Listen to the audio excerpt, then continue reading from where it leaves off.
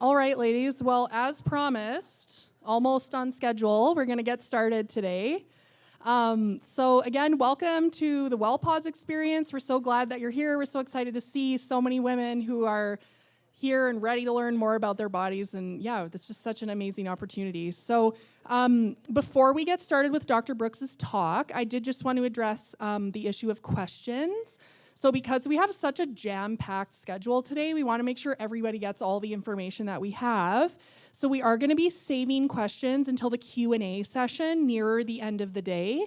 At that point, you will either have the opportunity to ask questions verbally, or we'll have like an online anonymous option as well that you can send questions in via kind of a text type situation. So yeah, you've got notebooks, you've got pens. So if you've got questions, please write them down. Please keep track of them throughout the day. But otherwise, without any more ado, we'll get started. So please welcome Dr. Esniel Brooks.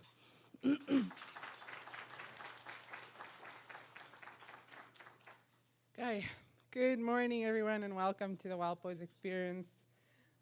When I first imagined this day, I wanted to create something that didn't yet exist. A space where women could come together to learn, to exhale, and to feel seen. Menopause is often whispered about, dismissed, and treated as something to just get through. But I wanted it to be different. This isn't about survival, it's about understanding, ownership, and reclamation. I called it Wellpause because midlife deserves its own kind of pause. One that's intentional, rooted in science, and filled with sisterhood. Today, you'll be hearing from a diverse team of women, a physician, a registered clinical social worker, a naturopathic doctor, pelvic floor physiotherapists, a chiropractic doctor, a senior wealth advisor, and Shazma, a very successful business owner and leader in our community. Each of us brings not only our professional expertise, but also our lived experience. Because all of us have navigated, are in the midst of navigating, or will be navigating this transition ourselves. You'll hear science, yes, but also stories. You'll hear about hormones, but also about identity, relationships, purpose, and the power that comes from truly understanding your body. My hope is that you leave today with three things: clarity about what's happening in your body and why, confidence in asking for care that reflects current science, compassion for yourself and for every woman walking this journey beside you.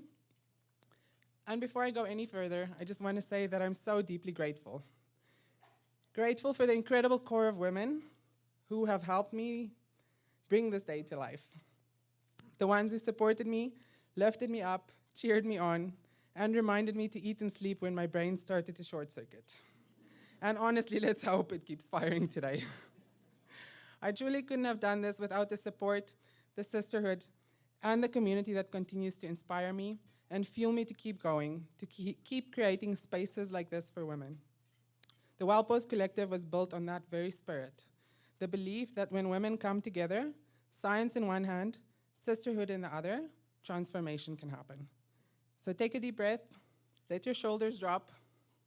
This is your time to learn, to reconnect, and to remember that you are not alone in this journey.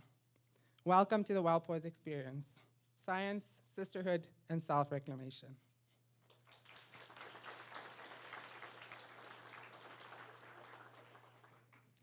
Okay, I think I'm going to I'm the first one on today, so I'm just going to jump right into my talk from here.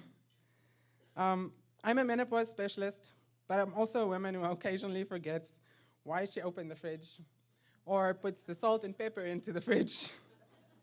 Today isn't about complicated science. It's about understanding what's happening in our bodies and knowing the evidence-based options that actually help. My goal is that you leave here feeling informed, less alone, and a lot more in control. Okay, it works. We were taught what to expect with puberty and pregnancy, but there's a silence around menopause. How many of you have ended up Googling in the middle of the night trying to figure out if you're going crazy? You're not. You're experiencing physiology. Let's replace this confusion with some clarity.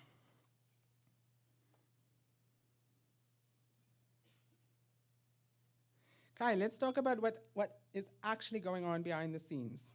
From our late 30s, our ovaries start to lose some of their coordination with the brain. The brain keeps sending signals through hormones called LH and FSH, asking for more estrogen and progesterone, but the ovaries begin to respond unpredictably.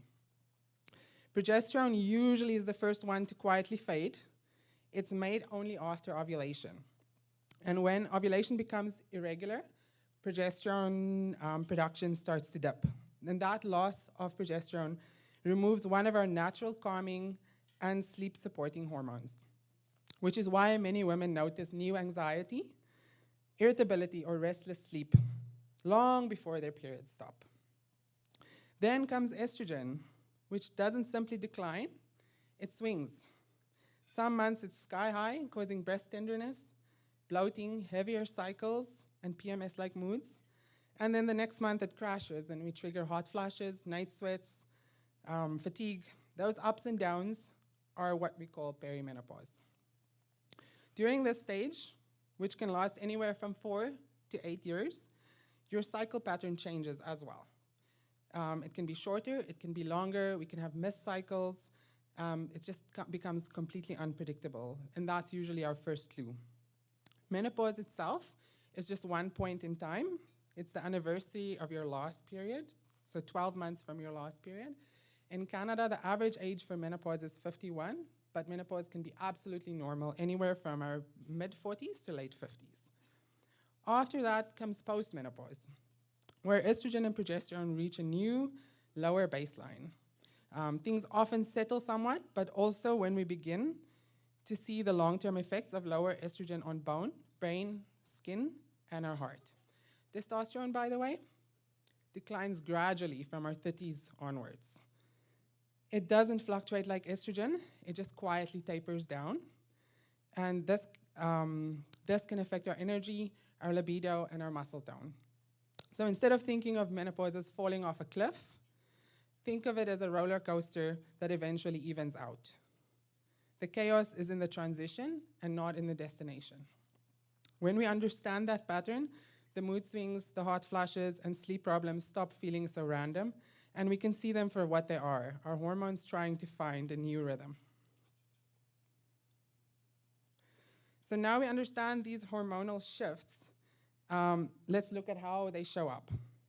Let's start with brain and mood. So estrogen is deeply connected to serotonin and dopamine, our feel-good and motivation chemicals.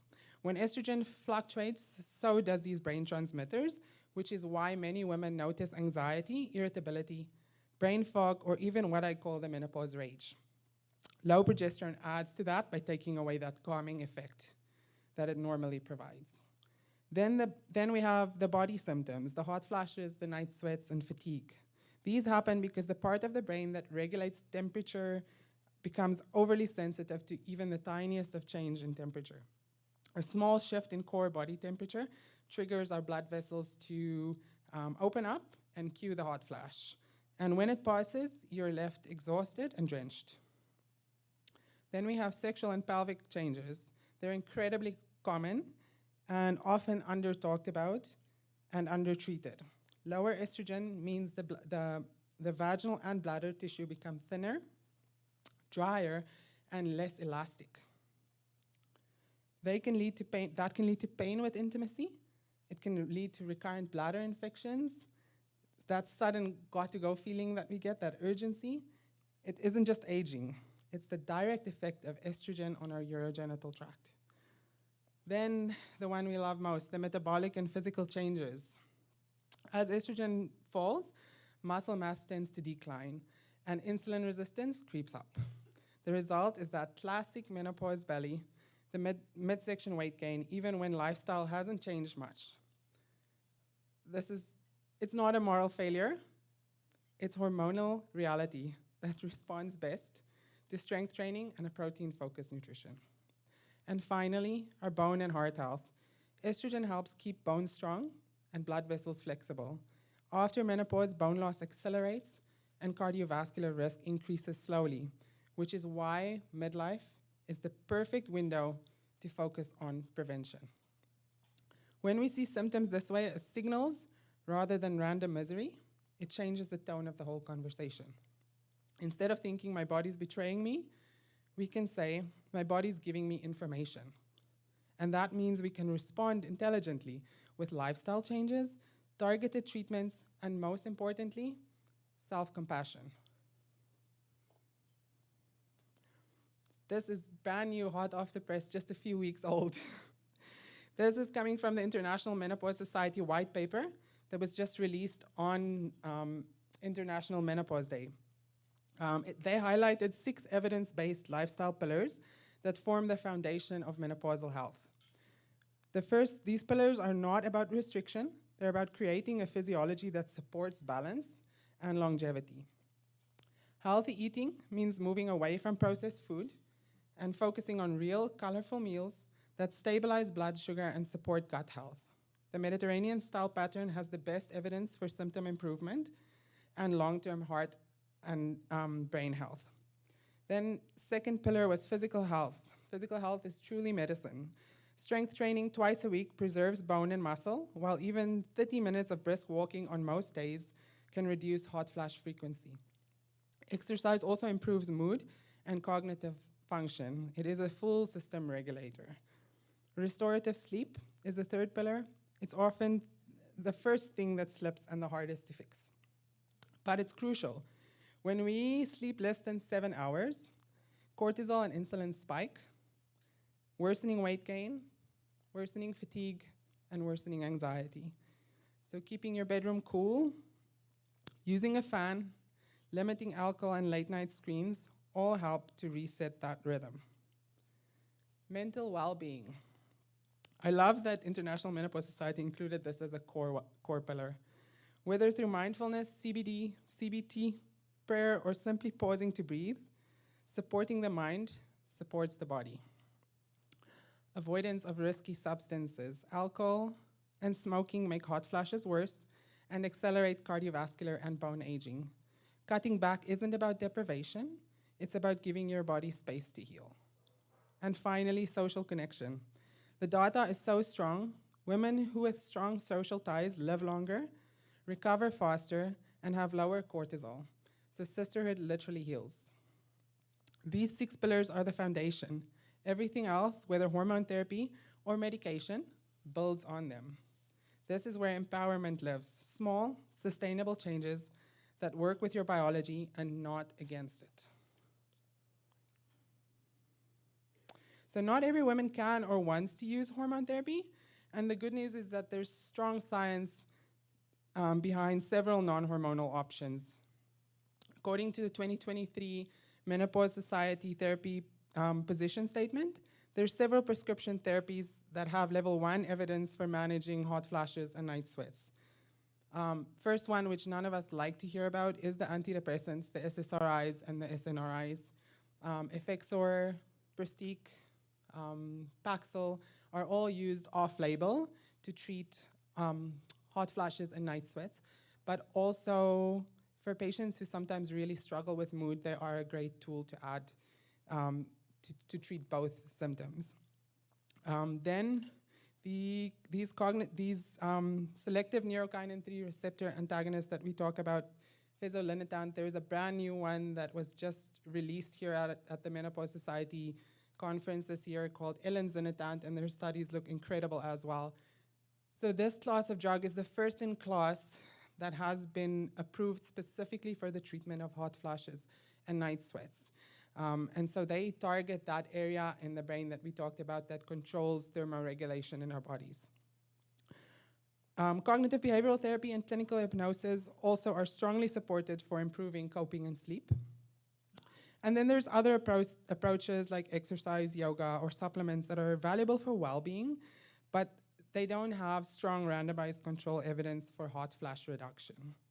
So even without hormones, women have validated, effective, and safe options, and the choice should always be individualized.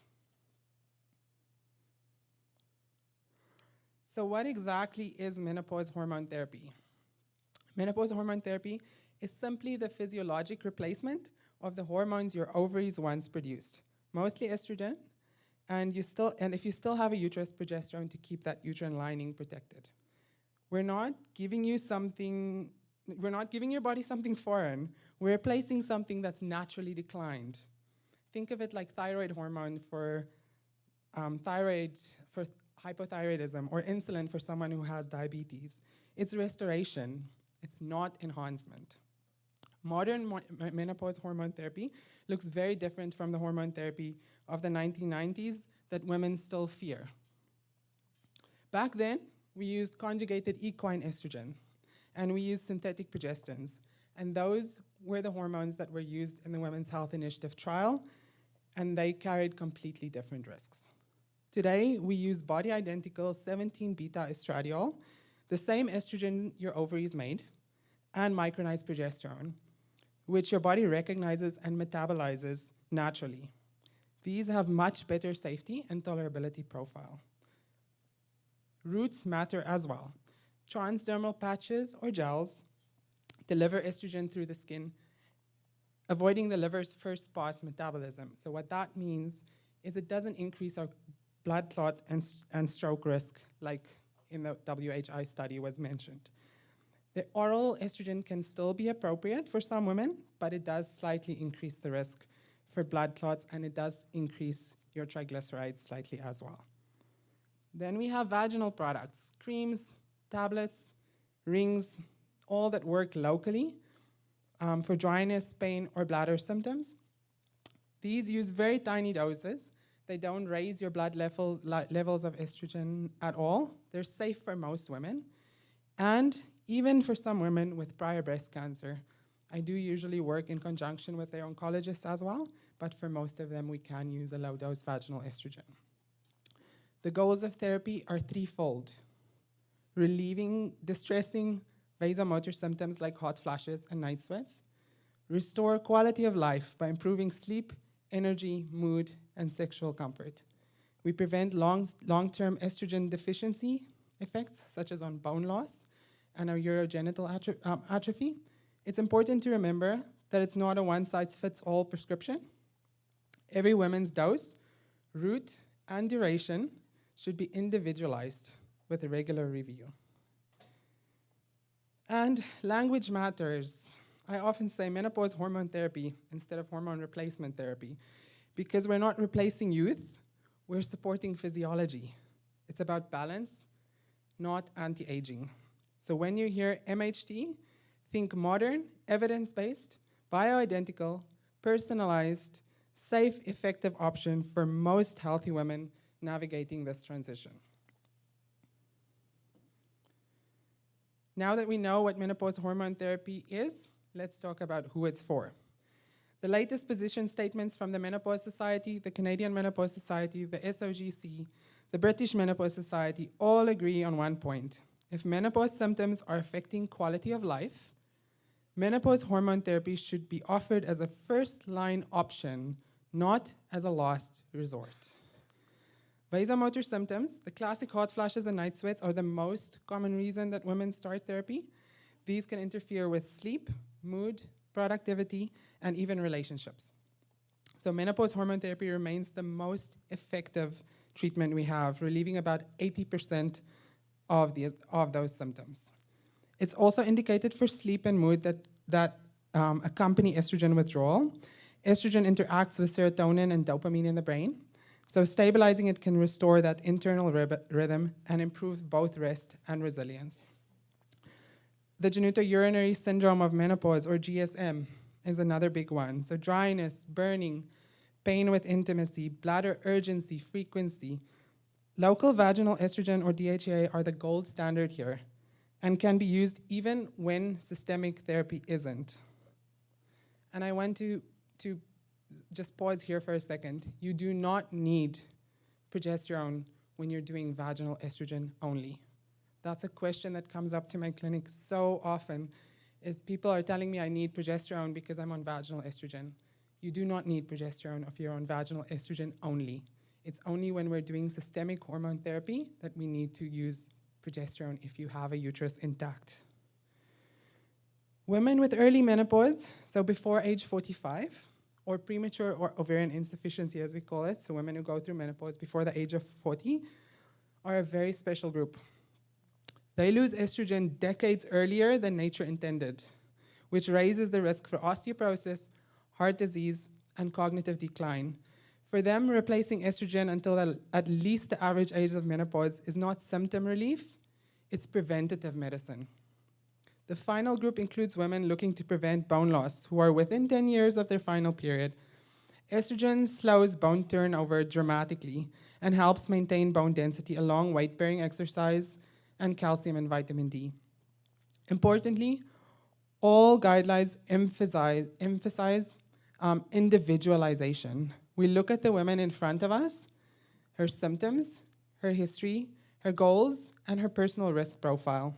There's no universal recipe for hormone therapy. It isn't for everyone, but it should be discussed with everyone. The decision is shared, informed, and revisited regularly. That's what modern menopause care looks like: patient-centered, evidence-based, and free of stigma. This concept, this window of opportunity I always talk to my patients about, is emphasized by all the major menopause societies as well. It changed how we looked at menopause hormone therapy. Studies show that women who begin therapy in the first decade after menopause see heart and brain benefits and have the lowest complication rates. Start too late, when arteries are already stiffened, and you lose those advantages, and we even can see an increase in cardiovascular risk or dementia in that group of patients. So timing, or this window of opportunity, is really everything. So what does the evidence really say? Let's talk about safety, because this is where a lot of women stop short out of fear. Modern hormone therapy is not the same as what was used 20 years ago. The Women's Health Initiative created confusion, but follow-up analyses and newer data from all the menopause societies all confirm: for healthy women under the age of 60 or within 10 years of menopause, the benefit-risk profile is favorable. Root matters. Transdermal estrogen bypasses the liver and lowers clot risk. Type matters. Micronized progesterone has a safer cardiovascular and breast profile. And the goal isn't zero risk, it's informed risk. Monitored regularly and always individualized. I remind patients that they deserve facts, not fear. So here are the main stop and think scenarios. So for absolute contraindications, we avoid systemic hormone therapy and look at local and non-hormonal options. These are patients who have unexplained vaginal bleeding that hasn't been investigated, women who have active blood clot or a history of blood clots, or stroke or an arterial event. People with estrogen-dependent cancers, we put under that class. Active liver disease or severe liver dysfunction, and then pregnancy or known hypersensitivity components. There's a lot of leeway with a lot of little things, but you have to work with someone who knows risk and who can individualize. Many situations sit in a gray zone. That's where route and formulation matter. Transdermal estrogen, again, bypasses the first pass hepatic effects and is preferred when there's a metabolic concern, so people with diabetes or a little bit higher cardiovascular risk, so those patients with caution, or individualized on the slide, those high cardiovascular risk patients or strong family histories of breast cancer. Remember again that local vaginal estrogen has minimal systemic absorption and again is generally safe. So red flags while we're on menopause hormone therapy that warrant urgent review is new or persistent postmenopausal bleeding, shortness of breath, severe headaches or neurological deficits, leg swelling, or jaundice. Bottom line, again, personalize, document that risk benefit, and review these patients regularly.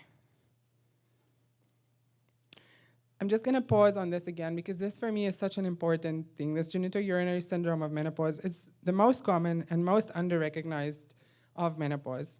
It happens because estrogen and androgens play a major role in keeping the vaginal and lower urinary tissues healthy.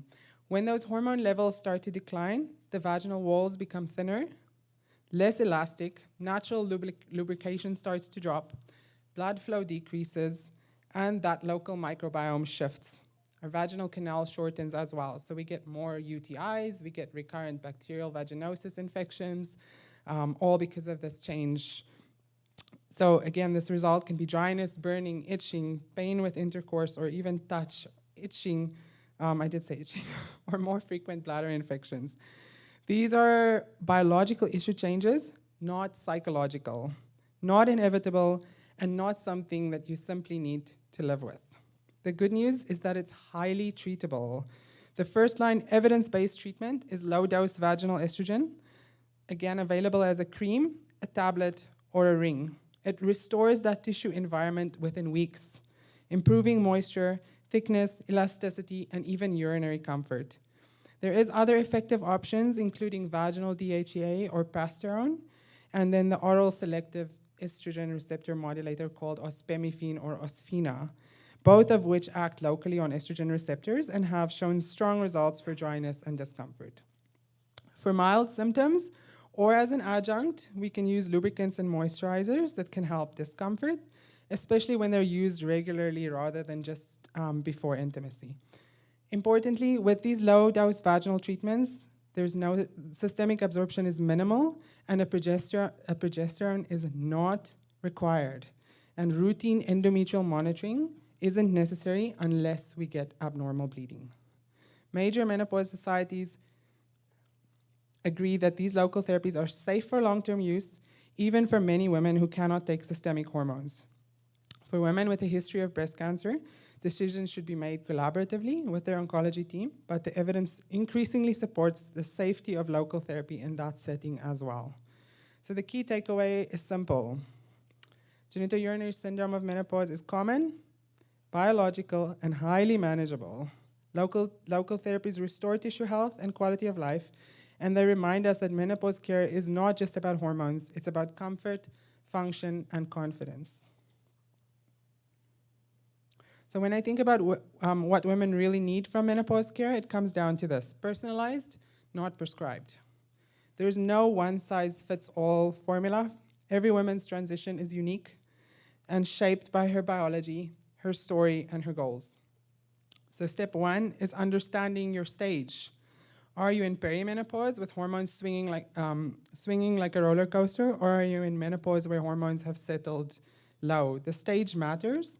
It determines whether we're calming chaos or we're supporting stability. Secondly, we identify what matters most. I always ask, what is your most bothersome symptoms? Maybe it's sleep and brain fog. Maybe it's libido and mood swings. When we focus on your lived experience instead of chasing lab values, we can make meaningful changes. Building the foundations, those 6 lifestyle pillars from the latest IMS white paper are non-negotiables. Nutrition, movement, restorative sleep and emotional well-being, social connection, and avoiding the triggers that worsen symptoms like alcohol and smoking. These aren't just soft parts of care, they're the core.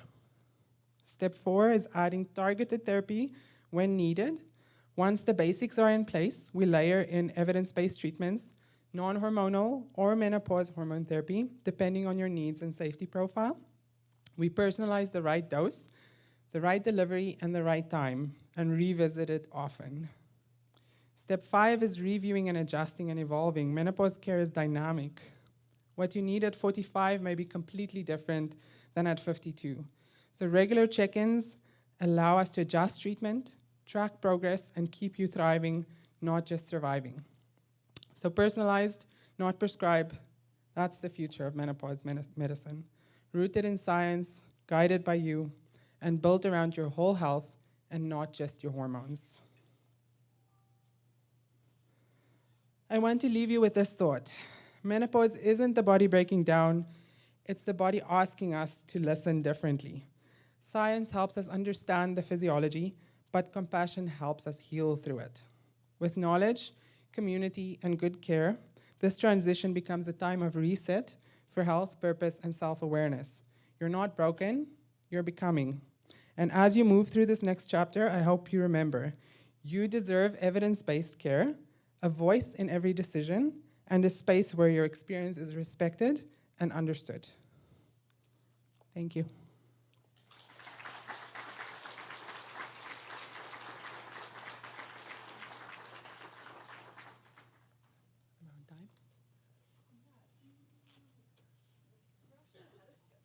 I am? How many? How much? Do you want to take a few questions? Yeah. We have about, if there's any questions, I can, so we don't have too many this afternoon, and we can take about 2 or 3 questions.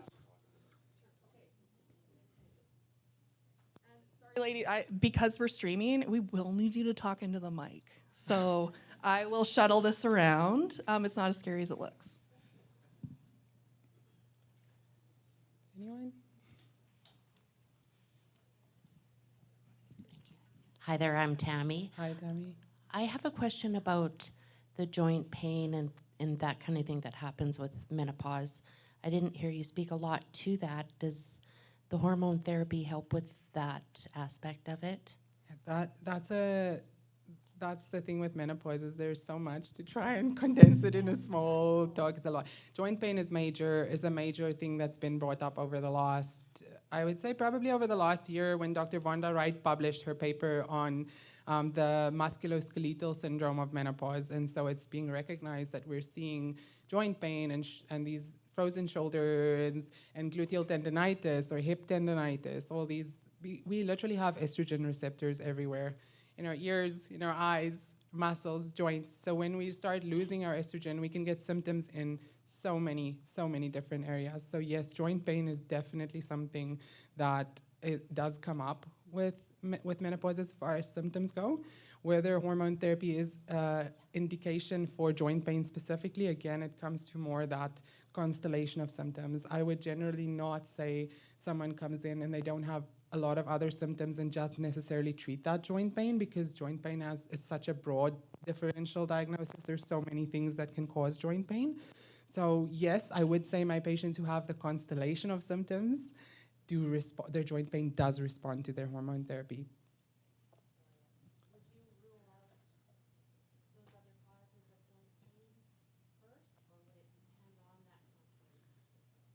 Generally, in my clinic, usually I don't see patients who just come with joint pain as an isolated symptom.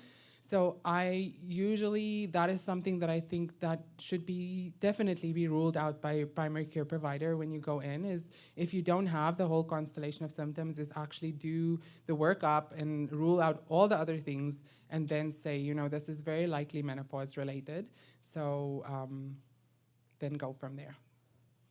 You're welcome.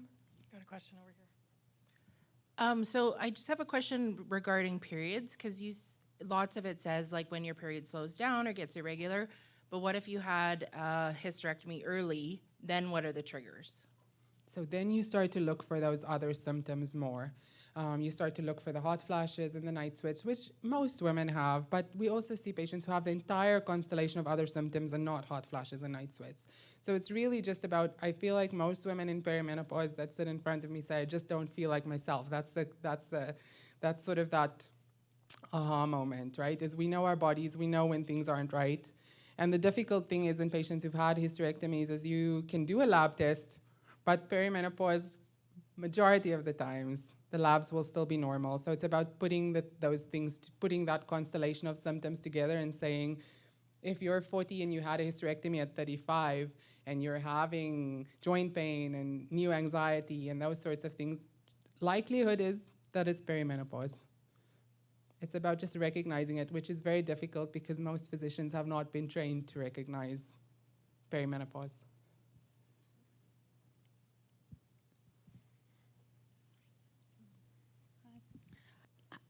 Hi. I was just wondering, there was a whole lot of really useful information that you spoke. What is the chance of getting some form of copy of it so that one can read it again? Because it was a huge amount and it was very useful. I'm not sure how that fits with your... I will work on that, Lindsay, and I'll give you some info at the end of the day. We have most people's emails, so we can look at, there's some things that I'll talk to you about at the end of the day that maybe a lot of this will be available.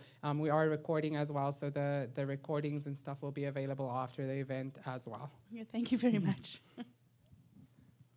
Hi, just a really quick question. So women who went through a very, very early menopause, like 40s or so, and then suddenly the risks about, who missed out on all the advantages of the treatment, any advice for them? And now 30 years later. That's the hard part. I think that so many women got passed over because of that Women's Health Initiative study, and so many are now outside of that window, and hormone therapy is not considered safe anymore. That's where I would say really focus on those 6 pillars that IMS had, is make sure that we're sleeping well, that we're doing our calcium, vitamin. You're going to get a ton of information today about lifestyle and nutrition and all those things too. So I would say focus on those things. Those 6 pillars would be the major thing. And then I think, again, if there is any remaining symptoms like hot flashes or night sweats, there is non-hormonal options and things that we can look at. It's, again, about that individualizing and using non-hormonal approaches and things like that.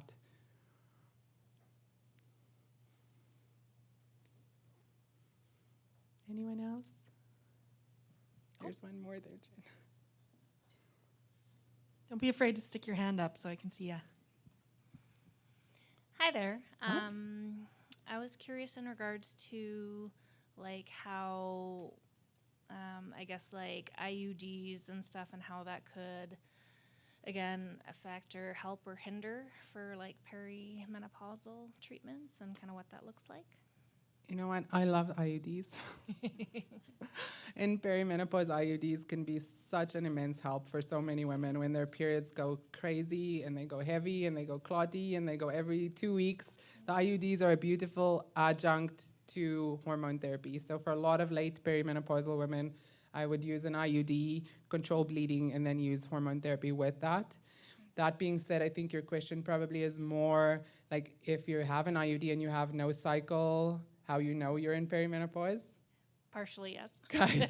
I think it goes back to that same question about the hysterectomies, ablations, IUDs, hysterectomies. Because there's no cycles, we have to really go off of that constellation of symptoms and fitting the puzzle together to diagnose. A lot of times in late perimenopause, if we do hormone levels, we will catch it. So I will sometimes still do a hormone level, but I don't use it to diagnose. Most of the time I use it to rule out thyroid disease and all those little things just to make sure. It's just about putting the puzzle together more. And then, sorry, just kind of like a part B to this question. If, again, like an IUD would be to removed, would you typically see, again, like a crash in those progesterones and estrogen levels? So the IUDs don't affect your hormones at all.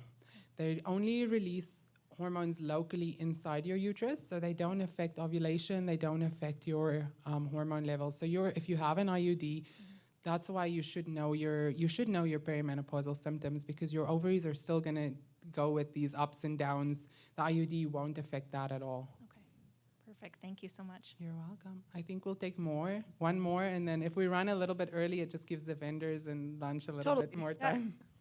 Anyone else? Oh, Just one more. excuse me while I run over.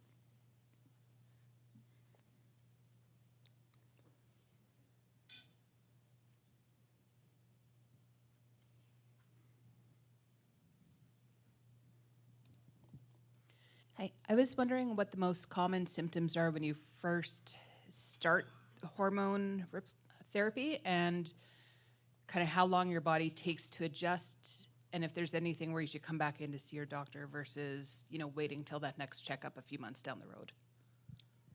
Can I ask you to just, did you say the first symptoms? Like when you, not, symptoms isn't right. Yeah, side effects. Oh, When you side yeah, effects. so when you first start hormone therapy, what are some common side effects, and how long, like if something is problematic, like how long is it just adjusting versus go back in and see your doctor? Holy. You know what? That's a very difficult question, because I don't see a lot of women with side effects. Most of the time when they come back, they feel so much better. So it varies, again, from patient to patient. Side effects that are very, very important to always document is postmenopausal bleeding. So it's one of those where if you're perimenopausal and your bleeding is irregular and we start hormone therapy, it could just be completely normal bleeding. But if you've had a full year without a period, we start hormone therapy and you're bleeding, that's something we need to know about right away. If you have new onset migraines that are worsening, then that we need to know about. Or if you have swelling in the leg that looks like a blood clot, those are things we need to know about. Or shortness of breath is something to note as well. But I have done this for a long time and I have not seen any of those. I do have patients sometimes come back, and again, the response varies so much. Some patients will come back and say, within 2 weeks, I felt like myself. Some will come back at 6 weeks and say, maybe I feel a little bit better. And then I have some who come back at 6 weeks and they say, I don't feel better at all. It really is very, very individualized. Every person is different. Reassessment for me at my clinic is usually at 6 weeks after starting hormone therapy, and then at 3 months again, just to fine tune. And then usually I do a 6-month follow-up. But I always recommend if there's any new things that wasn't there before starting hormone therapy to let us know right away. But regular follow-up should look at least after starting hormone therapy is a 3-month follow-up after that at minimum. Okay. I'm gonna introduce our next speaker. Our next guest is Laura Snape. She's a senior investment advisor with RBC Wealth Management, where she has built an impressive 23-year career helping clients navigate their financial journeys with clarity and confidence. Laura works with professionals, business owners, and retirees, but she has a special passion for empowering women to take ownership of their financial freedom, encouraging them to build wealth with purpose and independence. Originally from, is it Smithers? Smithers, BC, Laura has strong ties to her northern roots, where her parents and brother live. She has been married for 31 years and is the proud mom of 3 grown children. Outside of her professional life, Laura is pursuing a practical herbalism program and enjoys hiking, gardening, traveling, and sharing good wine with friends. She's passionate about beauty, joy, and living with intention, and we're delighted to have her here with us today.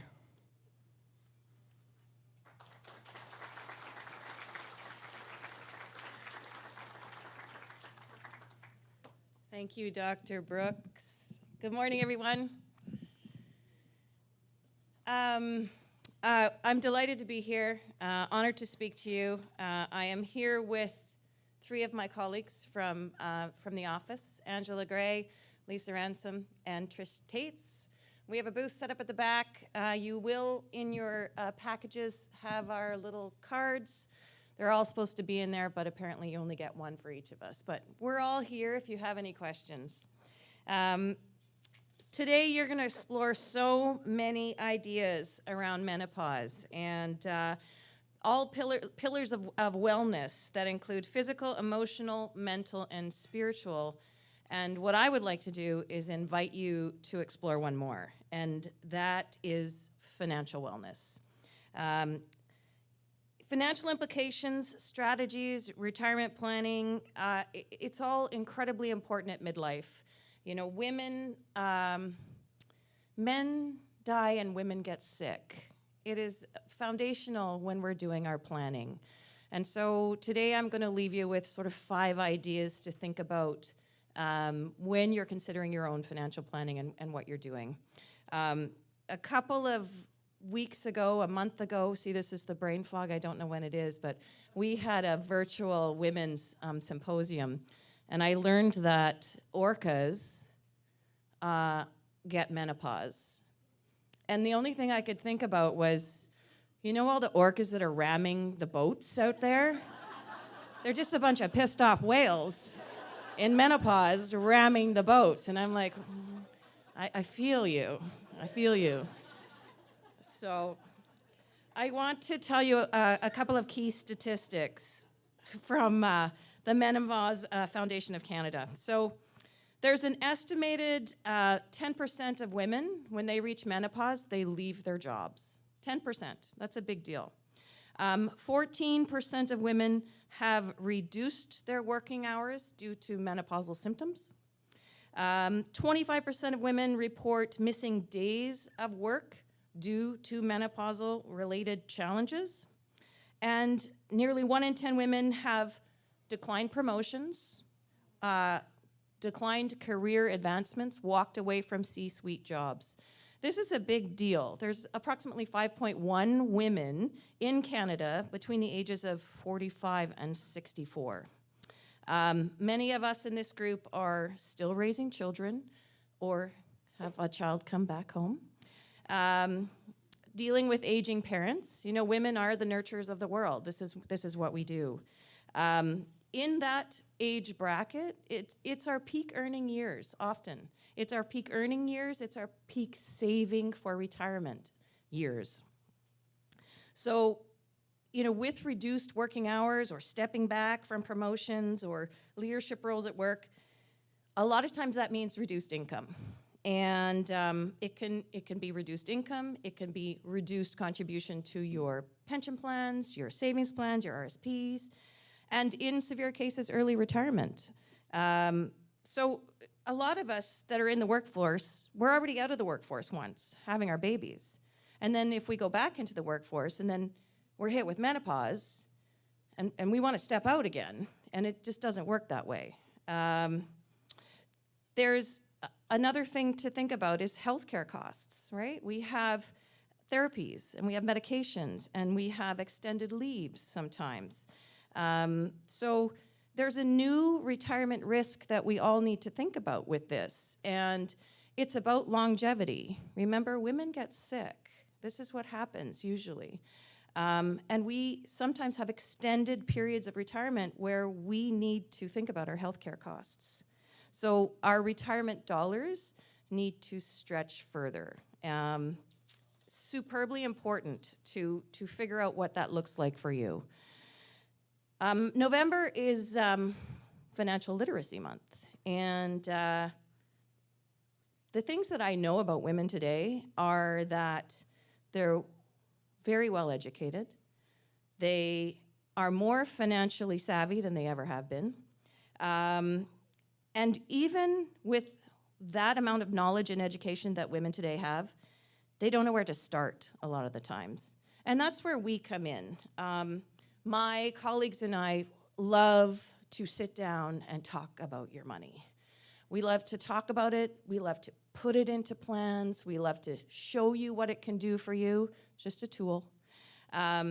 So there's a couple of things that you can do. And the main one is to build some flexibility into your plan. So if your income dips, or if you take a step away to deal with aging parents or menopause, a health scare, what can you do with that? So how can you catch up on your savings if your contributions dip? The other thing that happens in menopause is the divorce rate goes up. So that is an issue if you're used to dual incomes. That's something that you need to plan for. That's something that you need to possibly put into your own personal financial plan. I was listening to this Australian gal the other day, and she was talking about something that I think is quite marvelous, and it's called a menopause fund. And I've never heard of a menopause fund, but I'm like, wouldn't it be great if we told our daughters and our sisters and our nieces and our aunties, whatever, to start when you're in your 30s, because you can't start in your 20s, they're too much fun. But if you start in your 30s and you put a little bit of money aside specifically for this menopause fund, so if you have to take a step back from work, if you have to take 3 months off and just get your life back, start feeling like yourself again. If you need to take a month and go to Santorini with the girls, you have a menopause fund, and it's specifically put aside. We're so used to having an RESP or an RSP or, little pockets, but wouldn't it be great if we could prioritize ourselves and give ourselves that gift of flexibility? So anyway, I just thought I'd bring that up because I love this idea of a menopause fund. I'm going to talk about it with my clients. Another thing that is really important is to understand, if you're working for a corporation, what are your employer benefits? Do you really know what they are? A lot of people don't explore the things that are out there for them with their employers or their retirement accounts. So, don't leave your employer matching off the table. Like it is a huge benefit for saving for your retirement. Tax sheltered growth. That's where you want to have your matching with your employer. It's amazing. So just make sure that you understand all the potential benefits. And because menopause is now more mainstream, there are some benefits with employers that are new that specifically address menopause and those years in there. So really have a good look to see if you are employed, what your benefits and pensions look like. As I mentioned before, planning for healthcare costs. So you need to budget for additional healthcare expenses. And we have longer life expectancies. That's what's happening. So we have longer in retirement. We have longer for healthcare expenses to keep going. So you need to make your savings stretch. And what does that look like? Catch-up contributions if they slow or if your income dips. You know, what does that look like? Do you have sort of a backup plan? Have you stress tested your plan? And literally stress tested. I do this with clients. We all do this with our clients. You know, what happens if this happens? Or what if my expenses go up this much? Or what if my return goes down this much? Or what if I have what if I have to take 6 months off to deal with an aging parent or a child with an issue? So really stress test your plan. Integrate wellness and finances. So, you know, again, this conference is really going to talk a lot about the physical and emotional and physiological changes with what happens during menopause. And I'm inviting you to put financial in there as well. I think it's incredibly important to work with someone and have a little look-see. Like, have a look-see. What is it? What is it? What am I doing? Am I missing anything? Is there anywhere that I can, you know, test it to make sure it works for me? So the bottom line is that menopause doesn't have to derail your financial planning or your investment planning or your goals. But there are some very significant events that happen during menopause, and it can have an effect on your financial wellness. So I invite you just to have a look, find somebody to have a look with, run your plan, run it again, run it every year. And so Dr. Brooks said a couple of things. And one of the last slides she has up, and I was trying to write them all down, but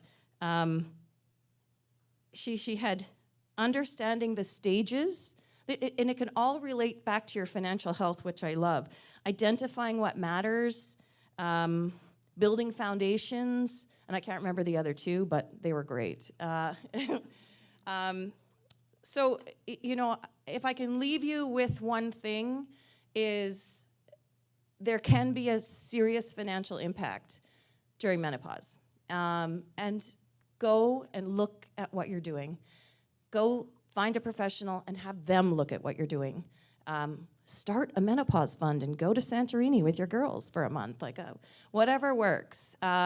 So just build that into one of your pillars of wellness, because if you don't have your health, you don't have anything. But you know, financial wellness is incredibly important, and we're here to answer any questions you have. Come visit us at the booth.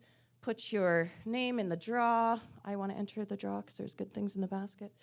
And that's really all I have. So, yeah.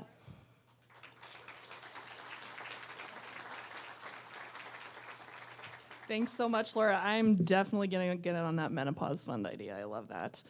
So I'm just going to introduce our next speaker here, who is Tara Fitch. Tara is a registered clinical social worker with over 20 years of experience, and she helps women navigate midlife identity shifts and supports couples to strengthen their communication and connection. She's known for her warmth and humor, and I can attest to she actually is quite funny. You'll love her. And Tara's gonna share how reclaiming your identity in midlife can help build confidence, resilience, and renewed purpose. So without further ado, here is Tara.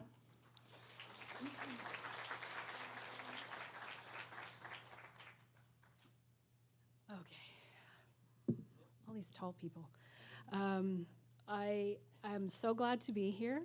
And I'm so nervous, so I'm glad to see some friendly faces out there. So bear with me as we go through this.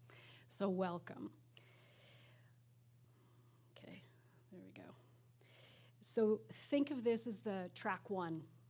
This is the first riff where everything starts to feel just a little bit unfamiliar, but you know it's about to get really good. This isn't a remix gone wrong, it's your comeback album. Keep hitting the wrong button. Today is about understanding what's changing. It's about our bodies, our brains, and our sense of self. Dr. Brooks did a great job letting us know kind of what's going on inside. And this is about really what does it mean in our bodies, in ourself, in our world. So we want to just normalize what no one really warned us about. So this isn't about fixing yourself. It's not about chasing who you used to be. It's about finding rhythm, humor, and hope in the middle of all of this. It's about remembering that you're not falling apart. There's a new rhythm. There are changes in hormones, in moods, focus, identity, our relationships. But the melody, it's still you. And my hope is that at the end of the session today, you will walk out of here hearing your own little melody with a little more compassion, a little more humor, and even finding that new beat, tapping your toes.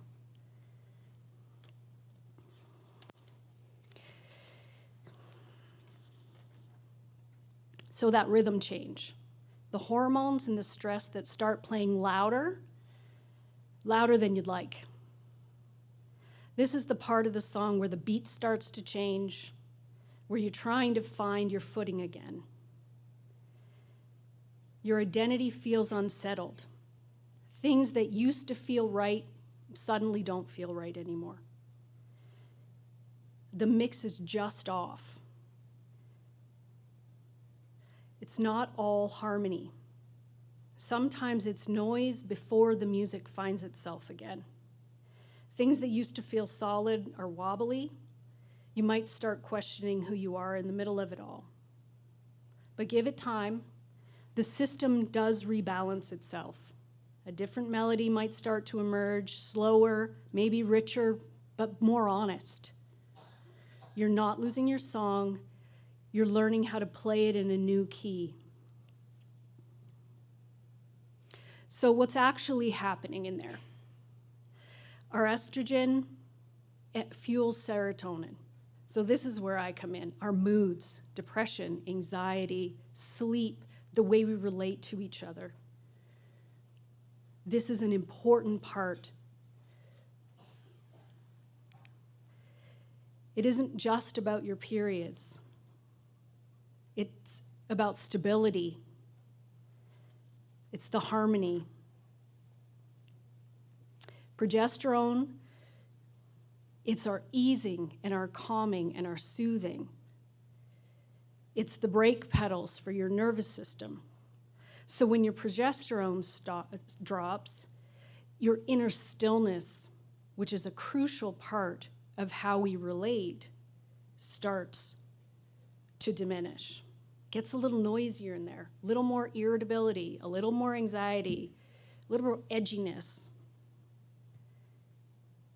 Then our testosterone, which is doing a sort of gentle decline, starts to affect our dopamine, our drive, our vitality, our energy, our focus, our reward system changes. What used to ignite us, what used to energize us, has now changed. So the timing, the beat, the harmony, all of these things start to really diminish. Our feel-good highs, those endorphins, all affected by our estrogen profile. Our willingness to sort of get through things and take on things and tolerate things starts to really get wobbly. And our ability to manage stress also starts to diminish. There is no longer any buffer. Things that used to fly by us don't fly by us anymore. Then our brain starts to go haywire. The things that we just can't remember, the car keys that we can't find, the pepper and salt in the fridge,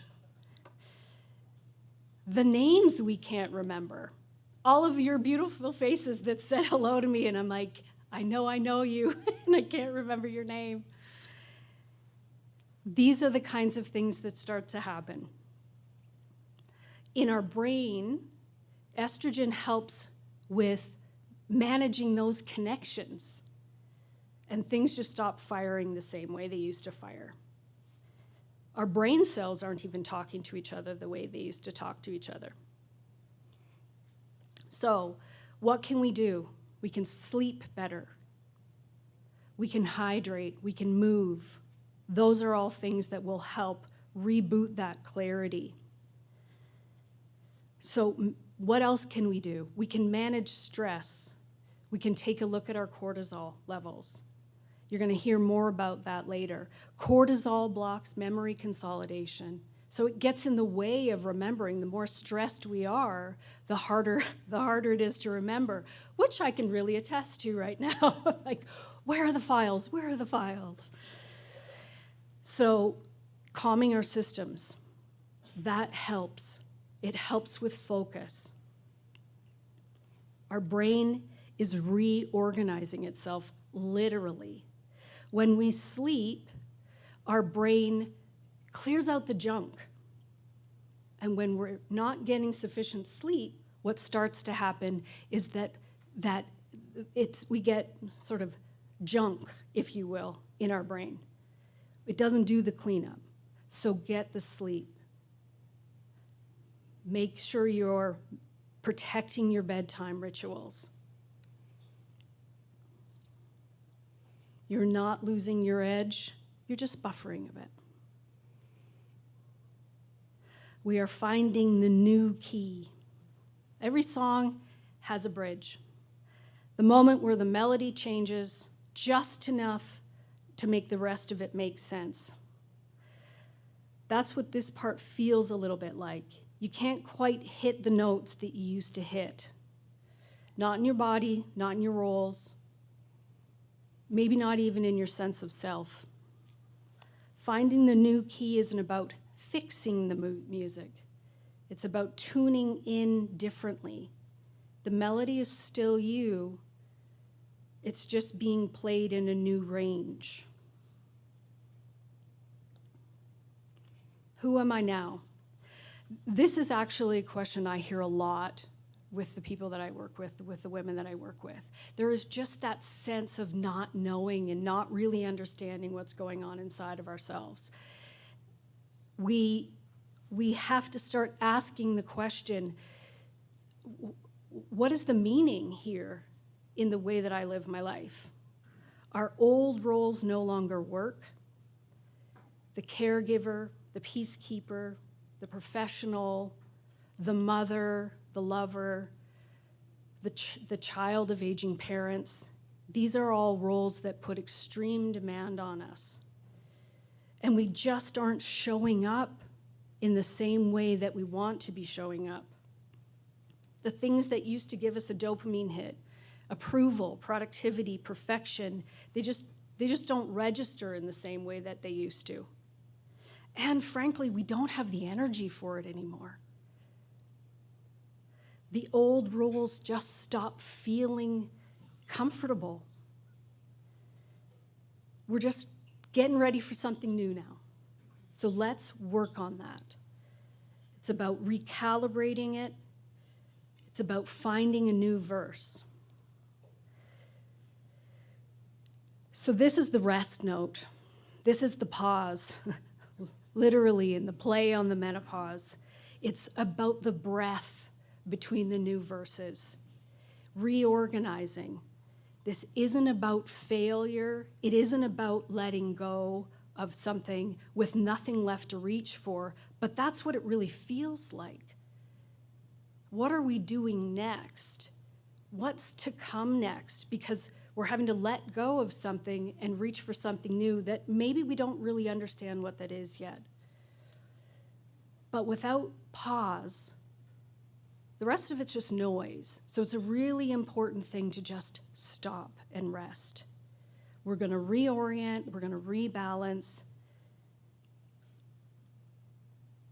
It's about quieting after decades of overdrive.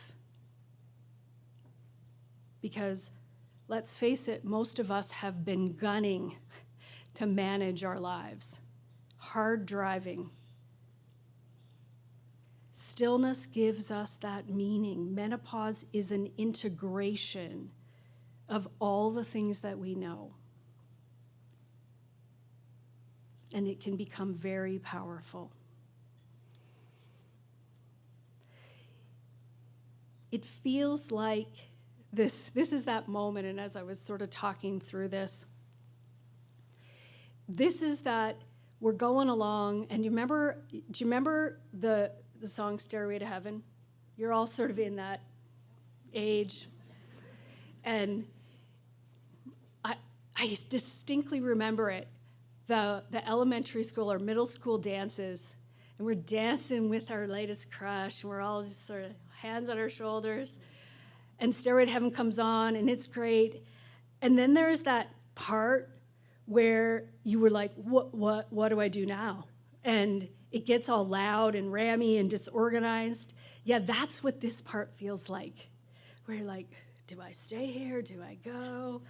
And we're kind of heading into this big solo now, where everything just gets a little bit real, a little bit chaotic, but it's kind of glorious too. So a little more brain science for you. Again, estrogen supports neuroplasticity. So that means your brain has the capacity to sort of regenerate itself. And when it starts to dip, things get a little less flexible. So what that looks like in life is we aren't as creative. We can't problem solve as well. We get perhaps a little bit rigid, a little bit sort of old dog, new tricks, rigid. When we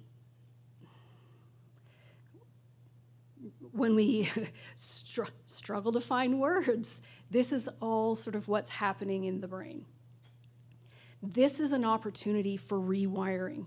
So when we are rewiring and we are retraining our brain for joy, so it's about rewiring for focus, rewiring for resiliency.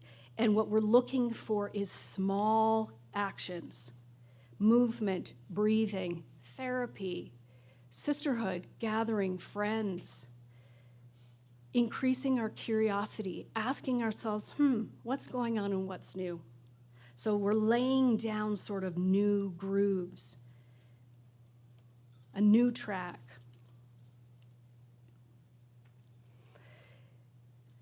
So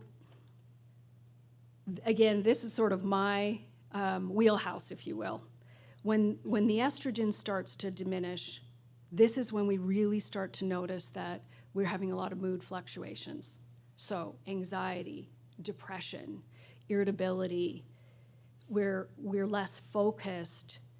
We struggle managing stress a little bit more. This is that if you feel, or if you're crying at commercials and you're raging at small things, you're not unstable, you're alive in this transition. You're in that messy part in the song. Our stress systems and the hormone systems share the same pathway. So when the estrogen fluctuates and the cortisol can spike and everything just feels louder and uncomfortable. But curiosity will quiet chaos. When you name things, then we can tame things. It's a very important. So what is going on when we turn inward and we kind of ask ourselves that question of what is happening within me? We have an opportunity to get curious, and then we can find the supports that we need. There is so much worry that I hear coming into my room around, am I crazy? Am I nuts? What is wrong? What is going on? And that curiosity and courage to sort of come forth and say, this is what it is like to live in my skin right now.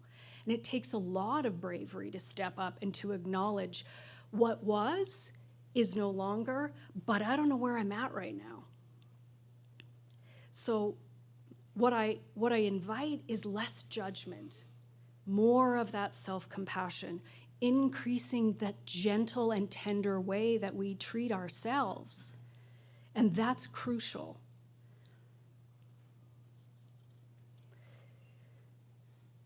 What we're looking for is permission.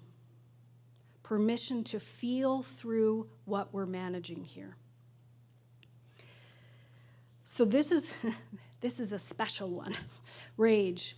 It was the one place where I saw a lot of people giggle, is nothing can feel more disarming than rage that comes out of nowhere. When we are angry about things that we have historically been able to manage and cope with, when we find our intolerance with our children or our loved ones or our parents or the person that's driving in front of me, and it becomes unexplainable. It sometimes feels like being hit with a lightning bolt. And again, it goes back to that neurochemistry. When the hormones shift, there's less of that calm down signaling that says, quiet the system. Again, less tolerance. We are chronically over-functioning at this stage of development. And if we think about rage as just our bodies finally going, yeah, I've had enough. That, again, curiosity opens things up. And if we think about rage as really just a boundary that's waiting to be formed, yes, we need to soften that response, but when we get curious and we ask rage, why are you here? We have an opportunity for growth and for understanding more of ourselves. And again, this is a place where self-compassion becomes really important. Really, it's just, again, this is just information. And when we open ourselves up to this as an information, it's a symptom in the same way that pain is a symptom, not something to feel shame around. And shame is really an important conversation here. And as I'm accessing the files, I'm like, we need to be talking about the shame that comes with this stage of our lives. Shame is, it's a shroud that so many of us feel, and we bear it silently and quietly. And it can lead to a whole host of sort of protective ways of being in our own bodies that can cause sometimes problems. Perfectionism, we don't want to fail. Procrastination, I don't want to confront the overwhelm. It's over-functioning to stay ahead of what might happen if we let the people around us down. It's the shutting down. It's the doom scrolling. It's the second glass of wine when one would have done. It's sleeping, when I should be up and awake. It's the arguments we're having when really a conversation would do. And these are all just protective aspects of self that show up when we really aren't in touch with what's going on within us. And so this is a time when it's an invitation to say, what is going on? And being curious about what's showing up. There's no slide for shame, but there should be a slide for shame. So this is about getting your groove back. And it isn't about being 20 again. And it's not about replacement. It's about support in the way that Dr. Brooks was talking about hormones. How do we get back in our own groove? Remembering what makes you feel alive in this version of yourself. Think about it like pulling out your own record or your old favorite records. And maybe it's got a few scratches, but the sound is so rich. I'm so glad that the turntable, the classic record player, is making a recovery. This is when we have greater range. When we get to the other side, we have greater room for empathy. Maybe we have much less tolerance for the bullshit. We care less about the things we used to care about. And we're finding our way back to a place where we can just say no to things. And that's empowering. The goal here isn't perfection. It's finding that new rhythm, that new steady beat. What is the thing that gets your toe tapping now? And it's about living it in real ways, real and meaningful ways. So, one small thing at a time. So it's not about fixing. This is about finding your voice again. Agency, living inside your body. Fixing becomes authoring. We are now writing stories. Choosing one intentional action, and the brain calms because it knows that we're leading. Pleasing becomes permission. How many people pleasers in the room? So now we are giving permission to ourselves. And we're asking, what do we need right now? What do I need right now? What is for me? This builds self-trust and self-regulation. Self-trust is crucial because we got so many parts of ourselves that need us to say, I got this. And then they can all just settle down. Perfection becomes process. Celebrate progress, not performance. So I'm going to take today, which is not perfect, and I'm going to learn from it, and I'm going to grow on it. And repetition rewires patterns. Aren't you glad I'll be doing this again, Estiel? I'm going to get better at it and better at it. And my brain will be happy for it. Agency builds emotional stability. It isn't about being in control, because there are those parts too. It's about coming back into leadership of self. When we spend decades fixing, pleasing, and performing, our brains wire for hypervigilance. But this is the moment when we switch to curiosity. And this is when our nervous systems go, one small step, one boundary, one nap, one breath. The brain doesn't need big, it just needs consistent repetition. This is about finding that backbeat. So practical things. Doing one bold thing that is inconvenient. Say no, rest. Those are things that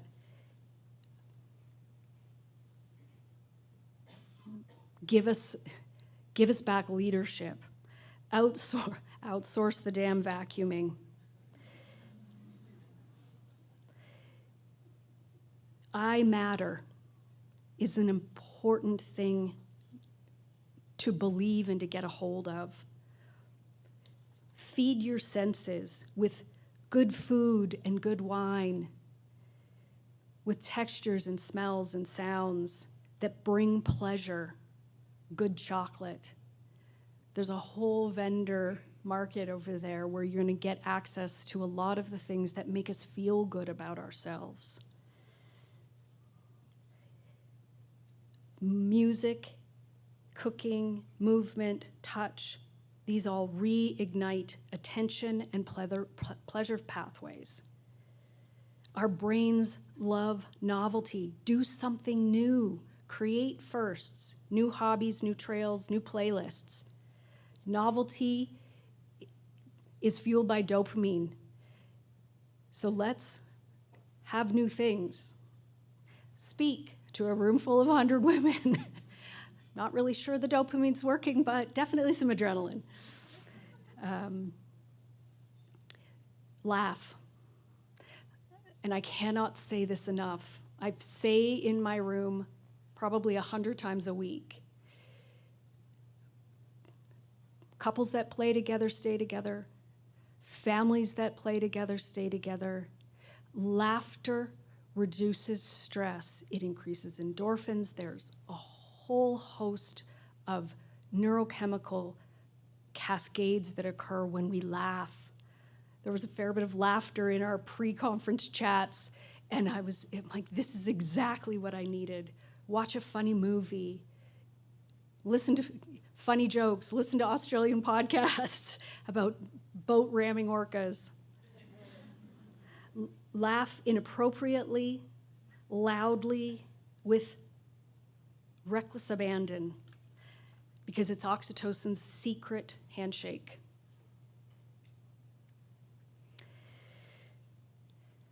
So you know that moment in a concert when the lights come up and nobody leaves?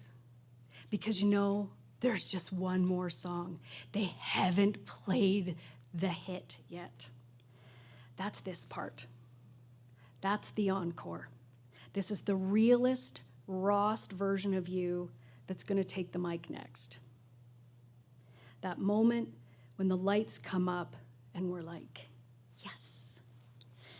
This is the song you play because it still matters. This is where we circle back, not to who we were, but to who we've become.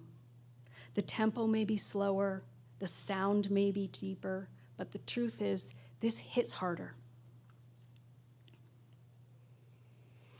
So things I wish I could say to 45-year-old me, because that is when it all started to collapse for me. No, Tara, you cannot yoga your way out of low estrogen. While it's good, and it's great, and movement is great, this is chemistry, it's not character. You can't stretch your way through a hormone crash. Getting real support isn't failure, it's smart. Sleep is the new foreplay. If you want libido, start with rest. Nothing turns the lights back on like 8 solid hours of sleep. Desire follows regulation. Everybody's winging it. Some people just have better socials. Everyone is winging it. Even the ones who look polished, that have at least, we all have at least one laundry chair in our house, or mail stack. No one has got this nailed. We're all curating because midlife is messy, and the real flex is being honest about it. You don't owe anyone your capacity. Not your best mood, not your extra hour, not your stillness when they're spinning. Your capacity is sacred. Protect it like you'd protect someone you love. And your brain fog is temporary. Your wisdom is not. This is static in the signals. The radio's fine. The fog will lift, but the insight stays. And most importantly, your brain fog will pass, but your hard-won wisdom, it's permanent, I promise you. And I am on the other side of it, and despite, what it may appear today, my brain actually does work pretty well. and here's that permission coming back again. Learn to say, that used to work for me. It's the most graceful boundary in the world. It honors your past without keeping you stuck there and opens doors for sort of the possibility of what's next.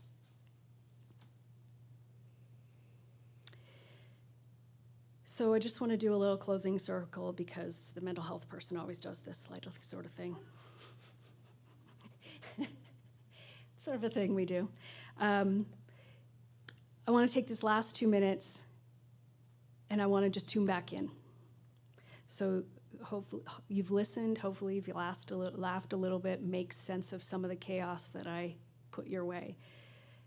Maybe even recognized your own harmony in someone else's story. The encore isn't an ending, it's a pause between movements. It's the moment musicians take a breath, listen for resonance, and let the sound settle before the next set.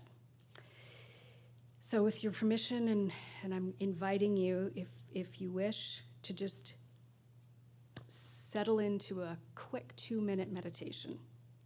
So get comfortable in your seat, feet grounded, shoulders soft. And you can close your eyes if that feels good, or you can just soften your gaze. Now take a slow, deep breath in. And exhale like a sigh that still holds a little melody. Feel the rhythm underneath everything. Heartbeat, breath, the gentle pause that never really stops. Think of one note from this morning, a word, a phrase, or a laugh that still vibrates somewhere in you. Let that memory hum quietly in your chest, like the low tone that stays after the music fades. And inhale, tuning into yourself, aligning with your own rhythm. Exhale, releasing static, letting tension dissolve into harmony. You are both the musician and the song, capable of shifting tempo, finding balance, choosing what to play next. The encore is this: awareness, breath, and return. The ovation, it's the quiet gratitude you offer yourself for showing up, here, awake, and in tune. And just take one last breath and let it land softly. And when you're ready, lift your gaze, grounded, resonant, and ready for the next movement of your day. Thank you.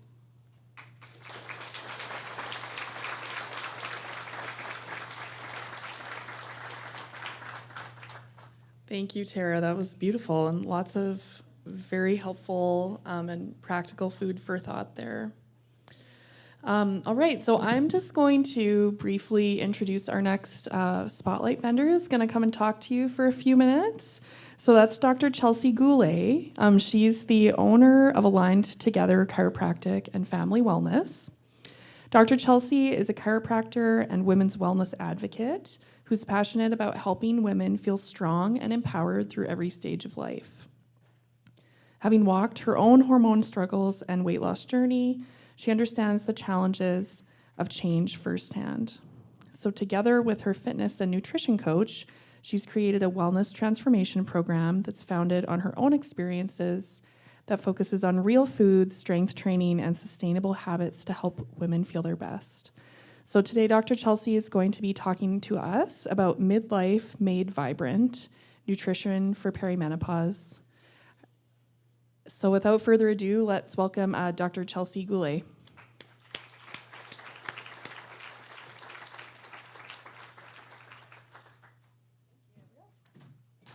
Okay, bear with us for a second. We got a little bit of prep work because I move and groove all day long. So we're going to get some glow sticks going. Do not crack them yet. Please just hold them in your hand.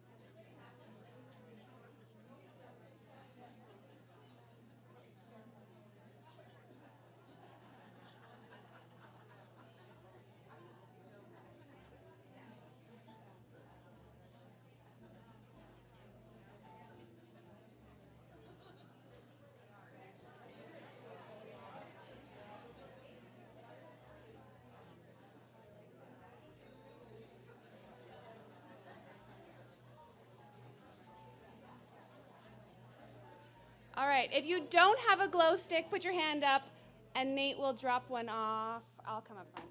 Also, like the only male helping out in this menopause event. Thank you, Nate.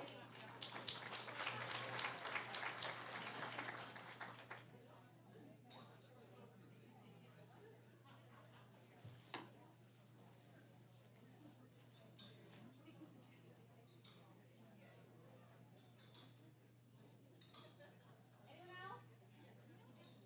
Oh, yep, sorry.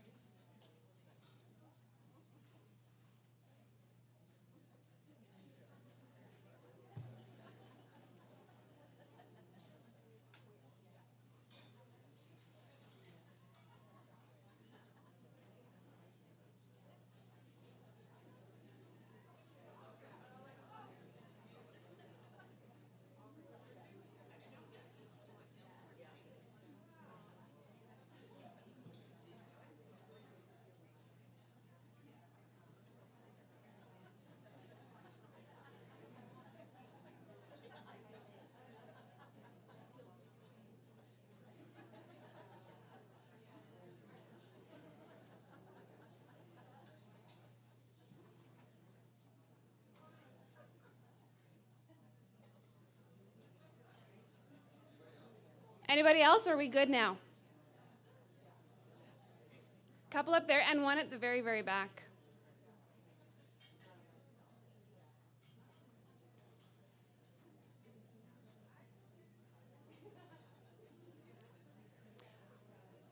Okay. I think everyone has a glow stick. Please try to leave it unbroken until we get to the end. So I'm going to get started. So menopause doesn't mean your metabolism is broken. It just means your body needs new strategies to maintain your energy and your muscle. I actually heard someone the other day call it cougar puberty, and I'm kind of here for that. So I wore leopard print shoes today, and if you know me, I don't wear print ever. So I'm here for that, but all jokes aside, this is a massive change that your body is going through. It's a big recalibration and a phase that asks for new care and awareness. It brings real changes in how we're handling our energy, our muscles, and our hormones. But when we understand those changes, we can feel better, stay strong, and keep our metabolism working for us throughout this transition in life. Sustainability starts with real food, not restrictions.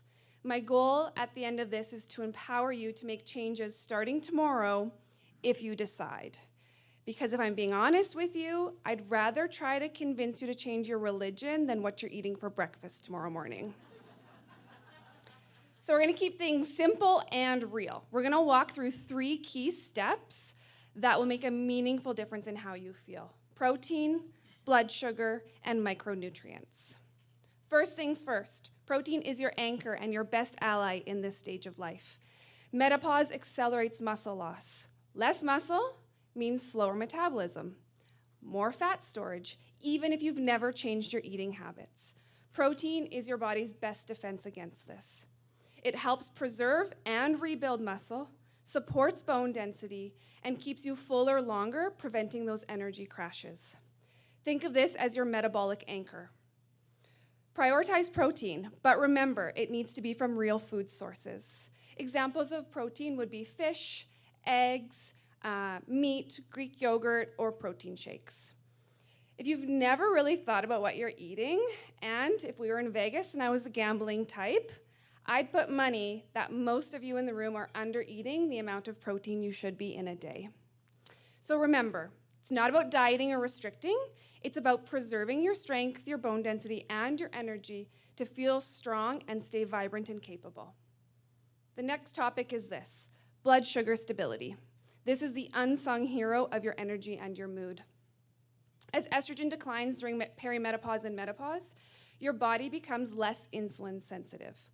What this means is it doesn't handle blood sugar quite like it used to.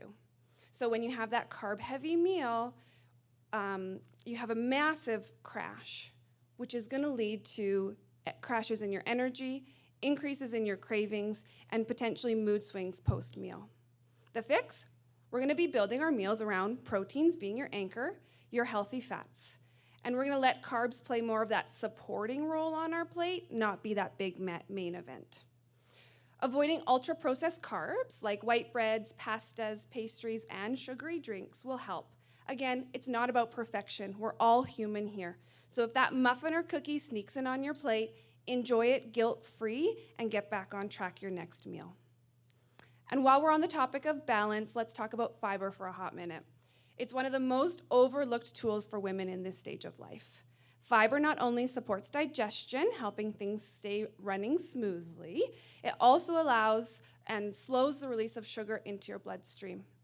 This is going to help prevent those big energy crashes. Even more importantly, fiber helps your body manage cortisol, which is one of your stress hormones. When cortisol can stay balanced, it becomes easier to maintain muscle, manage weight, and support your mood. So when you're building your plate, again, think protein for strength, healthy fats for stability, and fiber for calm. Simple fiber add-ins make your plate colorful. Veggies, berries, chia seeds, oats, lentils, or flax. And lastly, we're going to talk about micronutrients. This is just a fancy word for the vitamins and minerals that your body needs to make energy, balance hormones, keep your bones strong, and help your brain focus. These are tiny little spark plugs in your entire body that make your bigger systems function. During perimenopause and menopause, our body actually uses up or absorbs some of these nutrients differently. So even if you're eating the same way you did in your 30s, you might not be getting all of those nutrients into your body. Now let's be honest with ourselves. Most of us have done some kind of diet before, right? Weight Watchers, Atkins, keto, maybe cutting something totally out of your life. Sure, it worked while you were on it, but it's not sustainable. You might have had weight loss, but you came off it and your weight came back. Your mood crashed. It didn't fit your lifestyle. So instead of counting points, cutting carbs, think ingredients, not products. If you can read the ingredient list and understand what's on the label, you're probably on the right track. But we need to be choosing real foods. That's because they're the ones that are naturally loaded with micronutrients and your body knows what to do with them. You don't need a perfect plan. You need meals you can repeat. You need habits you can actually keep up with, and you need a way of eating that feels good in real life. Nutrition that isn't realistic, it's not healthy, no matter what a label or an influencer says. So instead of chasing the next fad diet, let's focus on building our meals, nourishing our mind, body, and soul, anchoring them with protein. The goal should never be to eat less. It should be to eat smarter. Small, consistent changes are what will lead to success during menopause and perimenopause and beyond. This is a time to shift to nourishment and feeding your body what it really needs. So if you do only one thing from this talk, let it be this. Have protein with every meal and every snack. I want to leave you with one of my favorite reminders that we use in our coaching sessions, and it's progress, not perfection. What's one thing you're doing today that you can improve upon tomorrow just a little bit? So I brought something to help us visualize all of this, our glow stick. Right now, this glow stick looks pretty ordinary, just like many of us might feel during this phase of life.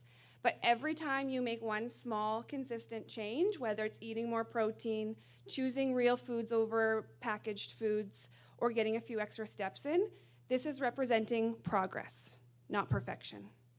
None of these small shifts seem like anything on their own, but together, more changes, and over time, a systemic change happens in our bodies. And just like that, the consistent actions light you up from the inside out. And this is what is sustainable. This is what vibrant change looks like. Small steps compounded over time, leading to a glow that lasts. So be brave, be bold, and be you, because midlife isn't about losing your spark. It's about learning how to make it glow. And speaking of glow, we're really excited to share that we've created just for this conference our Glow Forward program. It's a 6-week training that I have forced my trainer to do with me because he said no to me one time and now he can't say no to me ever again.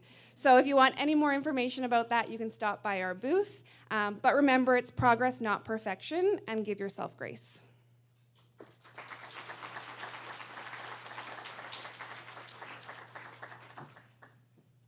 Great, thank you so much, Dr. Chelsea. Something that really stood out to me from what you said is that nutrition that isn't realistic isn't healthy. I thought that was a very helpful thing to stick in our brains. So we are actually ahead of schedule, which we did not anticipate, but we're happy about. And so we are going to start our morning coffee break a little bit early. I'm actually not entirely certain if the coffee service is 100% ready to go, but if you want to meet some of the vendors, chat amongst yourselves, take a washroom break. Again, the washrooms are just out the door to the left. You'll see them. Oh, and there's one right here as well. Oh, okay, awesome. There's one out here apparently too. And yeah, we'll reconvene right around 11. I'll give you a 5-minute warning, but go enjoy yourselves for a little bit.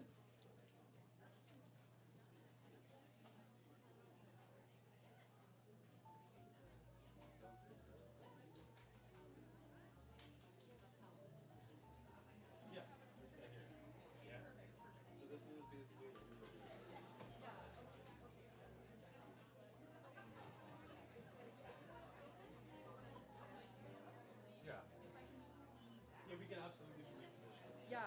Oh no, that's good. I think, I mean, you could tilt it just a little bit, like turn it. Yeah. Yeah, that's beautiful. Yeah, that's perfect. Yeah, thank you.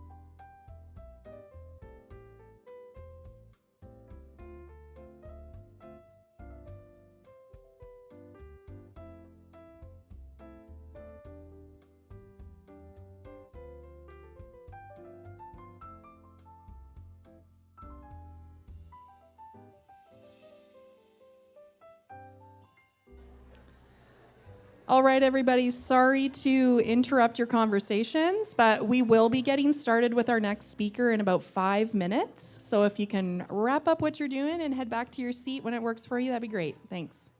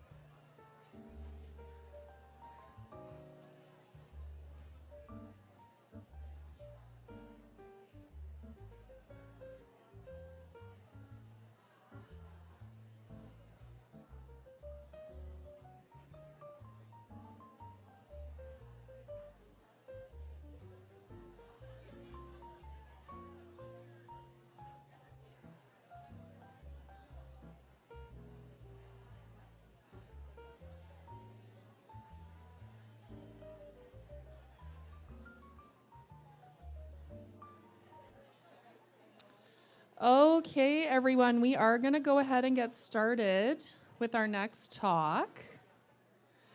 So I'm going to introduce our next speaker while we head back to our seats here. Our next speaker is Kelsey Morrow. So Kelsey is a pelvic health physiotherapist who has advanced training in incontinence, pelvic pain, colorectal disorders, prolapse, pessary fitting, menopause care, orthopedics, and dry needling. She's great. She is really good at all that stuff.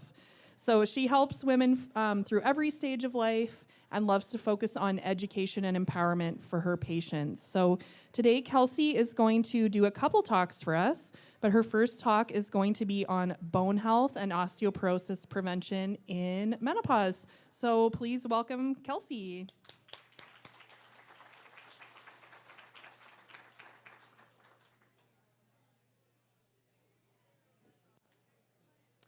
Bring this down a little bit. Okay, thank you, Jen.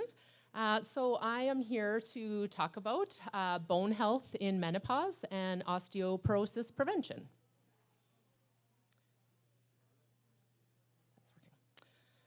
All right, so osteoporosis is a condition where our bones become thin. They start to lose their strength as they become less dense. So in a young, healthy woman, old bone material is constantly being remodeled and replaced with new bone material in a balanced way in response to load. However, in menopause, in response to that estrogen deficiency, bone reabsorption actually becomes more rapid. And so this results in bone loss and progressive deterioration of the architecture of and the strength of the bone. So you can see in the picture on my right here, this is a picture of osteoporotic bone. So it's actually that trabeculae component of the bone, which is the inside, that becomes reabsorbed, resulting in empty spaces in the bone that kind of looks like a honeycomb. So you can see how that's going to really affect the strength and the density of bone compared to that healthy bone on the left there. So this decrease in estrogen that occurs throughout the menopause transition, therefore increases our risk of developing osteoporosis and our risk of hip and spinal fracture.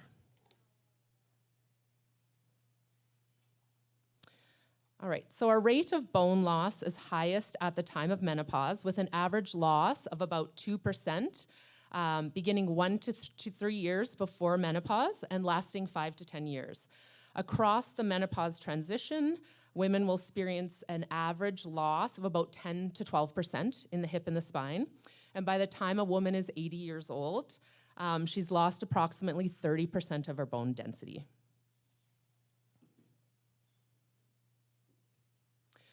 All right, so the consequences of osteoporosis are an increased risk of fracture. So between 40 to 50% of postmenopausal women will experience a fracture related to osteoporosis within their life, and that's huge. Hip fractures can be associated with a 5 to 8-fold increase in mortality within the first 3 months of fracture, and up to 25% of women will require long-term care after a hip fracture.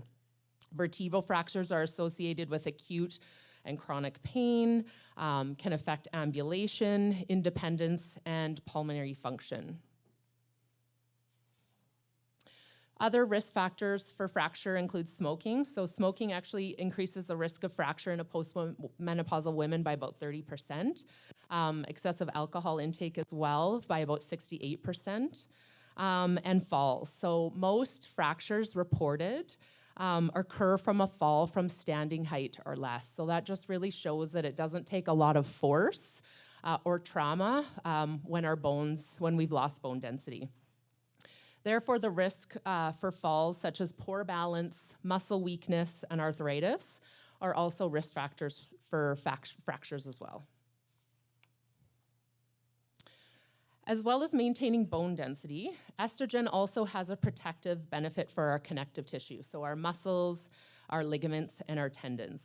Muscle mass starts to decline by about age 30 in women, with an accelerated declining occurring during menopause. And our average loss of muscle mass is about 3% per year.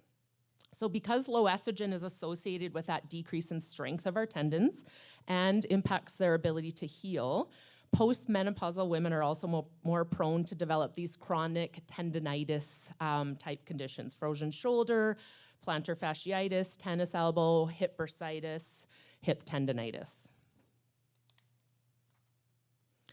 So there's good news in this, after all the bad things that I've just told you about menopause. We can be protective of our muscles and we can be protective of our bone density with exercise. And it's never too late to seek the protective benefits of exercise. So let's go through a few key training principles that can be utilized to optimize our bone health. Number one, we want to incorporate regular, moderate intensity, multi-directional impact exercise to promote our bone health. So regular walking and running are not actually an adequate amount of impact to prevent bone loss, as our bone cells start to adapt to that repetitive load after about 100 strides. So what this means is it can be very similar if we think of it as far as resistance training. If I am going to use a 5-pound weight to strengthen my biceps, initially when I start using that new weight, if I've never exercised before, we're gonna get changes and adaptations to the muscle. The muscle's gonna increase in strength and increase in size. And if I keep staying on that 5-pound weight continuously, we are not creating new stress and therefore not going to develop muscle. So same with bones. If we stay at that same straight direction of doing our little 20-minute walk every day, there's still good benefits of that walk, but we're not gonna see a change actually of being able to increase our bone density. So we need to do a variety of different multi-directional movements in an impact way to create continued new stress on the bone. So they're recommending that moderate to high intensity weight-bearing activity into our exercise routine about 4 to 7 days a week. And we need a minimum of 50 impacts in these different directions to create enough stress on the bone to allow it to continually adapt and remodel. So we want to kind of think of this as progressively overloading that activity in different positions. So examples would be adding in a step up, adding in a step to the side, going upstairs, going downstairs, jumping down from stairs. They've even talked about stomping around. Stomping if you are low, not able to do an impact, stomp around the house in different directions, and you're creating increased bone density. There is lots of evidence and lots of information on social media about the weighted vests. They can be, again, very helpful to add a new load to bone. But again, your body will adapt to that. So if we're staying at that same weight of vest, doing that same direction of walk all the time, your body will initially adapt to that load, and then we're not going to create any change. So add multi-direction movements with your weighted vest. Do the stairs, do step-ups, do side steps, and then we can continually work on adapting and changing our bone. And regular, consistent exercise is key. So it takes about 3 to 8 months to lay down new bone. So this isn't a change that happens right away. We have to be consistent and kind of learn how to adapt this into our lifestyle. Okay. Resistance training is also recommended as an effective strategy to increase and maintain bone density. It creates a load on the bone via the pulling action on the muscle when we're working the muscle. So we want to aim at a moderate to high intensity level of resistance training. They're recommending 2 to 3 times a week. And we need to lift heavy. So we're aiming for 2 to 3 sets of 8 to 12 reps at 70 to 85%. So let's break that down so we can kind of understand what that actually means. So 85% would be the amount that I could lift, or 85% of the amount I can lift one time. So our 1 rep max is the largest amount of weight that I'm only able to lift once, that my muscle fatigues. So if I can do a bicep curl of 20 pounds, 85% of that would then be 17 pounds. And 17 pounds would be then usually the amount of weight that I would be fatigued by the time I get to that 8 to 12 reps. That's kind of how that works. Okay, so These guidelines are kind of the optimal level that we want to strive for to be able to increase muscle mass and increase bone density, but they're not the recommended place to start. If you have never exercised before, this starting at an 85% amount of weight is probably going to result in injury. And we've talked about how estrogen really can affect our tendons and muscles' ability to heal. So if I'm starting at an 85% weight, there's a really good chance that I'm going to be overloading my muscles and tendons and then ending up with injury. So we want to start maybe more with body weight exercises and lower impact, and then continually progress over time and work to strive to build towards that 70 to 85%. Okay, so weight bearing versus machines obviously has an increased load on the bones and increase in muscle strength. But again, if you're starting out resistance training, then machines are a good bet because there's less injury risk with that, less technique that's needed, and less force. So starting on machines at the gym and then building up to more progressively loaded weights with dumbbells. And then we want to really work on targeting the large muscles crossing the hip and the spine. So examples would be squats, deadlifts, overhead press. We can combine some lateral movements into this. Our exercise doesn't have to be, that sounds like a daunting amount of, you need 4 to 7 days of impact and you need 2 to 3 days of strength training and then you need cardio, and how am I supposed to fit this all in? We can combine this all together. And what if I do lateral movements with my weight? So now I'm doing it more as a stomp or a step lateral step up onto a bench. Now I've kind of combined these principles together and can make it into a little bit more of a routine that's feasible to kind of fit into my life. Okay, and then my other little plug here is that strength training focusing on the hips and the glutes is also really important for balance. That's going to reduce our risk for falls, and it also can improve incontinence as well. So I'm going to talk later about pelvic health. Bladder urgency and incontinence are often very huge limiting factors for women to be able to exercise.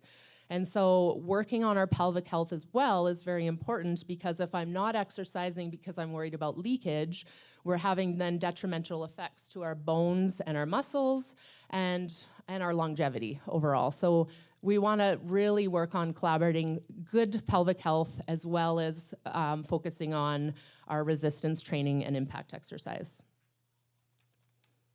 Okay, and then balance training. So again, recommendation is 2 to 3 times per week. This, again, doesn't have to be something in isolation. We can incorporate it into our exercise program or incorporate it into our daily living. We want to start with a stable base of support, then working on reducing a base of support, so standing on one leg, to then moving to an unstable surface, so standing on a pillow or something that moves. And then lastly, doing it as dynamic movement. So this can look like balancing on one foot when you are brushing your teeth, balancing on one foot while you're waiting for the kettle to boil. We can add in hopping and stepping over obstacles. Hopping, again, is adding impact. So we're combining some of these principles together to make it simple and easy to integrate into your life. Or standing on one foot doing a bicep curl. So really easy to think about just integrating these into one program instead of having it look so daunting. Okay, and next we'll talk about nutrition. So calcium is important for helping the bone remodeling process stay balanced. If we don't provide our bodies with enough calcium, it will be taken from our bones. So the recommended dosage of calcium in females under 50 is 1,000 milligrams, and over 50 is 1,200 milligrams. It's best to achieve calcium through our diet versus supplementation, if possible. And then we need vitamin D. Vitamin D helps your body absorb calcium to keep your bones strong, and the recommended dosage of that per day is 1,000 IUs. Vitamin K is also important. It activates a protein that helps build bone and bind minerals such as calcium to the bone structure. Vitamin D comes in two forms, K1 and K2. Both are important for bone health. And this can be achieved very easily through diet. So one serving of green leafy vegetables per day will provide enough vitamin K. So food sources of vitamin K include spinach, kale, broccoli, lettuce, asparagus, avocado are some good examples. Okay, magnesium is also important, improves the body's ability to absorb and use the calcium in vitamin D. Recommended dosage per day is 320 milligrams. And again, magnesium can be found in lots of food sources. So pumpkin, black bean, quinoa, flax, chia, almonds, chickpeas are really good sources of magnesium. Okay, and then protein. So protein forms the structure in our bones that holds calcium and is important for keeping our muscles strong. So we already heard a talk from Chelsea today about how important protein is in our diet. The recommended dosage of protein per day is 0.8 grams of protein per kg of body weight. And obviously food sources of protein include lean meat, eggs, fish, dairy products, and legumes. And this is a really good website. This is the Osteoporosis Canada website. It is a free website. It has a nutrient calculator that's based on age that will track your dietary intake of nutrients and proteins and can help give you recommendations. There's recipes and food sources of how to implement this into your diet. So check it out. There's lots of really great information on there. All right, and thank you very much.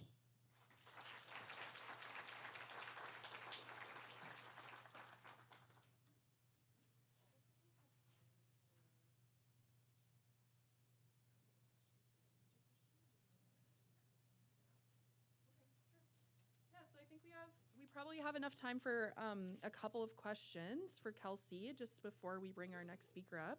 So do you want to do the mic, Tara, or do you want me to do that? Okay, all right. So I'll leave you to it, Kelsey.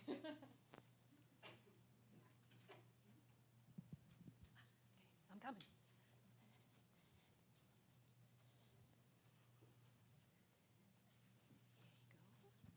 I just have a question about the high intensity.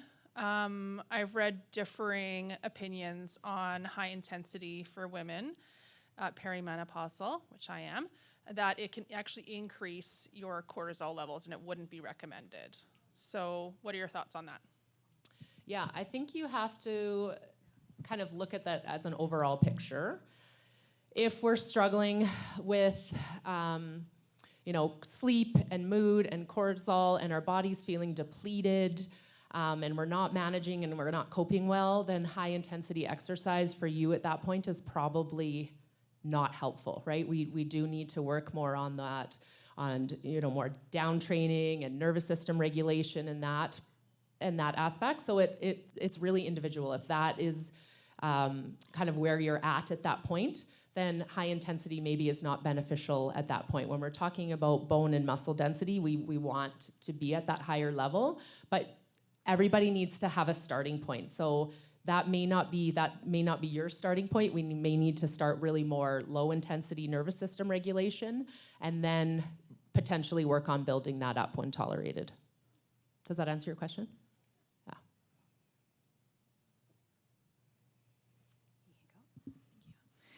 I have a question about the protein needs per day.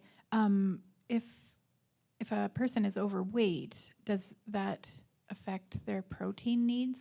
Like, do you want that one? like if you're 25 pounds overweight, do you really eat according to your weight or your?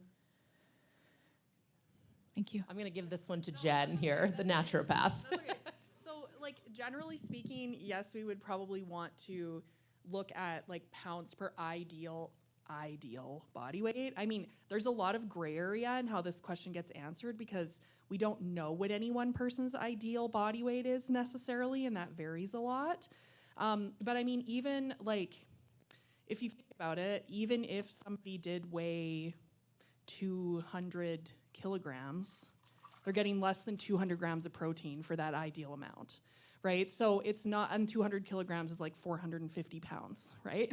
So, I mean, I think, enough sway room in like how much we eat every day, and there's enough give and take in that I don't think we have to probably worry too much about like a 25 to 50 pound, am I overweight or not?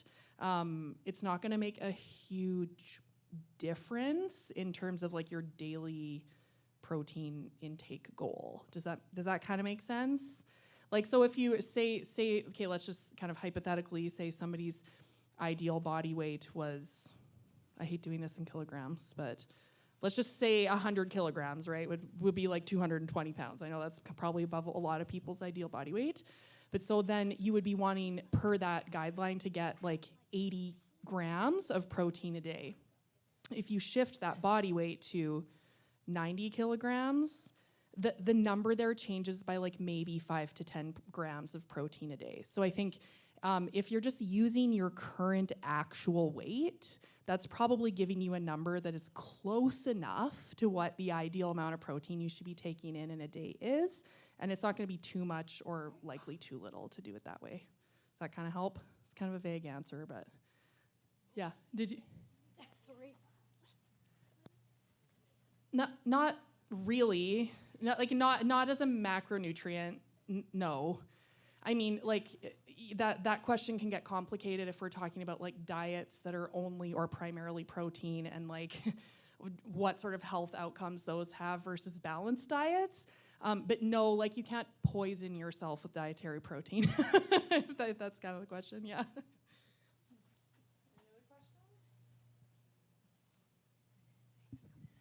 Hi. Question, and I don't know if someone's going to talk about this. Fasting. Fasting for women in menopause.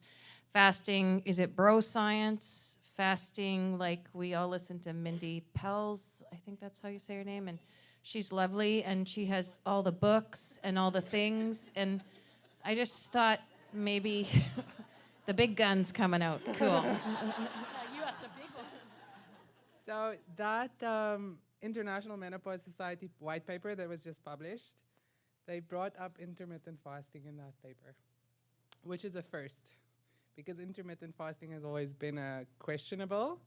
But in their white paper, they say intermittent fasting can be helpful for insulin resistance in menopause. Can you ask Neil, Dr. Brooks, can you explain what intermittent fasting means? How many hours? What's the window? So it really just means that intermittent fasting is complex because some of us eat very frequently, and so intermittent fasting for someone who's a grazer may be 12 hours. But if we look at the general fasting, it's usually 16 and 8. So we have a 16-hour fast, where that fast means water, black coffee, black tea, that's about it.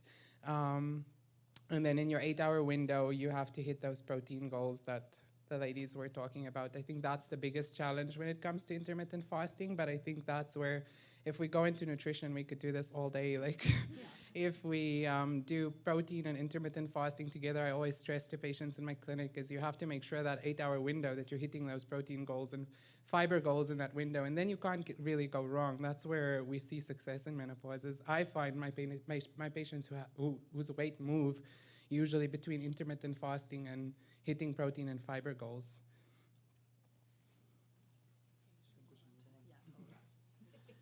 Okay, all right. I think we're going to table questions for now. Just nothing personal. Just because this is like a very complicated topic, so I probably made the mistake by opening the floor up to questions, because we could talk about nutrition all day. So our next speaker is Nicole Schmidt of L Physiotherapy and Pelvic Health. So Nicole is the owner of, actually speaking of brain fog, Nicole, your last name is Schmidt, correct? Yes, okay. Okay, so anyways, yes, she's the owner and founder of L Physio and Pelvic Health, and also a mom to 4 teenagers. So she's been practicing as a clinical physiotherapist since 2004 and started working exclusively in pelvic health in 2013. So her very favorite thing is to walk alongside women and empower them in their journey to wellness. So she's trained to assess and treat pelvic floor dysfunction, pediatric bowel and bladder issues, sexual pain disorders, prolapse, pre and postpartum clients, and persistent pelvic pain. So more recently, Nicole recently founded the Access GI program, which is a multidisciplinary team treatment program for disorders of gut-brain interaction. So things like IBS, or chronic constipation, and dyspepsia. So without further ado, let's welcome Nicole.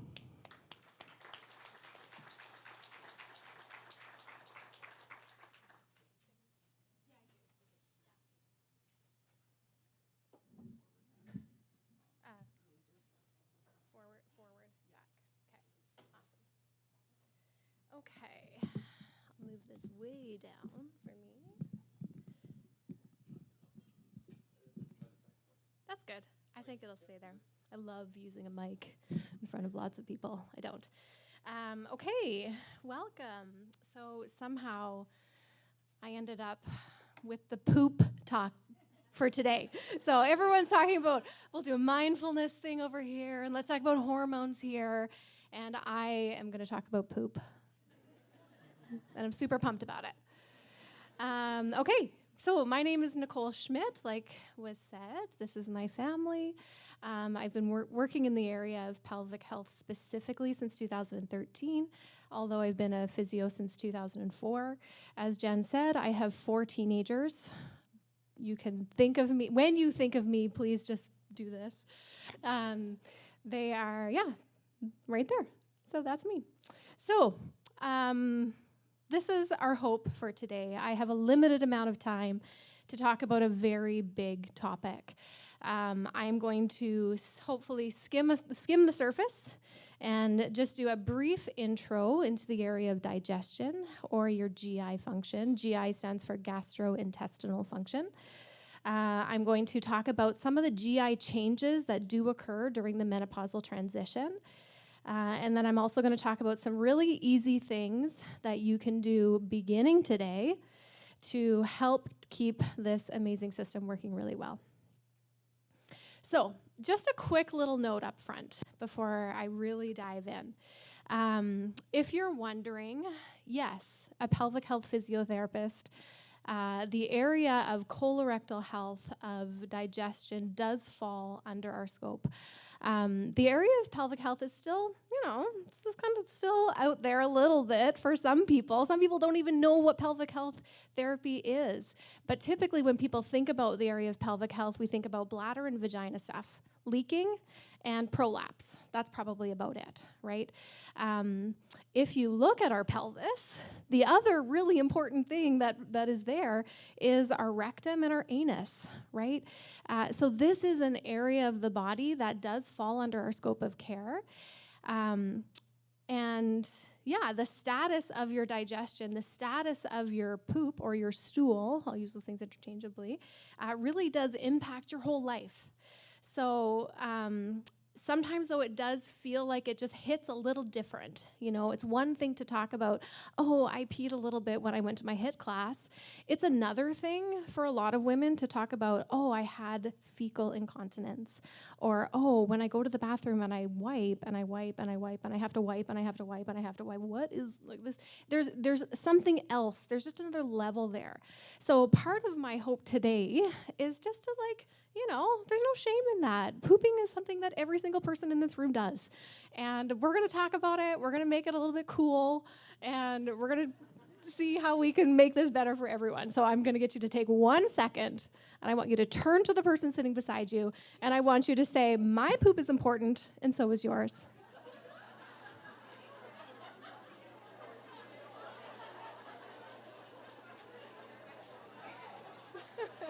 Way to go, ladies. Way to go. All right, here we go. Good job. Okay. So first thing that we're going to talk about, let's do a really quick GI 101. Like I said, I could talk about this for days, and I'm going to try and fit this all into about 15 minutes here. So when we're talking about our GI system, oh, there's a screen right there. Perfect. It begins at the mouth, and it stops or it ends essentially in the toilet or at the anus, okay?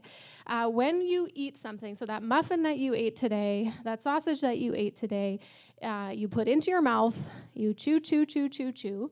The digestive work of our body begins with the action of chewing. And I don't mean just from like an action perspective, a breaking down. I mean from an enzyme perspective, from all the things that we can't see and feel that are going on in our body. That begins when we begin chewing. We chew, chew, chew, chew, chew. We swallow. That food goes down our throat or down our esophagus into our stomach. Stomach, it churns, breaks down with the acid that's in there. And then from the stomach, the food goes into the small intestine. So the small intestine is where all of the good things are absorbed into the rest of our body. And what is left at the end of that very long journey through the small intestine is then moved into the large intestine. The stool then begins its journey through the large intestine. Another word for that is colon. So colon and large intestine are essentially they're the same. It begins here. On this side here. Okay, I'll go on this side. Here is where the small intestine meets the large intestine. It then goes up the ascending colon, across the transverse colon, down the descending colon, into the sigmoid, into the rectum, and out of the anus. Okay, some fun facts about this journey, this GI system, is that, like I said before, digestion starts at your mouth and it ends at your anus. The small intestine is where the bulk of the good things are absorbed into your body. All stool that begins in the large intestine is liquid. This is a really important fact that I want you to remember today. It's one of our key points from today. All stool that begins in the large intestine is liquid. Okay? The main role of the large intestine is to remove water from the stool so that by the time it's in the rectum, it is solid, okay, formed. Motility really describes the action of our body in moving stool through that entire system. All right, transit time and motility are often kind of used interchangeably. Transit time is really just the time, how long in hours it takes from food to go from here to being eliminated. The brain and the nervous system, we're going to talk about this in a second, are both major players in motility. So they communicate via a bidirectional relationship with the gut nervous system. Okay? So what that means, that was kind of a lot of words to talk about. The brain ultimately is what controls this entire system. Okay? And so the brain talks to the gut talks to the brain, and together they decide what is going to happen with the food that you put in your body. Is this dangerous? Is this safe? Or is now a good time to digest? Is it not a good time to digest? Should we let out gas? Should we not let out gas? That whole that relationship or that communication system between your brain and your gut is a big player when it comes to how well your body digests food. The pelvic floor, my favorite muscle group, is a key muscle group that determines if stool is going to be released or if it's going to contract and be held in your body. And there's lots and lots more I could say. One more thing actually I want to say about that is that this is another really fun fact and interesting fact about the bowel, is that the GI system, or like the bowels in and of itself, are super stubborn and they're very slow to change. Okay, I would say the number one thing that people kind of get wrong when they're trying to, or when they're attempting to make a change with their bowel function in terms of either habits or maybe food or maybe fiber or whatever it is, or even if they start taking something like they're going to take Restorelax to soften their stools or whatever it is they're going to do, any kind of change that they make, they start it and stop it because they don't think it's going to work, and they do that too quickly. So if you're going to make a change with your bowels, it's recommended that you make that change and stick to it for a good 6 weeks. Like when I say they're slow to change and they're stubborn, they are slow to change. That's why no bowel likes a holiday, right? When you go on a holiday, like that's like everybody's like, yeah, my bowels are totally fine until I go away. And then I don't poop for 7 days. And I'm like, yeah, bowels don't like change. They don't like new bathrooms. They don't like waking up early. They don't like new food that you put in them. And so if you're going to make a change with your bowel function, make a change. Don't do everything all at once because then you don't know what did what.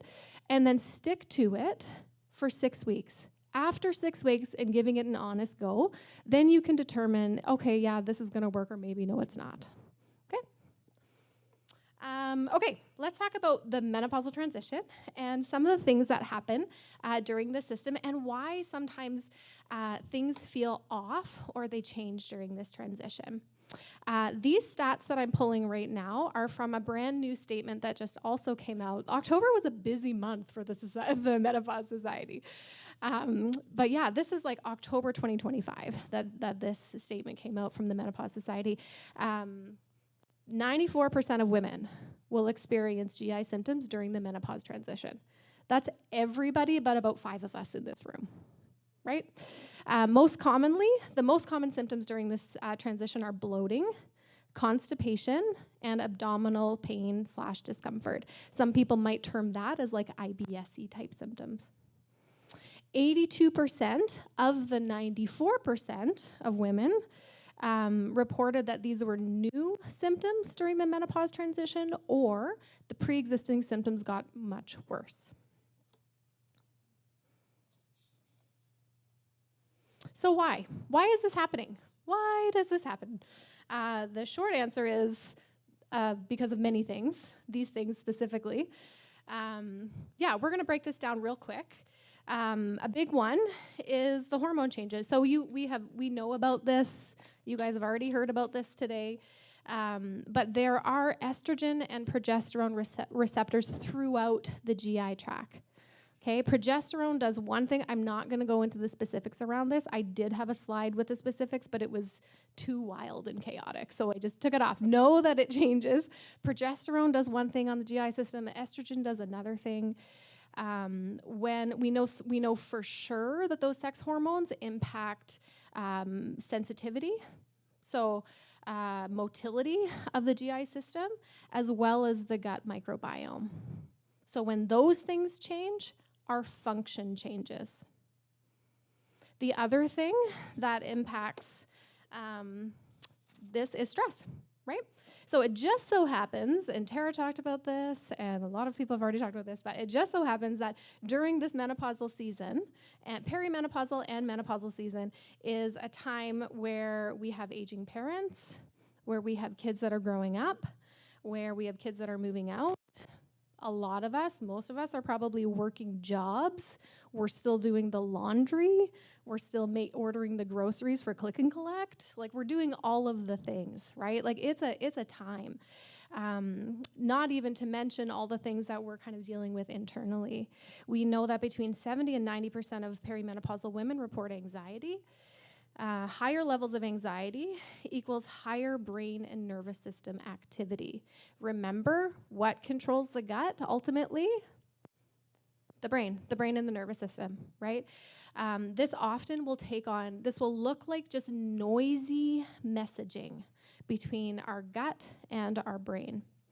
And this becomes exponentially more as well if you have had pre-existing gut issues in the past. The other thing that often changes during this season is what we eat, what we put in our body. This happens for a plethora of reasons, like I said. Oftentimes because many women are going to hold a little bit more weight during the menopausal transition, we often diet. We try and lose weight, so that changes our diet.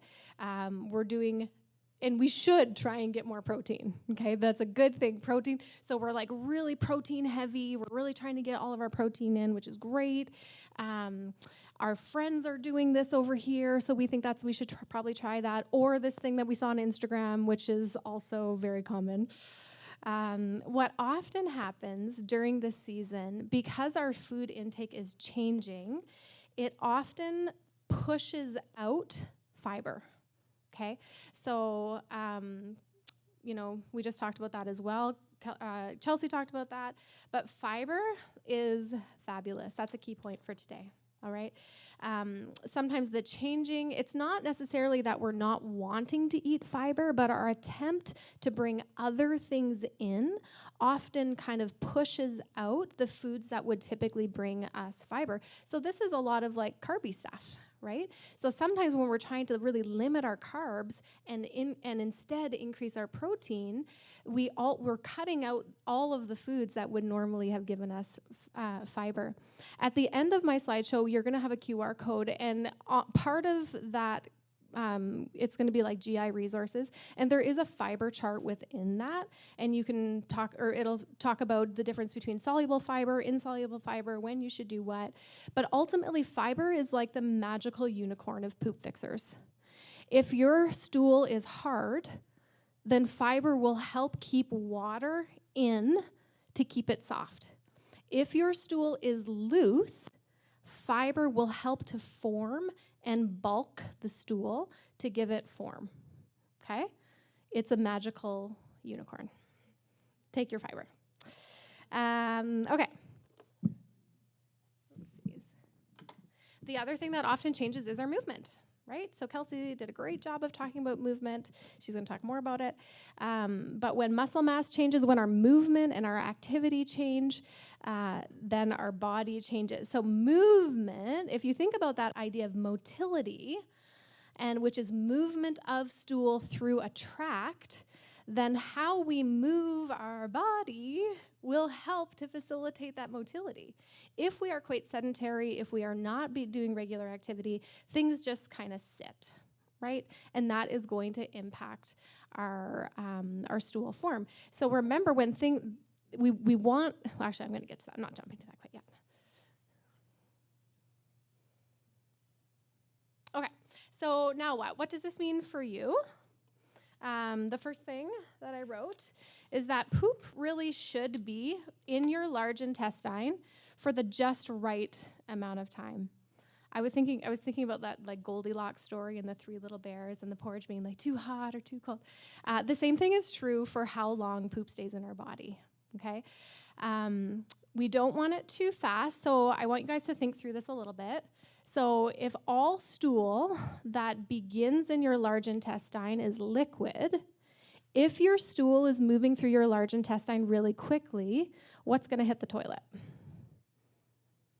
You got it. Yeah, loose stool, really soft stool, not good formed stool, diarrhea, that type of thing. Okay? If the stool is spending like a super long time in there, then what's going to end up happening? You got it, constipation. So we end up with a stool that all of the longer the stool stays in our large intestine, that action of motility continues to work. It's pushing it always towards the rectum, right? So that is always happening, that peristalsis, that motility. The longer that's staying in there, the poop just kind of gets closer to the rectum, squishy, squishy. It gets wider, wider, wider. It gets drier. It gets harder. Sometimes people come in, and I always ask about poop anytime anybody, whether they're coming in for poop problems or not, I'm asking about it. Actually, every single one of our physios and therapists are going to be asking about it.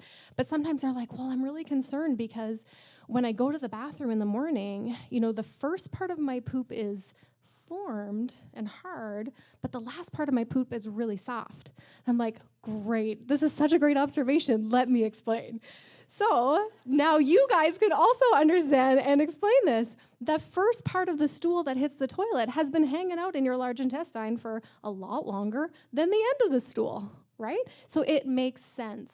Things that when we know how our body works, we can give context to the experience, and then you're like, oh yeah, my body, good job, body, doing exactly what you should be doing, instead of being like, oh no, this is what's going on. Now we know. Okay, so in order to keep poop in your body for the just right amount of time, A couple things are helpful for that. One, fiber is fabulous. We're looking for at least 25 grams every day. 2, movement is motility. 3, water is wonderful. Okay, second thing, consider your brain state when you eat. So like I said at the very beginning, one of our major players in the action of digestion is our brain and our nervous system. That relationship, that messaging before, is going to determine how long your body is going to hold that stool in your large intestine. If you are hustling, and most of us are, let's be real, if you are eating your lunch in the 3 minutes between when you are finishing your lunch break, but I have to also go pick up my groceries, but I also have to prep for my meeting, and da-da-da. So if you're shoving your food in, what's the state of your brain like then?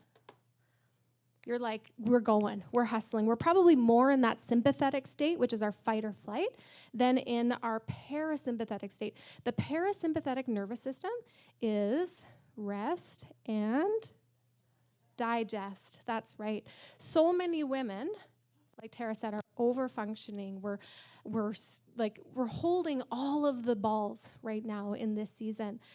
And in order for digestion to actually work, we need to be in that brain state where our body can actually take time to digest our food, right? If you are hustling, if you're coming to the table and you've got a million things on your mind and you're not sitting to eat, you're not taking your time, your digestion is not going to feel good. You could do all the diet changes in the world and it's still not going to function great, okay? So come to the table relaxed. Give yourself time to chew your food. Slow down. Chew, chew, chew. Remember, the parasympathetic nervous system is what ultimately controls digestion.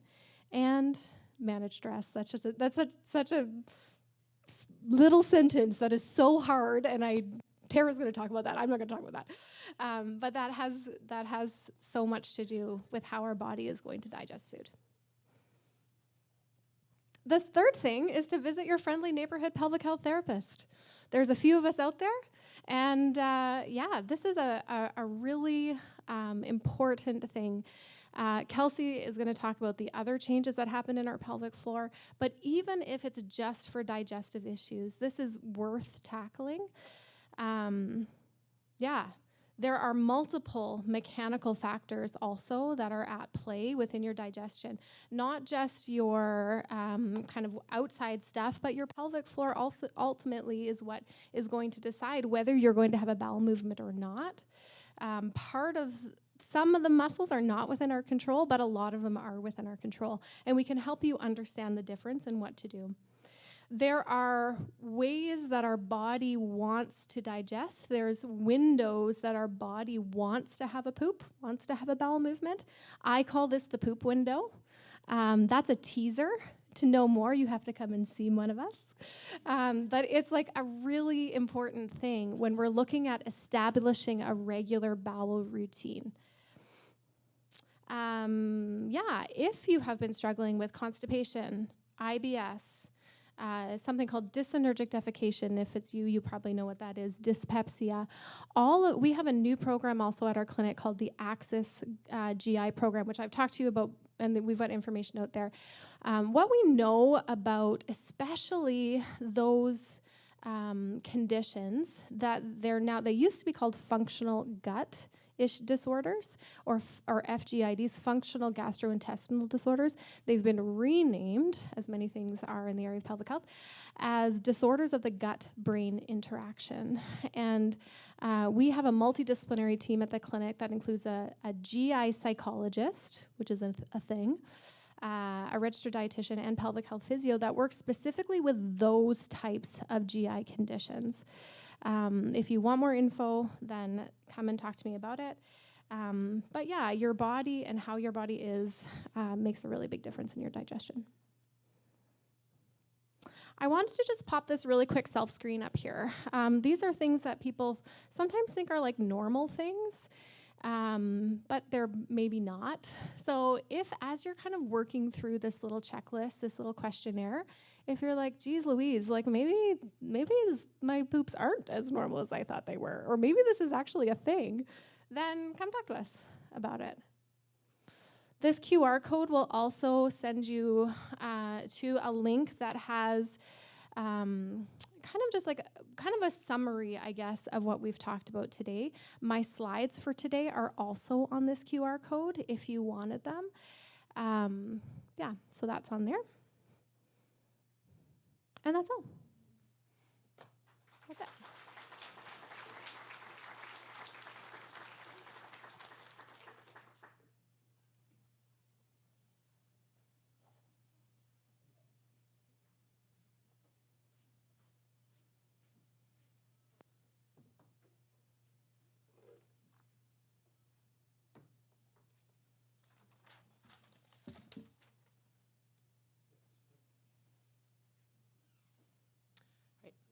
I'm back, and I got props this time for pelvic floor.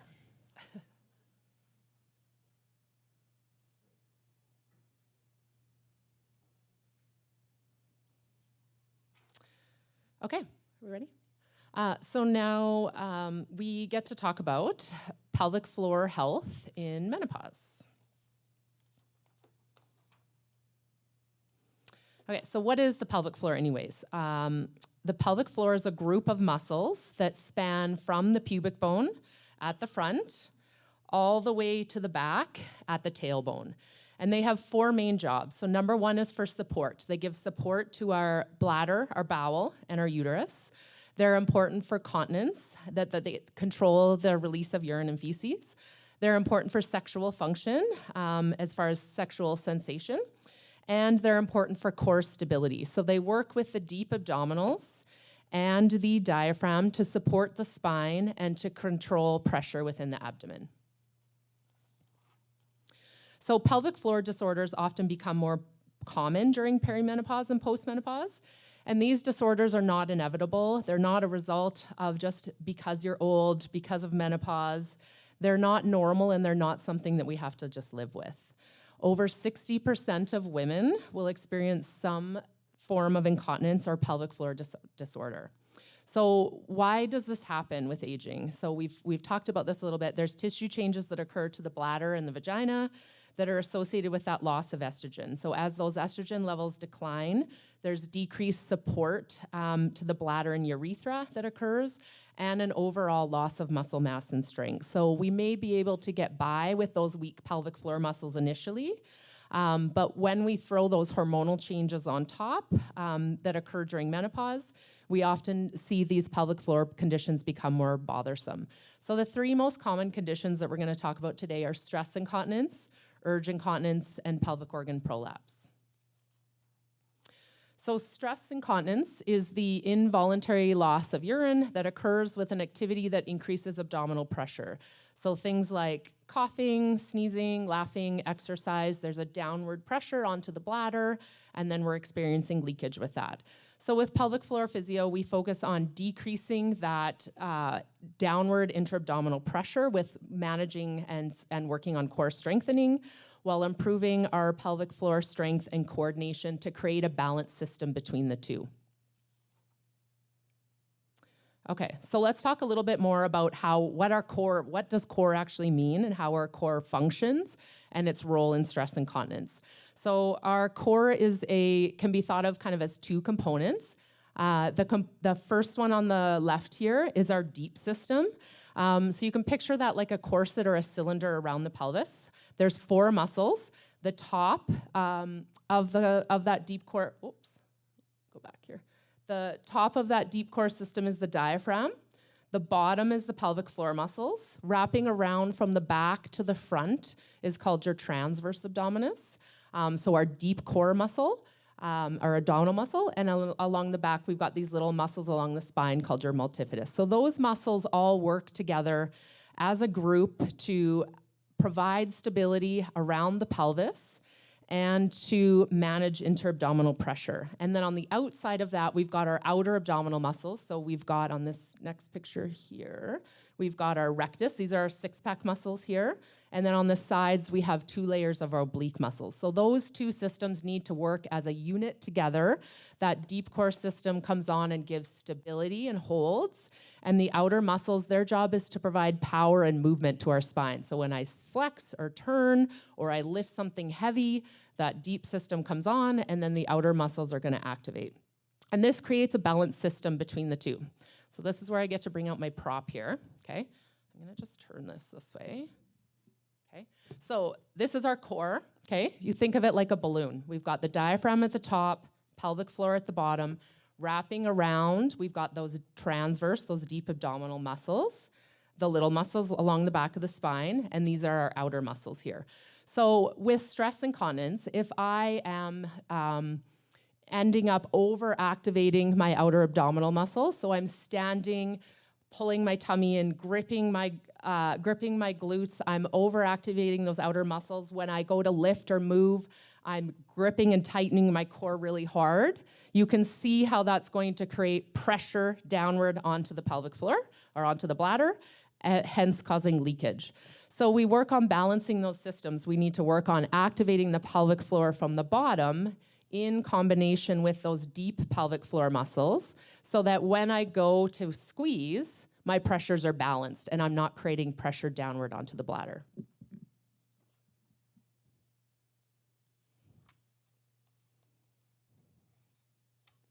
One sec here, there we go.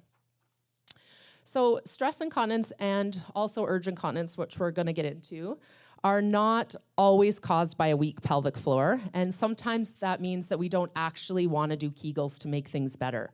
So proper muscle function requires a muscle to be able to lengthen and to shorten through its full range of motion. So I always go back to the bicep for some reason. That must be my favorite muscle. If I were to contract my bicep to strengthen that muscle, I would want to relax the muscle and then contract that muscle through my full range of motion. So if I had a weight on that and I'm doing exercises, that muscle's gonna become strong. If my bicep is tight and I can't relax that muscle and I go to try and contract it, you can see how I can't get any power out of that muscle. I can't get it to activate very well. So that can be very similar to pelvic floor. If I've got tension in my pelvic floor and now I cough or I laugh or I jump or I sneeze and I'm starting with tension, I can't get that muscle to do anything. And so therefore then we're creating pressure downward onto the bladder. Oops. And then leakage.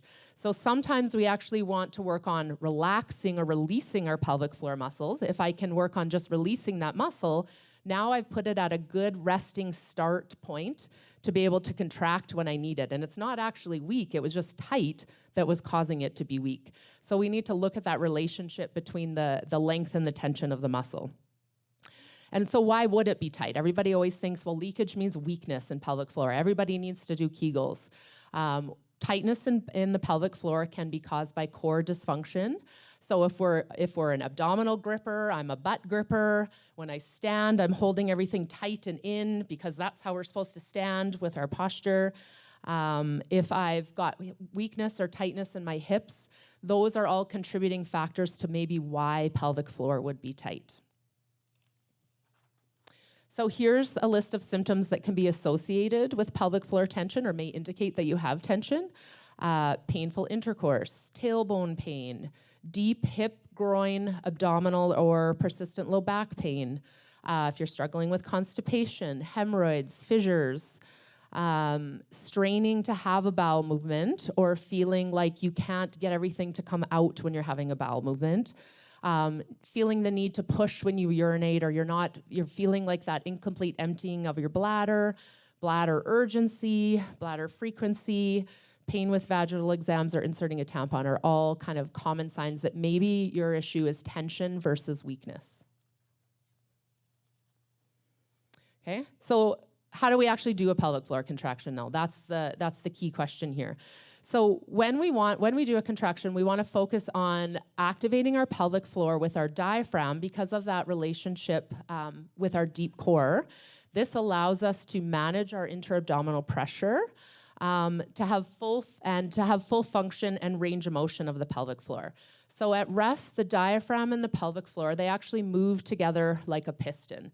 So when I breathe in, my diaphragm is my breathing muscle at the top. It will contract when I do a proper diaphragmatic breath, and it will descend downward towards the pelvis. And as it descends down, that's creating a little bit of increased intra-abdominal pressure downward on those muscles. So if you picture those muscles like a trampoline, they need the ability to lengthen to actually absorb that pressure a little bit. And then when we breathe out, the pelvic floor and the diaphragm will kind of rebound back up. So that's just at rest. That motion just happens every time we breathe.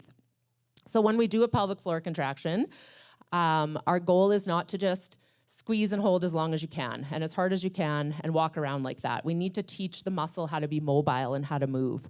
So we want to focus on breathing in to relax the muscle.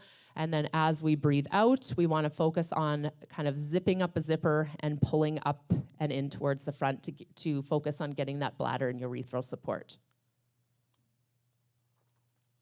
Okay. The second thing we're going to talk about today is urge incontinence. So these two are a little bit different.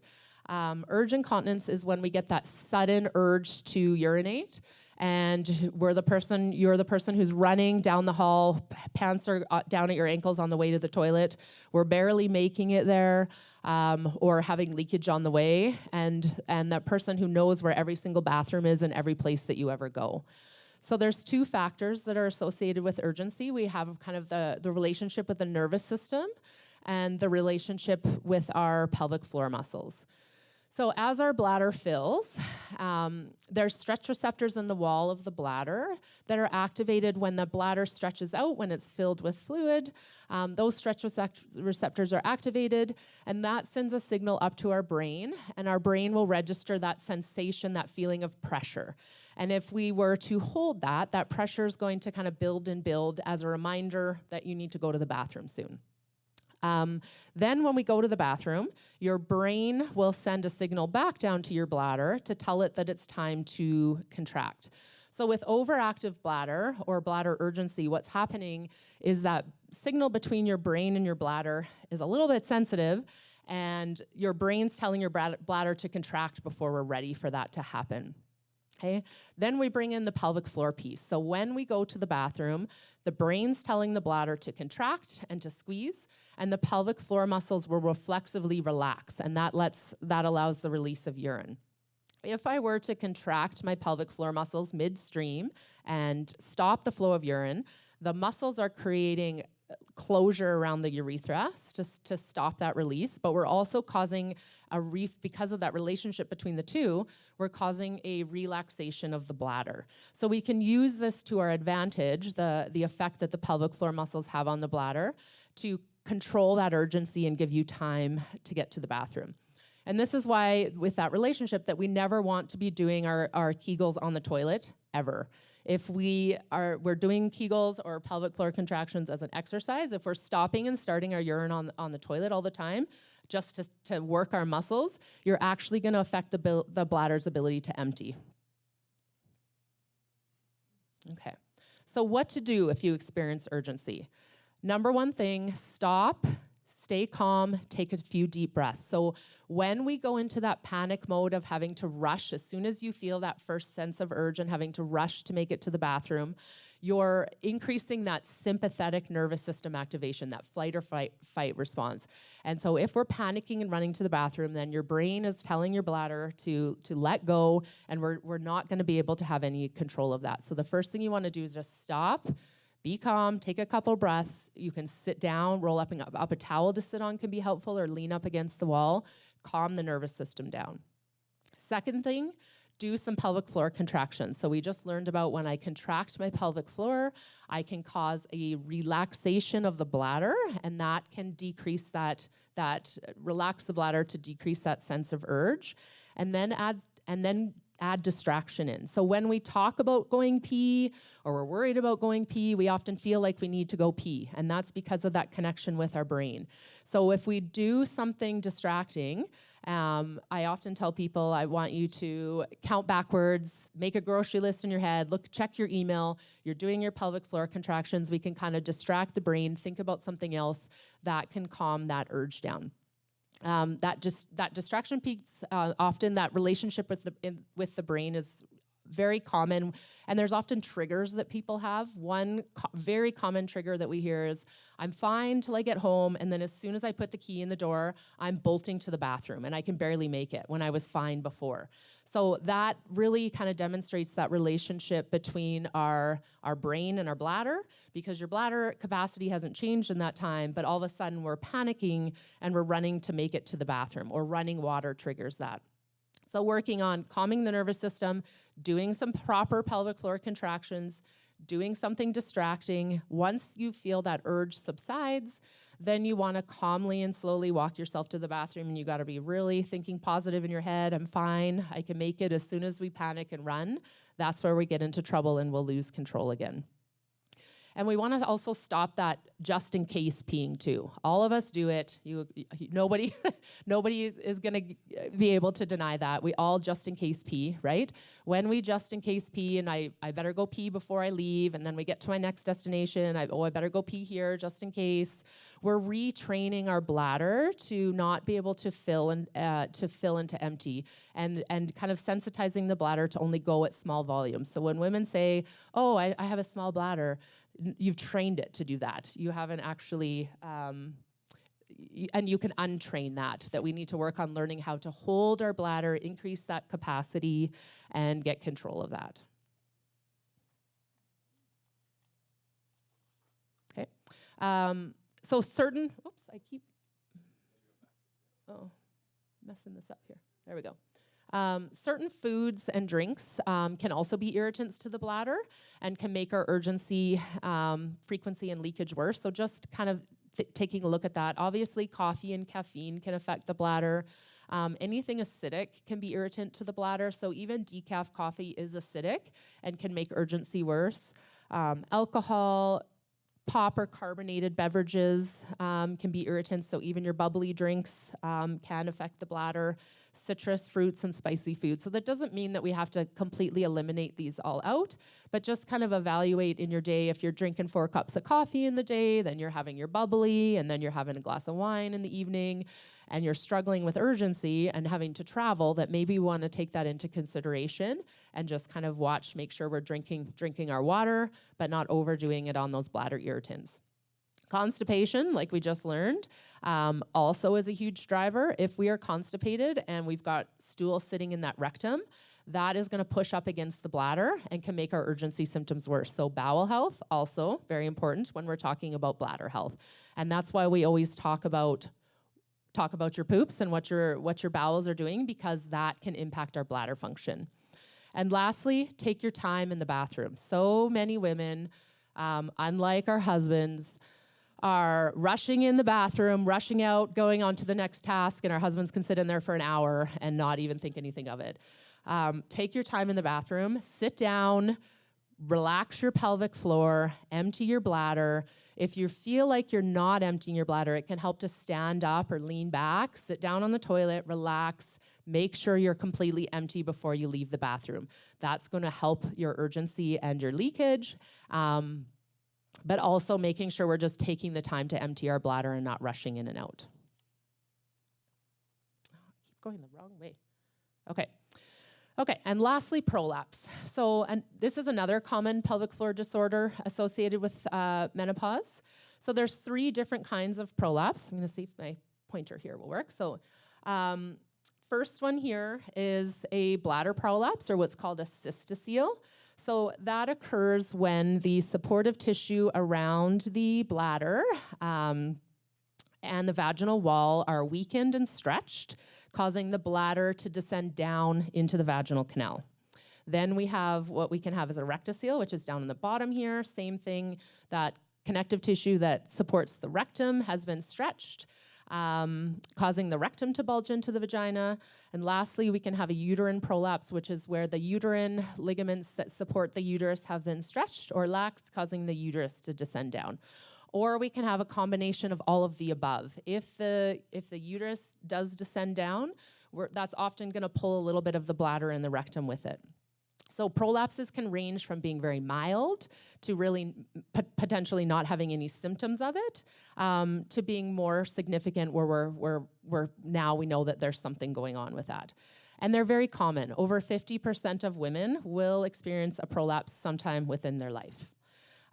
Symptoms of prolapse are a sensation of vaginal pressure, heaviness, or a palpable or visible bulge in the vagina.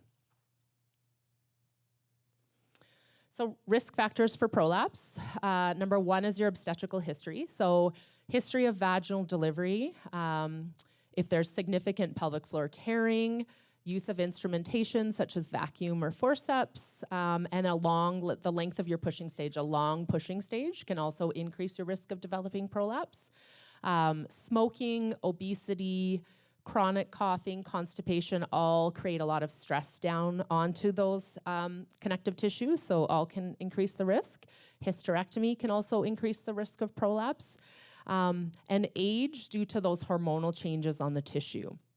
So as we've learned, as estrogen decreases, our tissue becomes stiffer, less elastic, and less supportive. So healthy tissue, or healthy vaginal walls, will contain kind of folds that fold in on itself. It's called rugae. Think of it kind of like an accordion or elastic band. There's lots of bulk and support there.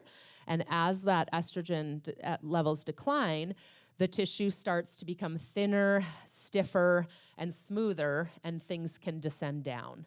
And along with this, we often experience that loss of pelvic floor muscle strength during menopause as well, therefore resulting in a loss of support to those pelvic organs. Okay, so treatment. There's lots of treatment we can do to manage prolapse. Mild prolapses are often managed well with just core and pelvic floor strengthening. And our prolapse symptoms can really vary depending on activity. So if I'm doing an activity where I'm on my feet, I'm exercising, I'm walking, gravity and pressure are going to cause that prolapse to potentially be more symptomatic because we're just creating pressure downward on it. If we are sitting around for the day or we wake up in the morning, often those symptoms maybe are not as significant because we've changed the pressure on it.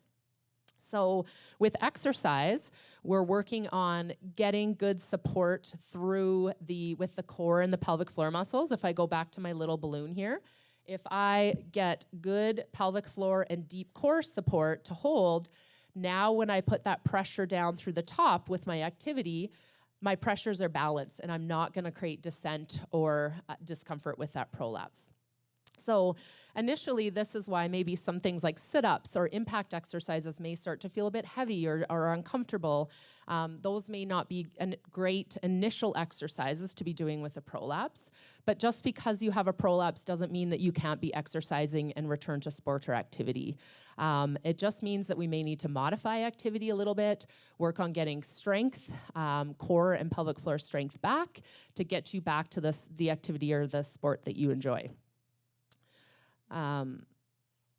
So a moderate grade prolapse, the next kind of step that may need to be taken is they may require a pessary for support. So a pessary is down on the bottom here. They're silicone, different silicone shaped either rings or cubes. They can be just used as additional support. So think of it like a brace basically. And it's no different than if you sprain your ankle.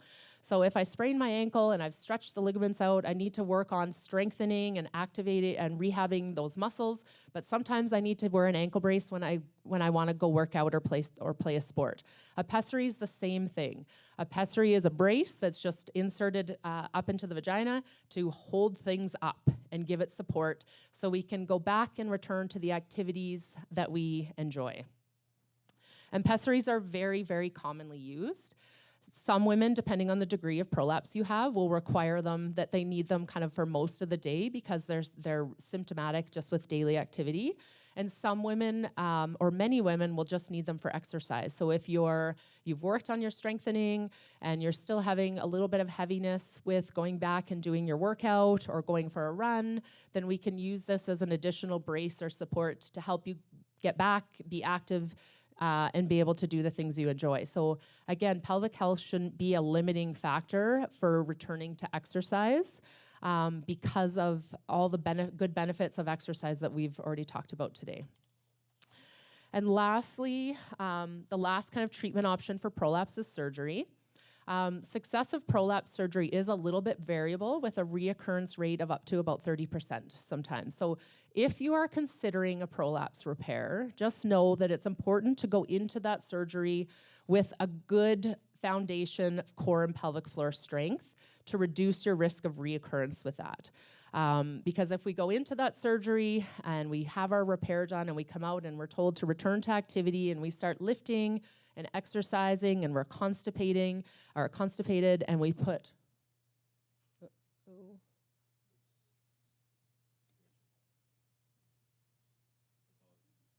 no, I've got to go back. There we go. Yeah, and we put pressure on that repair, then there's a good chance that that repair may fail, and then we're back where we started. So we would never, ever go into a knee replacement or a hip or a shoulder surgery without rehabbing that. But this is a missing piece that's happening is we're not working on kind of rehabbing these gynecological surgeries. So really important if you are considering surgery that strengthening should be on the table and one of the most important things to work on for managing your prolapse. Okay, now that's it. Thank you.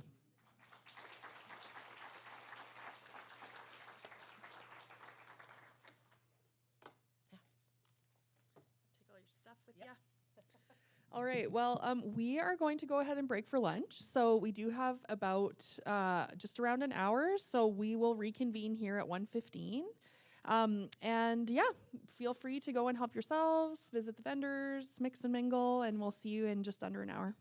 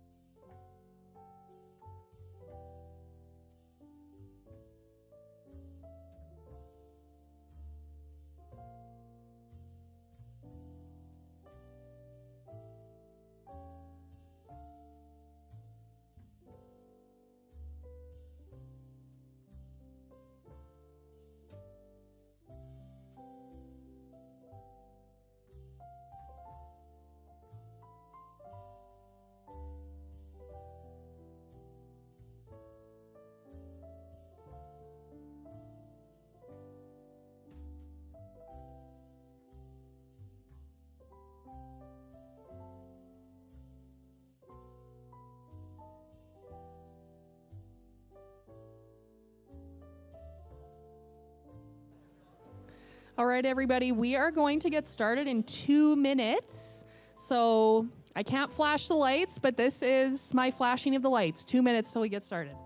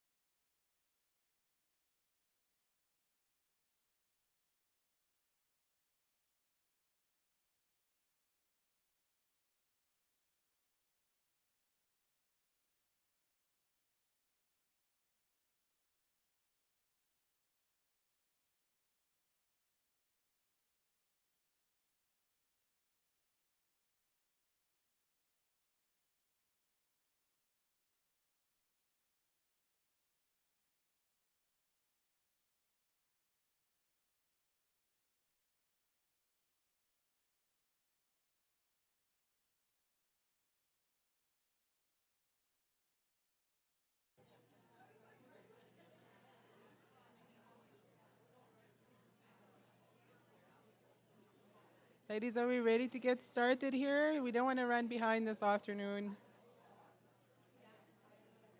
Okay, I think let's just start there. Okay. You are starting this one. Oh, I don't have that part. Okay, we're going to get going here. Perfect.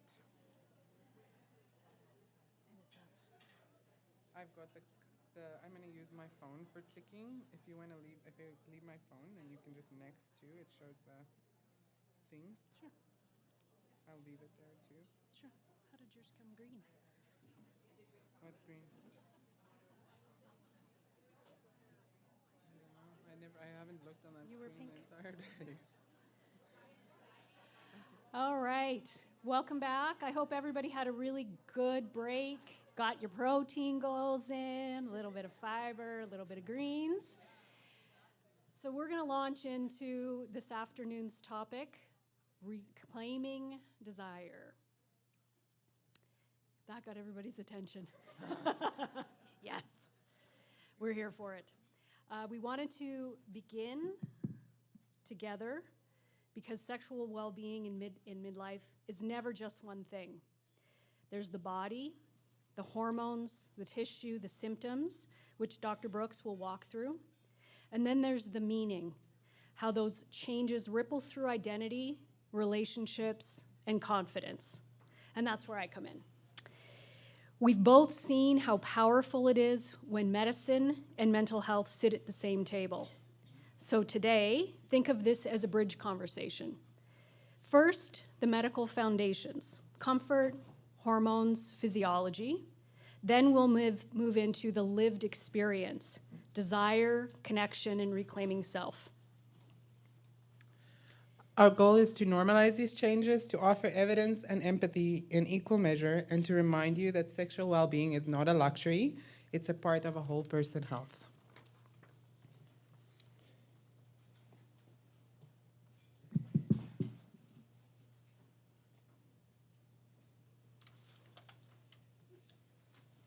Okay, so the foundation of sexual well-being. When we talk about menopause, we often focus on the hot flashes, the night sweats, and the mood changes. But the topic that most women whisper about, if they mention it at all, is how menopause changes their experience of intimacy. For some, it's dryness or pain that makes sex uncomfortable. For others, it's that spark they once had that feels dimmed. These changes are incredibly common, and they have nothing to do with your worth or your femininity. They're biological, predictable, and most importantly, treatable. The first and most important piece of the puzzle is physical comfort, because when there's pain or irritation, the body shuts down as a protective mechanism. So before we talk about hormones or libido, we always start by treating the foundation, the genitourinary syndrome of menopause, which we spent quite a bit of time on this morning already. So comfort comes first. So this morning I gave you a lot of information on vaginal estrogen and the different types of vaginal estrogen products. But from a non-hormonal perspective, we have vaginal moisturizers. So vaginal moisturizers are used several times a week. And if you want to, you can use them every day like a face regime to restore that hydration to the tissue and elasticity. There's a lot of examples of vaginal moisturizers out there. Replens, Repagyne, Gynatrof, Iris, which is one of our sponsors today, and we'll be handing out some Iris for you guys today as well, as prizes. These are used on an ongoing basis to help keep that moisture in the tissue. Sometimes you can use them on their own if hormones are not for you, or if there's some reason why we cannot use vaginal hormones. But you can also use them in conjunction with hormone therapy. So I have patients who have really significant GSM, and so for them I usually do the vaginal estrogen, but the days in between I ask them to use a non-hormonal moisturizer as well. Then we have the lubricants, and the lubricants are usually used before sex to reduce friction and then to reduce pain as well. So we get a whole ton of different lubricants on the market, which can always be confusing. So we have water-based lubricants firstly, which are easy to clean, but they can dry quickly, and so then we sit with that friction and discomfort again. Then we have silicone-based lubricants, which are a little bit longer lasting, and they're best also for patients with significant dryness. And then oil-based, which is longest lasting, but they're not usually compatible with condoms or vaginal estrogen. So I find most women just do best with a silicone lubricant. In Courage, I definitely feel like it is, again, not a one-size-fits-all. So try different products, try different bases, see which one feels most comfortable. That's the key.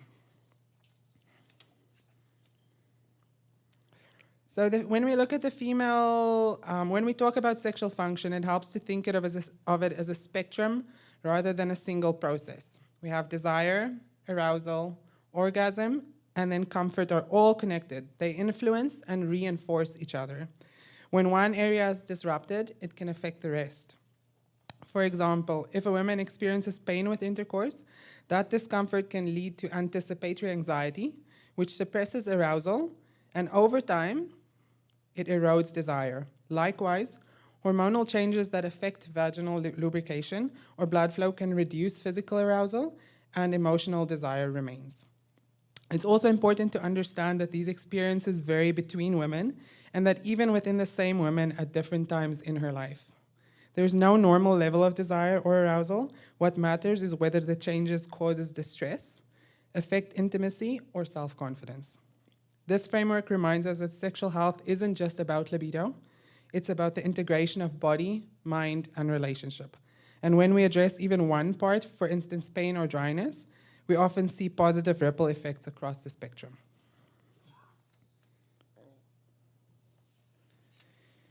So this is the most common one we talk about, so I'm just going to really touch on hypoactive sexual desire disorder. So this is persistent or recurrent loss of sexual desire that causes personal distress. It's most common in peri- and postmenopausal women, and there's multiple factors that play a role in hypoactive sexual desire disorder. It's not just biological, it's emotional, it's relational, it's contextual, and Tara will touch on that as well. So the assessment when we look at a patient who comes in with low libido is always to rule out other things like pain, which is treatable, the GSM, and then to rule out things like depression, medication side effects, which is very common. There's a list of medications that can affect libido, or any relationship conflict. So when we think about hormonal changes in menopause, estrogen often gets the spotlight, and for good reason. As estrogen levels fall, the tissue of the vagina and vulva become thinner, less elastic, and less well lubricated.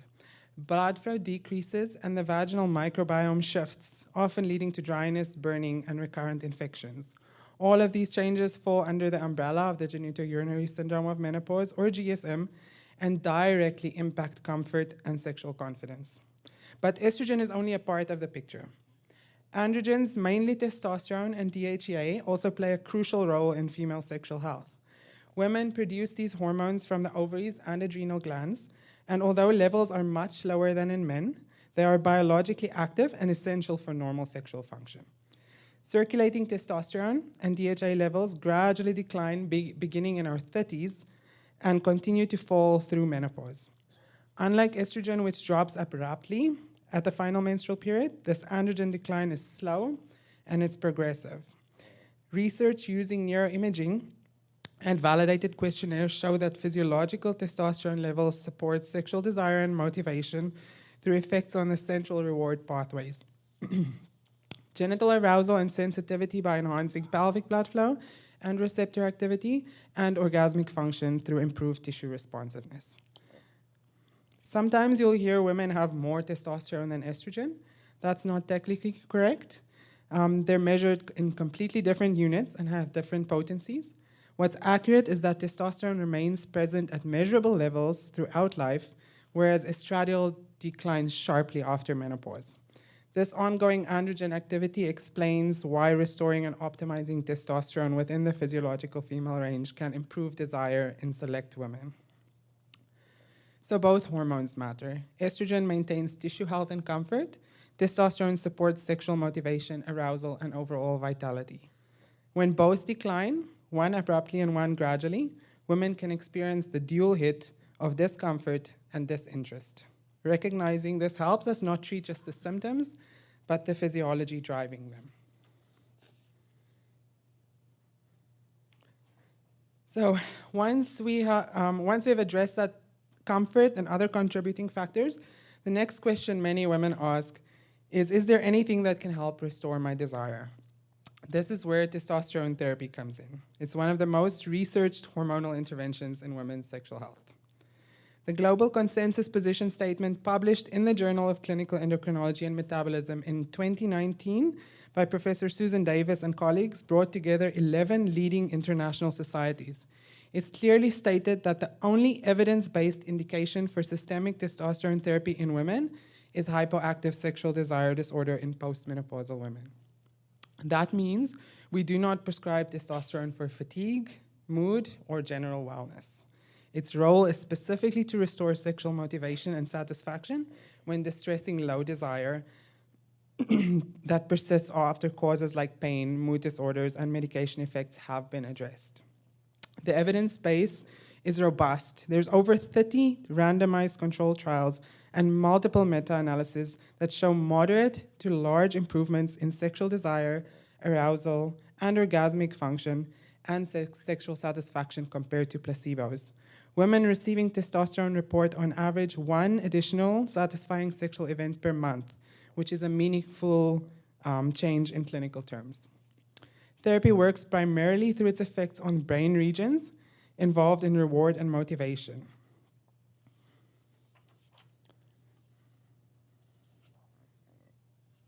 Professional bodies, including NAMS and ISHWISH, support its use in well-selected patients, emphasizing that physiological dosing and careful monitoring.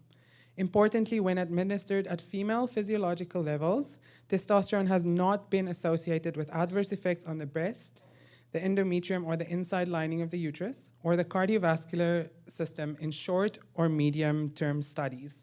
The most common side effects reported are mild acne and increased facial hair growth, which usually resolve if levels are kept within normal physiological range. Voice deepening and clitoral enlargement are rare and are linked to overtreatment. It's worth noting that in Canada, we don't yet have any approved testosterone formulation for women, and compounded transdermal preparations are adapted. So we use compounded transdermal preparations, or male gels are typically used off-label for following shared decision-making and informed consent. So the takeaway is that testosterone is not about chasing youth or performance. It's about restoring physiologic balance to improve quality of life for the right patient. It can be safe, effective, and transformative when used judiciously and monitored properly.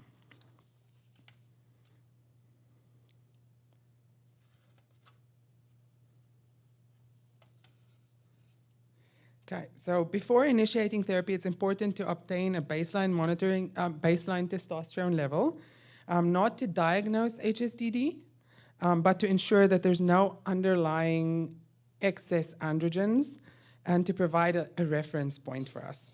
After starting therapy, we recheck levels usually at 3 to 6 months, and then once stable, yearly from there. We also monitor for clinical response and potential side effects such as acne, hair changes, or irritability. Talk about menopause rage, you get testosterone rage as well. Patients typically start to notice improvement within 6 to 12 weeks, and desire often increases first, followed by better arousal and satisfaction. And if there's no benefit by 6 months, it's appropriate to discontinue treatment and reassess other factors again. For application, I usually recommend small surface areas with good absorption, such as the thigh, the lower abdomen, behind the leg is usually a good place to apply as well. And very important to avoid transfer to others or contact with children. It's really important to wash your hands and make sure that we don't transfer that testosterone to your loved ones.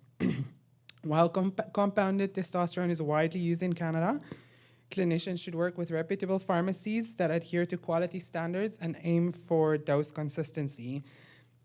And as female-specific formulations become available internationally, we expect regulatory approvals to follow here as well.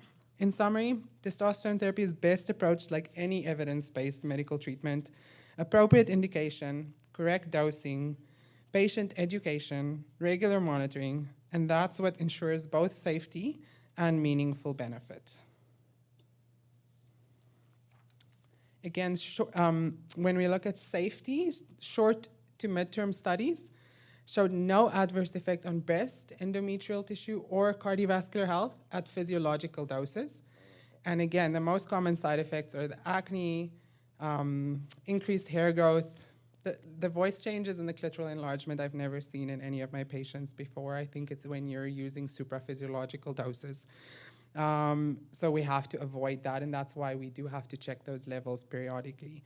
And so the only contraindications to testosterone really is pregnancy, breastfeeding, and then if there's any active androgen-sensitive cancers. So while hormones can restore physiology, they can't do everything. Desire is never purely biological. It's shaped by mood, stress, self-image, and the quality of connection with a partner. Once comfort and hormones are addressed, the next step is rebuilding intimacy, and that's where collaboration matters. Pelvic physiotherapy can restore blood flow and confidence in the body. Counseling helps reframe identity and communication, and mindfulness or lifestyle practices improve arousal by calming the stress response. So our best outcomes happen when medical, emotional, and relational care intersect. I often tell patients, hormones open the door, but connection keeps the spark alive. This is where Tara's work becomes essential, helping women navigate the emotional and relational side of sexuality during midlife.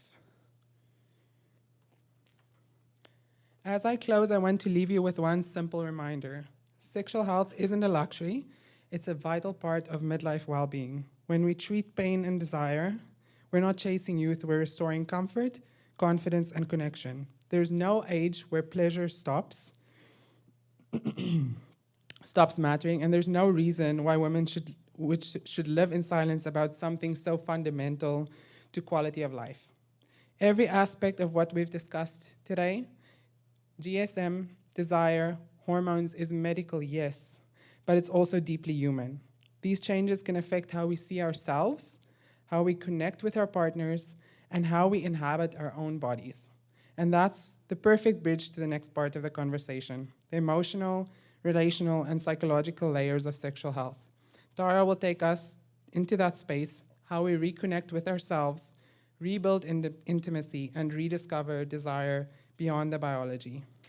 Because science can restore the body, but it's connection, understanding, and compassion that heals the rest.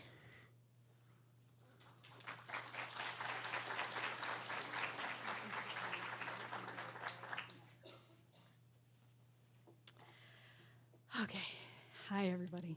So my part of this talk isn't going to be a how-to, just in case you're wondering. It's more, how do we live in our bodies through this sexual stage of life? Everything is changing. Oh, got to get to my slides, sorry. So everything is changing as we've talked about it before. And there are so many myths about what is true. Hang on a second. I'm not sure if this is the right set for me. No, I want. Having a technical glitch. Gonna take a pause for a sec. I gotta get my slides. Hang on. You want to use different slides?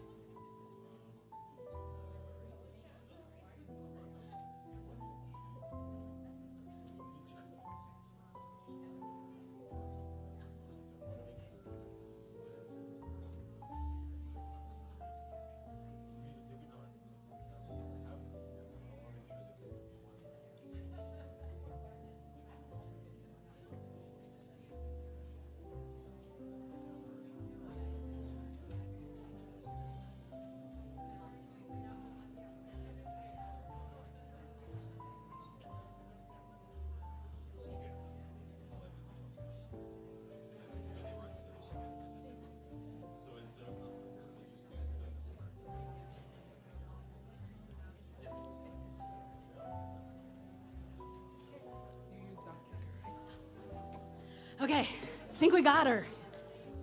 And really, this is sort of metaphoric for what sometimes happens in midlife sexual relationships. It's like, hang on a second, I'll be right back. Okay, I now need the square clicker. Okay, this looks more familiar. Right where I left it. Okay, so everything changes midlife. Hormones, neurotransmitters, even the way our brain wires. And that's not pathology, that's the neuroplasticity I was talking about earlier today. Our brains are literally rewiring how we relate to ourselves, to pleasure, and to connection. This isn't about fixing what's broken, it's about remembering what's still beautifully alive in you. So, why we need to talk about sex, baby. Half of women experience midlife sexual problems. And that's a lot when you think about it. Trouble with arousal, trouble with desire, trouble with satisfaction. And most of us simply weren't given a roadmap. I mean, heck, if we back up, we weren't given a roadmap to our own sexuality right out of the gate. Not only are we not given a roadmap, we're not given permission, we're not given language, we're not given openings. And so it makes it very difficult. We are actually taught silence, and what we really need is literacy. Menopause changes both our biology and our context, and context is crucial. And culture just simply hasn't caught up. When we stop talking about sex and we stop seeing ourselves as sexual beings, that silence chips away at identity. So let's replace silence with language, fear with curiosity, and shame with literacy. So the body's changing landscape. Estrogen is your sort of plushness hormone. It keeps tissues elastic and responsive. Testosterone fuels vitality and that get up and go energy. I first heard the word vitality from Dr. Brooks, and I'm like, yes, that is it. That is missing. Progesterone, that quiet hero, it steadies our mood, it soothes the nervous system, it helps the body feel safe enough for desire to emerge. Just as Nicole was talking about, we can't digest if we're in fight or flight. We also can't reproduce and have sex if we're in fight or flight. We have to be in a calm state. Then we can turn up the volume. Comfort, as Dr. Brooks was talking about, is the foundation of connection. Pain kills desire faster than anything. And I'm going to add in here, it's not simply physiological pain, it's also psychological and relational pain. We want to encourage curiosity about the medical and lifestyle supports, vaginal estrogen, lubricants, pelvic physio, sleep, mindfulness, comfort first, and curiosity next. I'm gonna go back here. Before we can open the body to open up to desire, the body has to know that it's safe. So protection isn't about putting up walls, it's not about putting up walls, it's about the boundaries that let us rest and to receive and to matter. When we feel protected, safe in our relationships, protected and safe in our bodies, connection becomes possible. When we feel connected, then desire has somewhere to land. Safety isn't sexy until your body knows it can unclench. You can't unclench if you're guarded.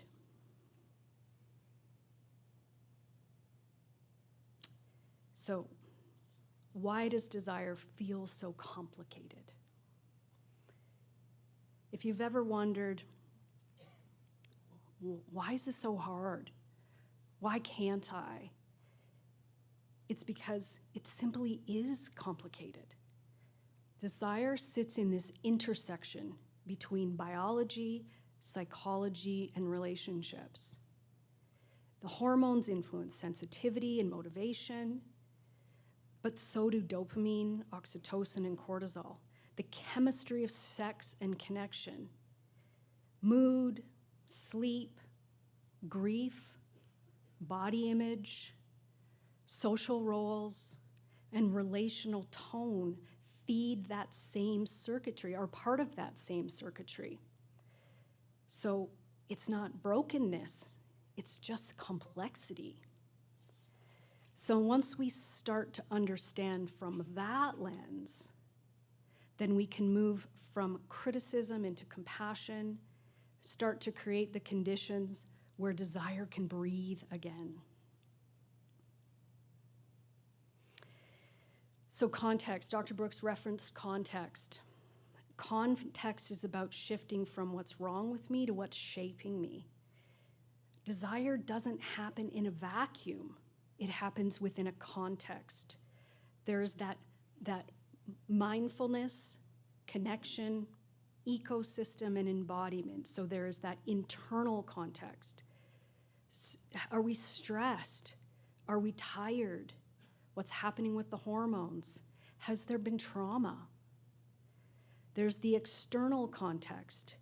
Is there safety, time, privacy? Where is sex on the to-do list? What's the tone within the context of our context?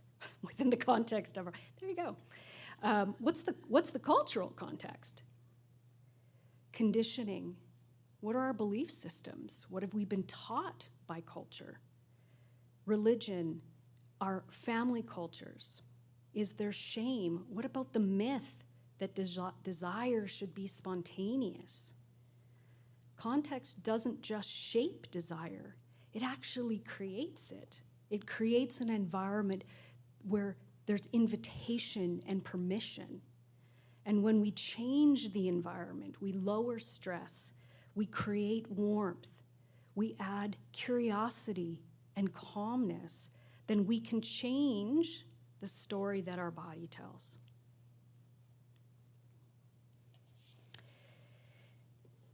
Yes, it is all in your head. How many of us have heard it's all in your head? It is all in your head. Our brain is our biggest sex organ. Our brain runs the show when it comes to desire. And about 80% of desire is mental. 20 is physical. If we've taken care of the physical piece, then we have to welcome in the mental aspect of it. When the estrogen drops, serotonin and dopamine shift. We've heard lots about these today already. That means motivation, our reward center, and pleasure cues become dimmer. Our stress hormones block oxytocin. Our body chooses protection over arousal. When you're in fight or flight, you're not going to let your walls down. You're going to hold. Your body is going to be more tense. And that's not very arousing. That's not very, it's not a very invitational place when it comes to sexual relationships. It isn't about failure. It's a safety feature. The body says, not right now, I'm busy surviving. And survival these days doesn't always look the same as it did when these very primitive systems evolved. Survival looks like getting from soccer to the hockey practice, getting a nutritious meal on the table. It means getting to work. It means managing our aging parents. It means dealing with work stressors. It means thinking about all of those, what I call sort of the backstop things that are often the women's responsibility. Emotional labor, which is a huge conversation. These are all the things that we survive. And when we're busy surviving, desire takes a way back seat. So when we rebuild safety in our system with laughter and imagination, and we welcome back in curiosity, that's when we can reboot the circuitry around desire. And sometimes the sexiest thing you can do for your relationship is to close the 12 browser tabs and just breathe. So desire is not a drive. Desire isn't like hunger. It's not a drive that you have to satisfy or you'll die. There are two main patterns. There's spontaneous and there's spontaneous desire and there is responsive desire. And these are really important constructs. Spontaneous comes like a sudden urge. And some of us are lucky enough to remember what that felt like in our younger years. Responsive desire is much more contextual. It's a totally different operating system. It's about long-term relational environments. Responsive desire becomes the norm the older we get, and that's okay. So it has to be built. It has to be contextually allowable and created. And this is just that we'll think about it as an ignition system getting a little more complex and sophisticated. So the dual control model. This comes from the work of Dr. Emily Nagoski. So this is just a simple way to think about it. We've got a gas pedal, and we've got a brake. So the accelerators, the things that create interest and spark interest, safety, affection, laughter, novelty. And then the brakes are the things that shut us down. Stress, pain, resentment, fatigue. Most of us are driving through life with both pedals pressed, over-functioning in life, under-feeling in our bodies. And you don't fix desire by flooring the gas pedal. You start by easing off the brakes. Pleasure thrives when the pressure drops. So curiosity, novelty, play, these are all things that invite desire. The to-do lists, the pressure to perform, these are some of the breaks. And I think if you take a moment, each of you sort of turn inward a little bit, think about what are your gas pedals? What sparks you? What wakes you up? What makes you alive in your body? And what are your brakes? What shuts you down? What turns you off? What gets in the way? Sometimes it can just, I'm hot in my body. Get off of me. Blah. It could be anything.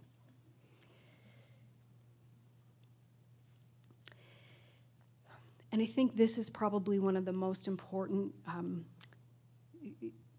things for me. Desire requires a relationship first with yourself. So it's some of the things that I referred to earlier today about self-leadership. Our body will follow when we lead. And so we have to come into our bodies. We need compassion.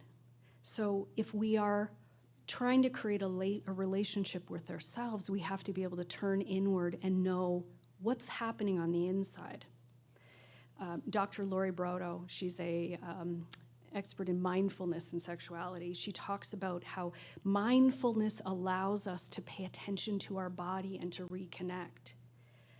In even a 5-minute sensory check-in, noticing our breath, the texture of things, our temperature, can reopen some of those pathways. Parts of us may be curious, while other may be guarded or tired. When we check in and we find out what are the parts of us, each having its own role. And when we meet those parts with desire, the part that says, no, not today, the part that says, oh, it's been too long, all of those parts respond best to that inner self-compassion. So instead of pressure, we're looking for true desire to arise out of just that self-knowledge. A small start, and remembering solo curiosity about what works. And this is where I'm going to make a pitch. Get to know your body sexually. What works? Self-cultivation is an incredibly important tool for us to know how our bodies respond, how our tissues respond. What does touch feel like in a good way? What touch is an accelerator? What touch is a brake? Playing with things like pressure, depth, warmth, any textural play. All of those explorations allow us to give us language so that when we're trying to communicate, when we move into sort of relational sexual behaviors and sexual engagement, we can express needs in that way. And if we don't start asking ourselves what we need, it becomes very difficult to invite connectedness with in our relationships. So listening inward, and I think this is another key piece, and I explore this in sessions with the women that I work with. And it comes from my belief that, which is supported by theory, that we are made up of a multiplicity of parts. We are not just a single entity. We all have organically a way of viewing ourselves that says, there's a part of me that. And when we listen for our sexual selves and all the many voices of our sexual selves, then what we'll figure out is that it's not just a single voice, it's a whole choir. There's the playful lover who still wants to flirt. There's the inner critic who whispers, oh, not this body. There's the curious vixen who's ready to explore and try new things. There's the weary voice that's so convinced it's over. And there's the unseen erotic self who's been waiting to be named. It is not uncommon to be completely disenfranchised from a sense of sexual identity. But when we listen inward with compassion, we stop trying to fix ourselves, then we start to understand ourselves. That's when desire has a chance to begin and to stir, when every part feels seen and safe.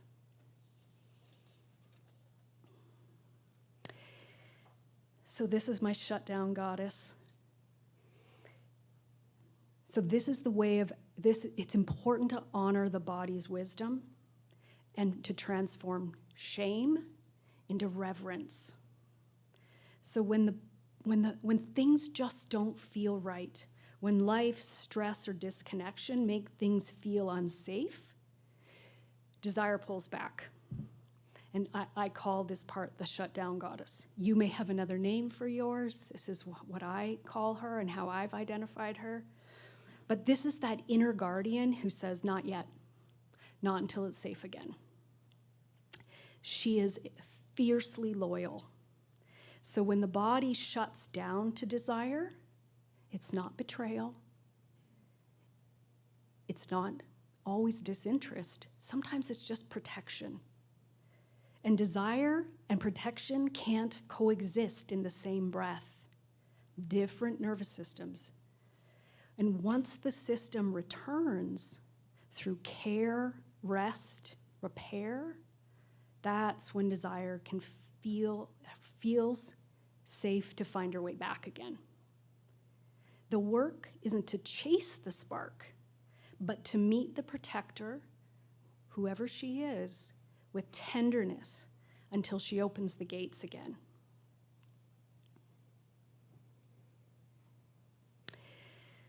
So the couple pause, because for those of us that are in relationship, whether it's heterosexual or same-sex relationships, it's happening to both of us and to all of us. So trying to understand how to create connection and communication within this environment is critical. So this is translating sort of the science and that inner work into sort of a relational rhythm. Intimacy isn't the prelude to sex. It's not, oh, it's Thursday night, babe. Let me warm the lube. It's a daily practice of staying reachable while leaving room for mystery. So the little sparks that ignite big fires. It's a look, it's a shared laugh, it's a hand on the back. Pleasure isn't a goalpost. It's an entire conversation. So little micro rituals, the 20-second hug that resets the nervous system. It's the invitation of, would you be open to? Consent, permission, invitation. It invites instead of obligates. Is this okay? Creates safety and trust. And when no is respected, yes becomes sacred. Connection matures not through intensity, but through consistency, humor, and care. The power of playfulness, solo and together. I said it earlier how important play is. Play is a nervous system repair and reactivator.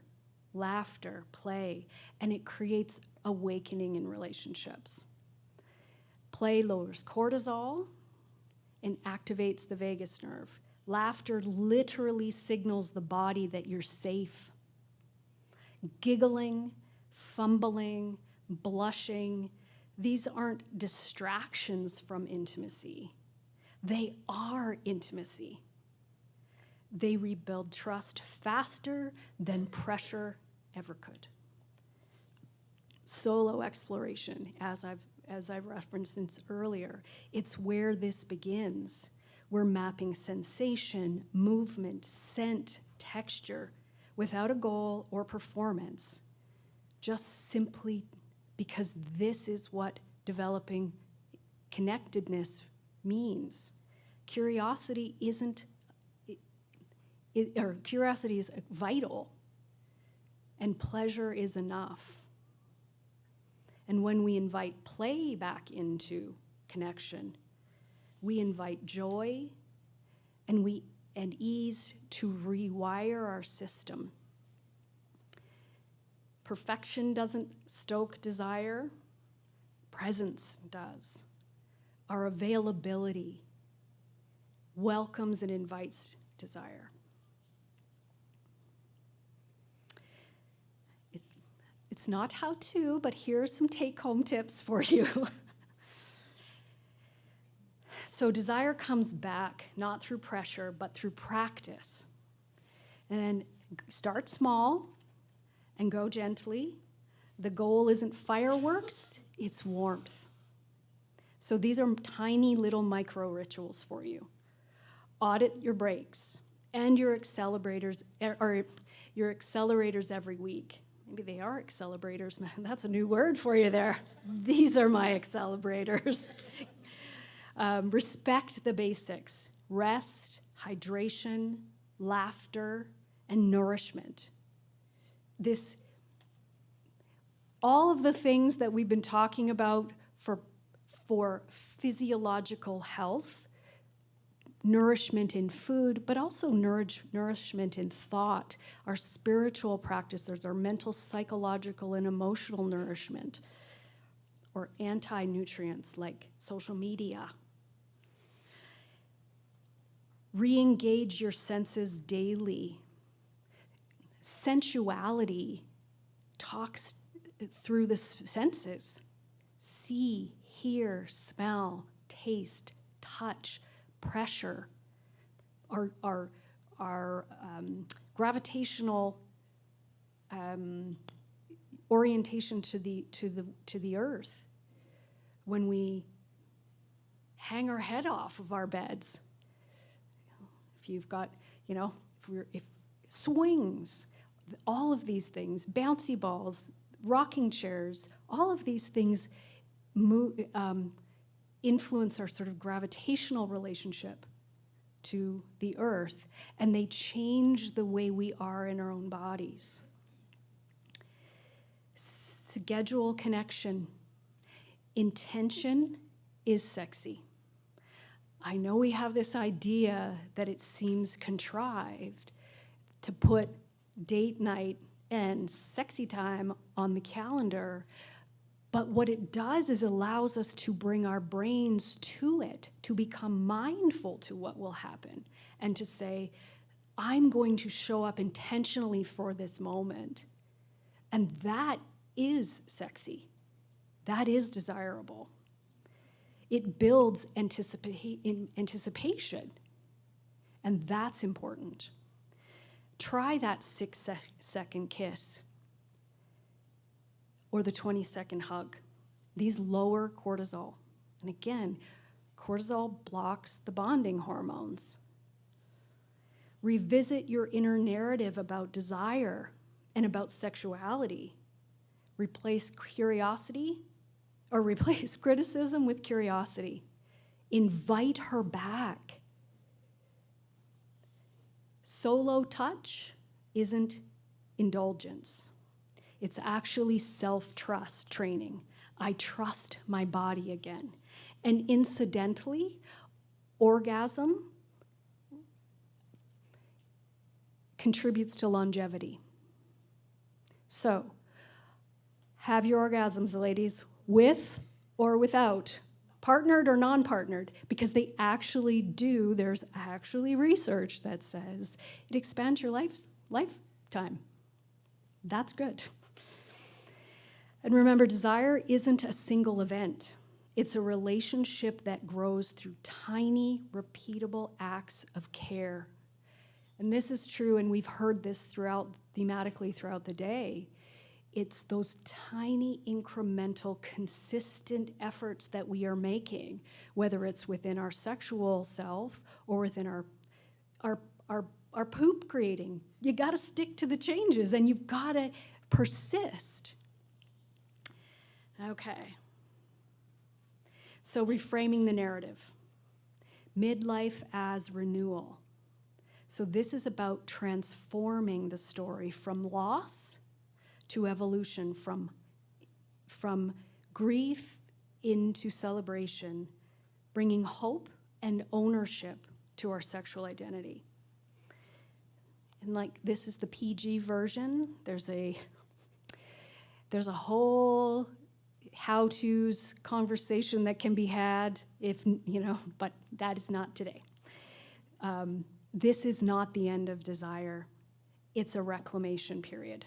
You're not losing that spark. You're learning to light it on your own terms. Midlife is recomposition, not decline. Your body is wiser now. The boundaries are clearer. The curiosity deeper. And when your body feels protected, the heart connected, and the soul respected, desire becomes sustainable again. You are not broken, you are becoming. So bringing it all together, knowledge, compassion, permission, curiosity, laughter, context, or desire is contextual and adaptive.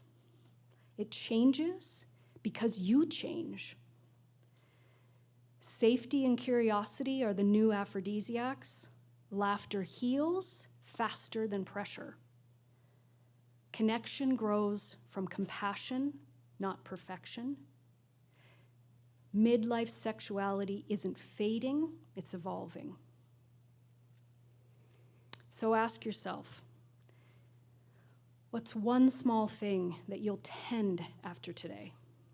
You don't need to set the world on fire. You just need to keep the pilot light lit. So I'm going to do it again. I'm going to invite you to have a little bit of a quick meditation. You are the living flame. So I'll invite you to close your eyes or just soften your gaze. Take that deep breath in and exhale softly. And bring your awareness to the center of your chest, that quiet place where warmth gathers. Imagine a small flame there, low, steady, and alive. With each inhale, it brightens. And with each exhale, it settles deeper into your body. You are not something to perfect. You are a living flame, tempered by change, fueled by curiosity, radiant within your own pulse of desire. That warmth is your birthright, the same current that moves laughter, breath, and touch.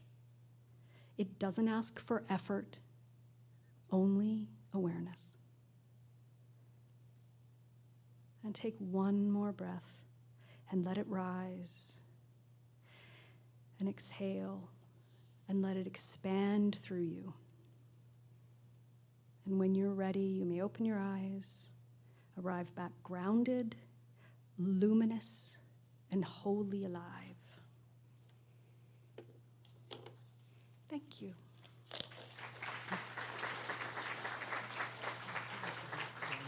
Yes. Okay, it's finally Jen's turn. Jen Pilon is a naturopathic doctor who supports women with evidence-based holistic care. Using herbs, nutrition, and mind-body techniques, she focuses on menopause, menstrual issues, fatigue, digestion, diabetes, and mental health. A Bastyr University graduate, she practices at Aspire Medicine in Red Deer and enjoys fantasy novels, fiber arts, her 3 kids, and her dog, Murphy.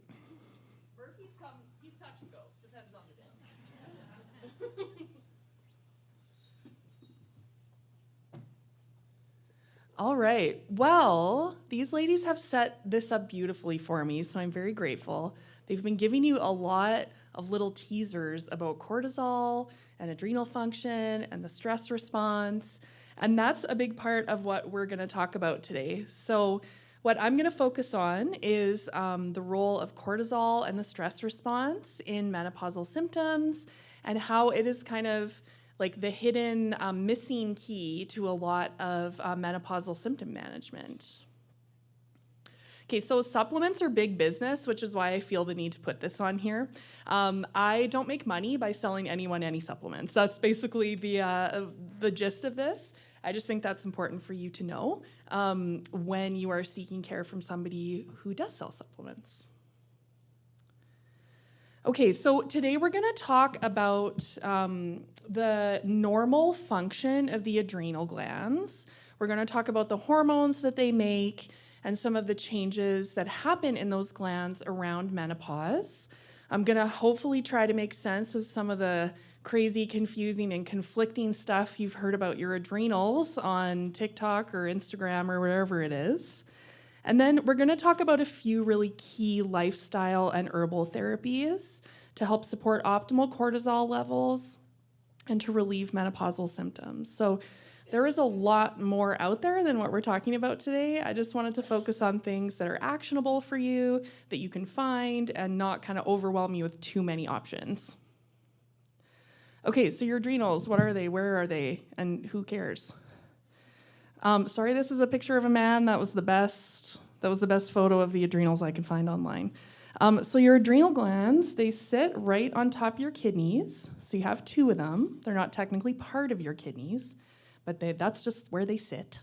And what they do is they make a wide variety of hormones and neurotransmitters. So the main hormones that we're going to be talking about today are the hormones that are made in this adrenal cortex.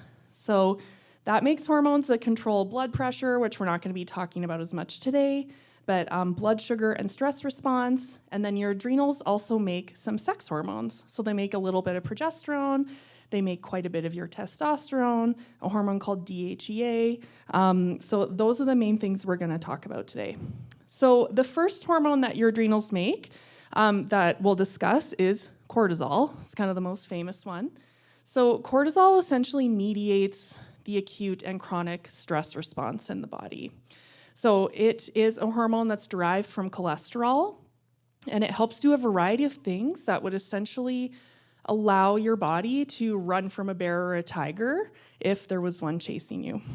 So it mobilizes stored fuel. So that means it mobilizes sugar into the bloodstream. It also mobilizes protein and increases the breakdown of protein. And interestingly enough, cortisol has a kind of a complicated relationship with fat storage and fat mobilization. So it does help increase fat burning, but it does some other things when it's around a lot that decrease that. So this kind of plays into, I don't know if you've ever seen pictures of somebody with something called Cushing's syndrome, which is where the body makes way too much cortisol. The typical body habitus of a person with Cushing's is big belly, very skinny arms, very skinny legs. So we're getting muscle breakdown and we're storing fat centrally typically. So cortisol is also an anti-inflammatory hormone. And so inflammation is not good or bad. You can essentially think of inflammation as the activity of the immune system. So when we are in a fight or flight, run away from that bear state, we don't want to be using our energy to prioritize fighting viruses, bacteria, all of that. And so it dampens down the effect of the immune system and the activity. If you have ever been in a situation where you've been really stressed for a long time, working on a deadline, studying for exams, whatever, and then all of a sudden the day when you're done, bam, you get sick, right? That's classic. Your cortisol was high, it was suppressing immune function, and then all of a sudden when it goes down, your immune system's like, hey, guess what? There were some germs here and I'm not happy about them. Cortisol is also not great for your bones. It inhibits bone formation and muscle building. And then in acute stressful situations, cortisol supports memory and cognitive function. But when there's chronic long-term excess of cortisol, it actually kind of does the opposite. So the main thing to know about cortisol is that it's not good or bad. It helps us mediate the stress response, and we want it to be around at the appropriate amounts, at the appropriate times. And when that's not happening, that's when we can get a lot of the problems that we are going to talk about today. Oops, where are we there? There we go. So DHEA, just an acronym for a very long name of a hormone that if I tried to say, well, I'm nervous up here, wouldn't go well. So we're just going to say DHEA and DHEA sulfate. These are also made in the adrenals. They're antioxidant, anti-inflammatory, also are good for blood vessel function. They can help improve metabolism in both men and women. DHEA improves immune function, and there's also some positive kind of antidepressant activity of DHEA. DHEA gets made into testosterone and estrogen in the body. So when there's too much DHEA around, sometimes that can cause high testosterone or high estrogen type symptoms. But generally speaking, DHEA is fairly positive to have around most of the time. And then we talked about testosterone earlier a lot. Testosterone actually is made in a decent proportion by your adrenal glands as a woman. And so that helps improve sexual function. It's good for bone health and lean body mass, improves muscle mass, and just kind of generally as a result of that improvement in muscle mass can improve metabolism, improve things like insulin resistance, for example. Okay, so there are some natural changes that happen around perimenopause to these hormones. So when you see up there, it's talking about androgen and cortisol production. So androgens is just a term that we use for any hormones that are related to testosterone. And so androgens in our situation here would be the DHEA and the testosterone. So your adrenal glands make stable amounts of cortisol at kind of most phases of life. Obviously, you know, our stress situation can impact how much they're making, but there isn't like a natural change that automatically occurs around menopause in cortisol production by the adrenals. Your DHEA around perimenopause, so in kind of that 5 to 8 years prior to your last menstrual period, DHEA tends to go up transiently, and then it goes down around menopause. So this can be responsible for some of the symptoms that we see in perimenopause, like acne, increased irritability are kind of two of the bigger ones there, and potentially even like changes in growth of coarse body hair or chin hairs in particular. I like to blame that guy for the chin hairs. And then there's testosterone. So around the time of menopause, your ovaries decline significantly in their production of testosterone. So a lot of that total decrease that we were talking about earlier has to do with the ovary not making as much. So kind of depends on the woman and it depends on the study you look at, but your ovaries after menopause only make about 10 to 50% of your overall testosterone, whereas before menopause, they make a lot more than that. So the main point of this is just to show you that your adrenals matter too. Like your ovaries get all the press when it comes to menopause, and they should get most of the press. But what's going on with adrenal health and adrenal function can impact symptoms too. Okay, so let's talk about normal cortisol production here. So when we look at this curve right here, this is what like your normal daily secretion of cortisol by the adrenal glands should look like. Has anybody seen this curve before? Yeah, maybe. So your cortisol levels tend to start going up in what we would consider the night. So early morning, I mean, to me, 3 a.m. is still nighttime. So about 3 a.m., your cortisol levels, they start going up. That's part of what gets you awake and ready to go for the day. That's also part of what keeps you awake when you wake up between 3 and 5 a.m.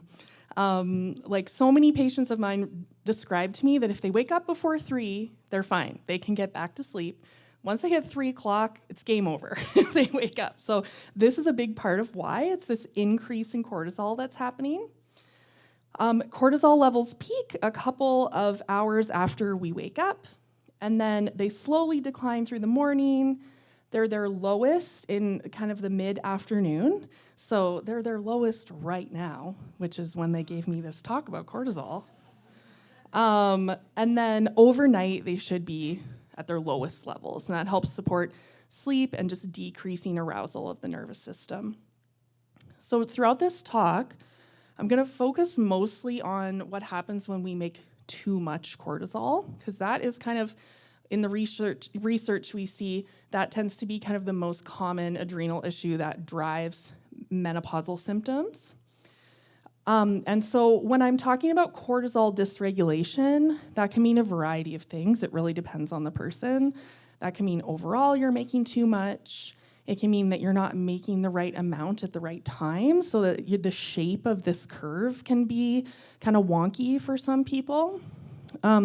It can also mean that, I pressed blank.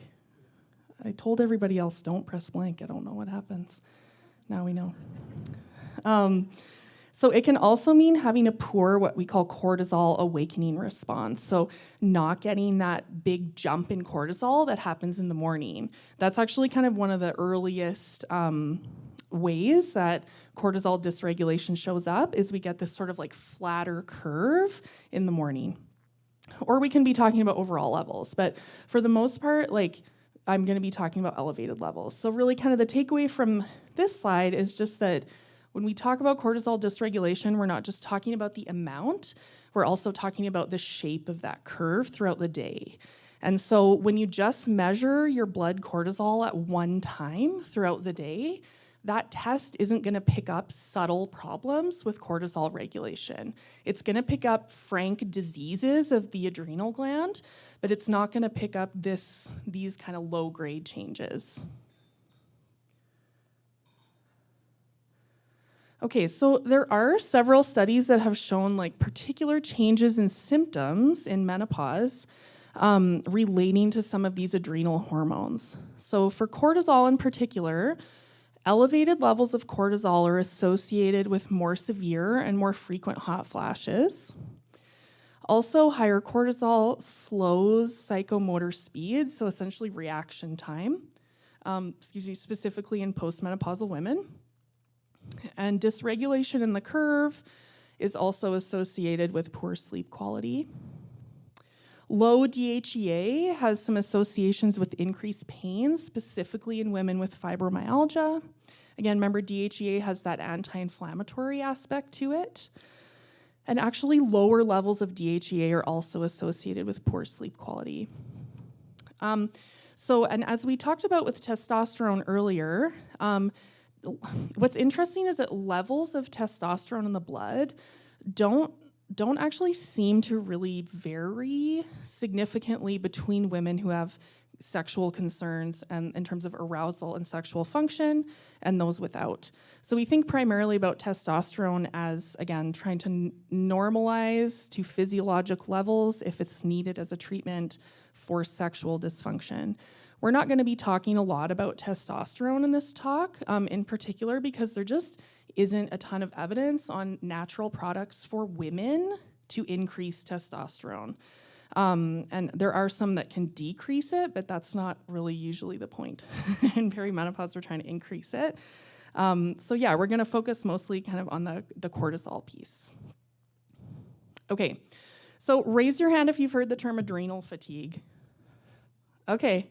So I don't like that term, and I might make some enemies talking about that. But so when we think about the adrenal gland, there are definitely diseases that impact the adrenal gland.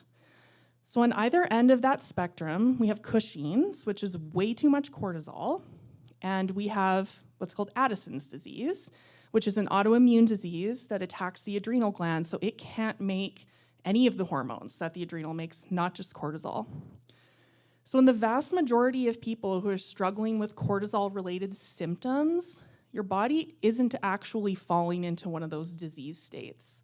What's happening is that your adrenal glands are responding and adapting normally by changing the output of these hormones to your environment. So for the most part, when we see these adrenal regulation issues, it's not a sign that your adrenals are broken or that you've exercised too hard and done irreparable damage to those glands. It is a sign that your body is adapting normally and doing its job. However, that can cause a lot of symptoms. So when we talk about like integrative complementary care for cortisol stuff, really what we're trying to do is help buffer the effect of those changes on the symptoms that you're having. But what we want to do is really focus, again, on that annoying stress management. So you'll see today a lot of the things that we're going to talk about that can help lower cortisol levels have to do with that. And I'll give you some really practical strategies you can try. So yeah, understanding and naming what's going on with your body, seeking support and community, clearing out relationship cobwebs, and honoring your physical needs are all really important parts of making sure that you have optimal cortisol production. Okay, so let's talk about a few lifestyle treatments that have been shown to help with cortisol regulation. And again, so in my practice, I would say the two biggest symptoms that I see women struggle with around menopause that are cortisol related are hot flashes that either don't respond to estrogen or are like only happening at night or within that first couple hours of the morning. And then also fatigue is a really common symptom that I see pop up with respect to this. So there's one study here that looked at a walking program of moderate intensity walking for 40 to 50 minutes for 4 days a week for 13 weeks. So in those studies, we did see that women noticed decreased menopausal symptoms. They also measured their cortisol levels and saw that they had lower cortisol. The trick with this was that the only women that got the benefit were the women that adhered at least 70% to that like total weekly exercise time. So walking is an accessible option for a lot of people. Kind of a less intense weight-bearing option is Pilates. So that was studied, looked at 3 times a week on non-consecutive days, and showed that women noticed improved mood, improved cardiorespiratory fitness, and they also noticed some changes in their cognitive function. And again, that all correlated to decreases in cortisol and improved DHEA in saliva samples. So there is a really wide and sort of varied body of research on how exercise affects the stress response and different types of exercise. When you look at it kind of from a 10,000-foot view, the takeaway is that the most important thing is the consistency, which is something that we've been kind of hammering home in a lot of different ways today. There's evidence for strength training, yoga, high-intensity interval training, all doing similar things in the body. And so I think what that shows us is that there isn't a right or wrong way to exercise to support the stress response. It's all about what you can do that works for you, that you can maintain over the long term, and that you can mix it up too, just to keep it interesting, and that's good. Okay, so the other thing that we'll talk about with respect to diet here is phytoestrogens. So before I explain what's on the slide, let's talk a little bit about what phytoestrogens are. So plants don't actually make sex hormones like estrogen, progesterone, testosterone, but they do make chemicals that are structurally similar. So if you think about how hormones work in the body, we have to bind them to a receptor on a cell to get the effect of that hormone. So you can think about that kind of like a lock and key. So in order for estrogen to do something to a cell, it has to bind to an estrogen receptor, which then communicates the message through that cell. So phytoestrogens are plant components that look similar enough to estrogen that they can you can actually kind of get that key in the lock and turn it a little bit. They're not as strong as estrogen, but they do bind that receptor and have some of the same effects. So phytoestrogens can help with hot flashes. It's kind of one of the main studied symptoms when it comes to phytoestrogens. And when we looked at this one study of consuming phytoestrogens in the diet, it showed that there was decreases in cortisol in the urine over 3 months, that women noticed sort of global improvements in menopausal symptom scores, and that the women who felt better had greater reductions in cortisol. So I think this is really interesting because phytoestrogens don't technically directly affect cortisol production, but what they can do is they can satisfy some of that need for estrogen, and they can also help to sort of balance out that wild swinging in estrogen that Dr. Brooks was talking about earlier today. So if we think about it, when your estrogen levels are high, if we take some phytoestrogens, they sort of compete for your natural estrogen. So they can decrease the effect of high estrogen. And when estrogen is low, if we give you some phytoestrogens, it's not as strong as giving you hormonal therapy, but it's better than nothing. So it basically kind of evens out this wild swing. And so when we give women things that even out that wild swing, we see, surprise, their body is less stressed and their symptoms improve, right?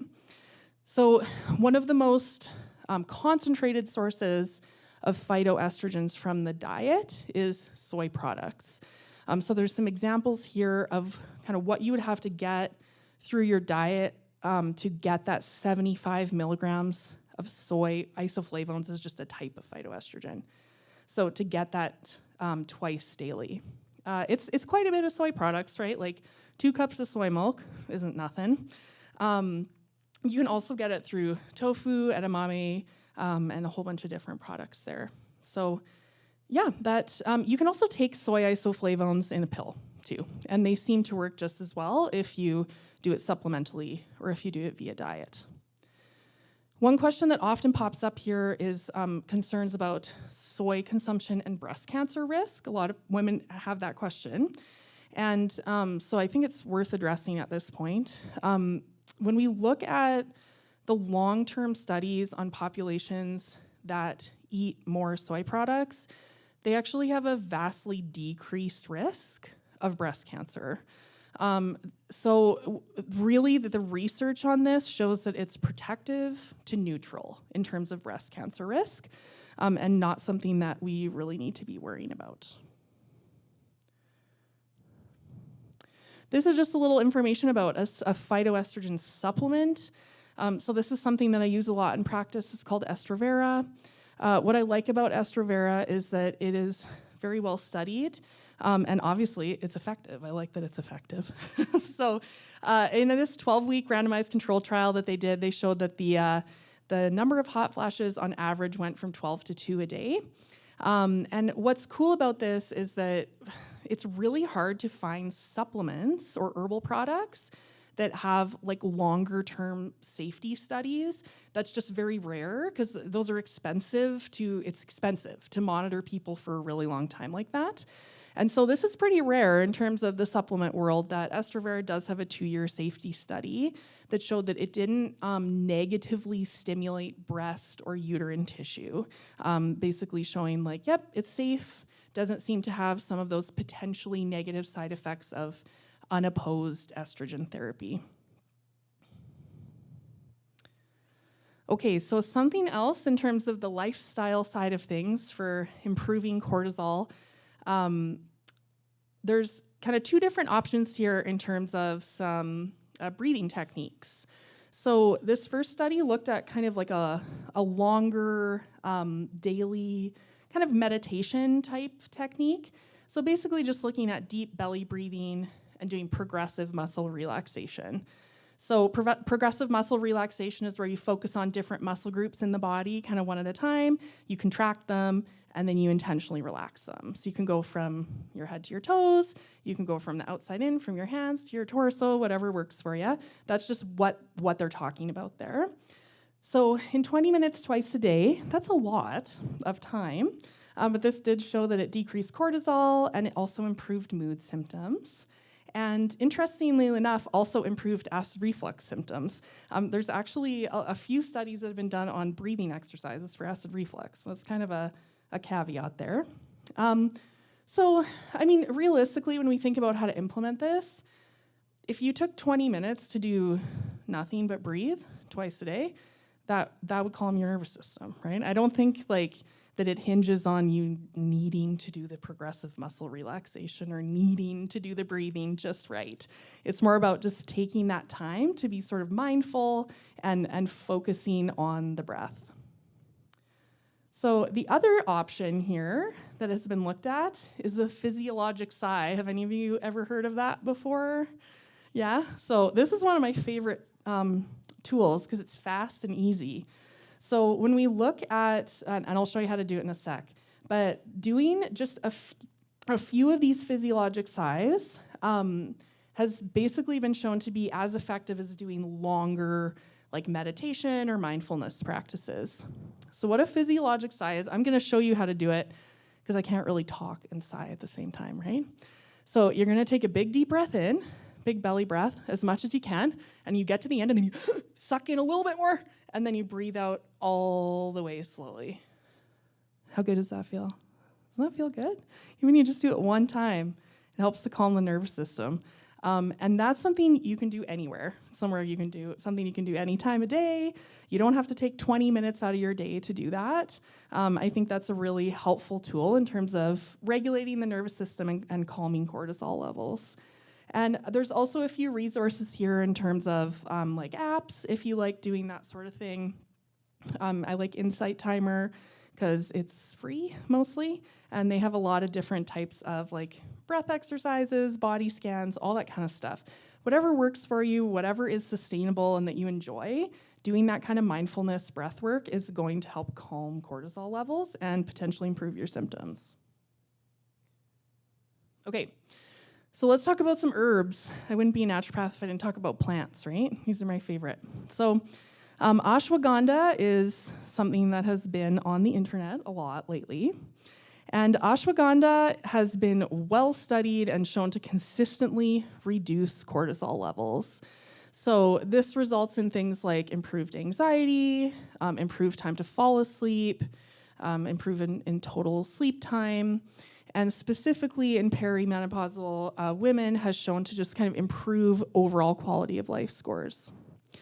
So if you take ashwagandha, a typical dose of ashwagandha would be 300 milligrams twice a day. And it's best to not take it right first thing in the morning, right? Because remember how we talked about how your cortisol, we want that to go up first thing in the morning? And so if we take ashwagandha right away, that can kind of impair that and blunt that cortisol increase. There's also, this is primarily a theoretical concern, but part of how your body adapts to exercise is because there is increases in stress hormones that are produced during exercise. There are increases in cortisol and adrenaline when you exercise. And so your body senses that and it counteracts that. And that's why you get some of those positive effects on like your blood pressure, for example, with exercise. So theoretically, ashwagandha can sort of blunt that effect. And so we would want to try to take it like not within a couple of hours of exercise, if it's possible. I'd say like in practice, I don't really see this show up in a relevant way. It's more of kind of a theoretical concern.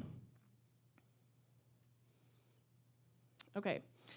So another one of my favorite plants is rhodiola. So rhodiola doesn't get quite as much press as ashwagandha, but I do in my practice find rhodiola is a little bit better at actually helping reduce symptoms reliably. So it does have demonstrated cortisol lowering effects in the general population. It hasn't been studied in menopause quite as much, but again, I find it really useful for women who are struggling with low mood or fatigue, specifically with trouble focusing. So just for the brain fog in particular, the rhodiola is one of the more helpful plants that I use.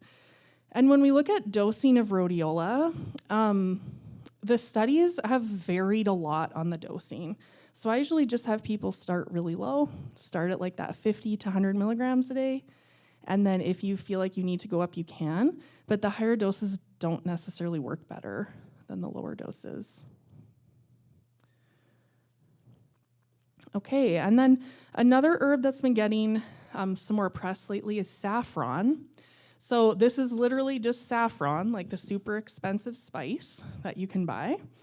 And saffron has really been showing to be useful in terms of mood issues. So when we talk about mood and the adrenals, it's kind of a chicken or egg scenario. A lot of the time, we have situational stress that impacts the production of these stress hormones, and that can impact our mood.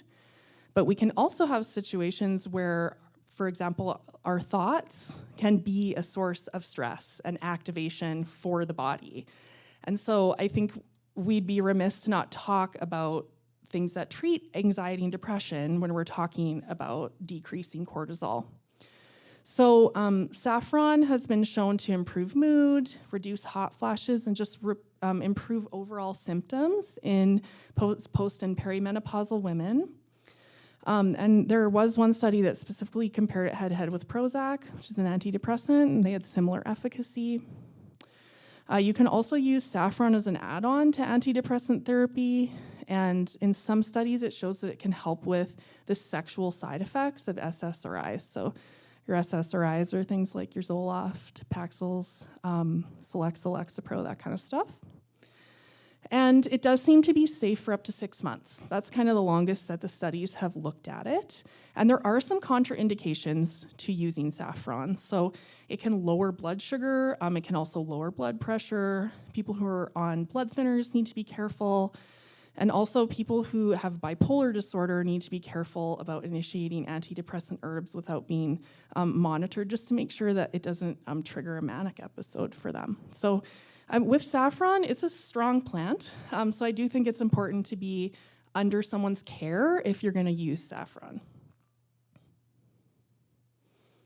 Okay, so those are kind of the key things that I wanted you to all have as resources that you can use to help kind of moderate the effect of excess cortisol on symptoms in menopause.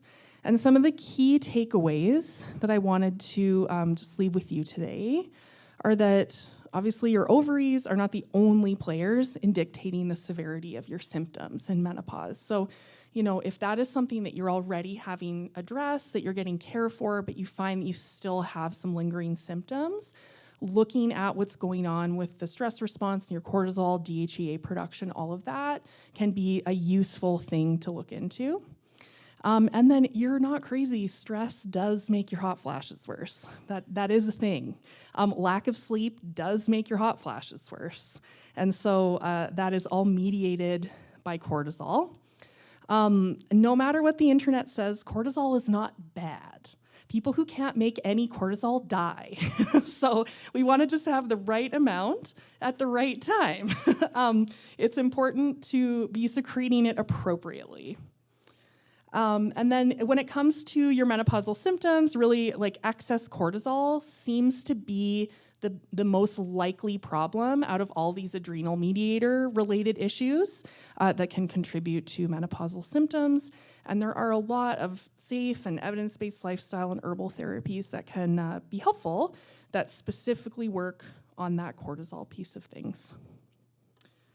All right, so that's all for me. It's short and sweet today. Didn't want to leave you with too much, but I think Asniel's going to come up and introduce our next speaker, hey?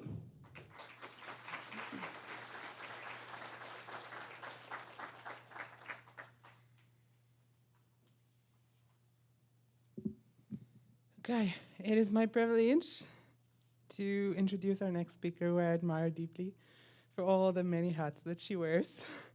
Shazma Sarania, born and raised in Red Deer, Alberta. She is the president of Zainul and Shazma Holdings, or ZS Holdings, a proud family-owned company that operates 7 IHG hotels across Alberta. Guided by the values instilled by her parents, Shazma continues their legacy of hard work, integrity, and genuine hospitality. A graduate of the University of Alberta with a Bachelor of Commerce and an MBA in Hospitality Management, Shazma brings both academic excellence and global perspective, having studied abroad in Guadalajara, Mexico. Under her leadership, ZS Holdings has grown from 2 to 7 award-winning hotels, recognized as an employer of choice and as a strong community supporter. Beyond business, Shazma is deeply rooted in her community and family life. She serves on several boards, including the Global IHG Owners Association, Hotel Association of Canada, and Red Deer Regional Health Foundation, and was an Ernst & Young Entrepreneur of the Year nominee in 2023. At her core, Shazma is a proud wife, mother of 2 daughters, and a passionate advocate for women in leadership. Her story is one of dedication, family legacy, and the power of leading with heart. Please help me in welcoming Shazma.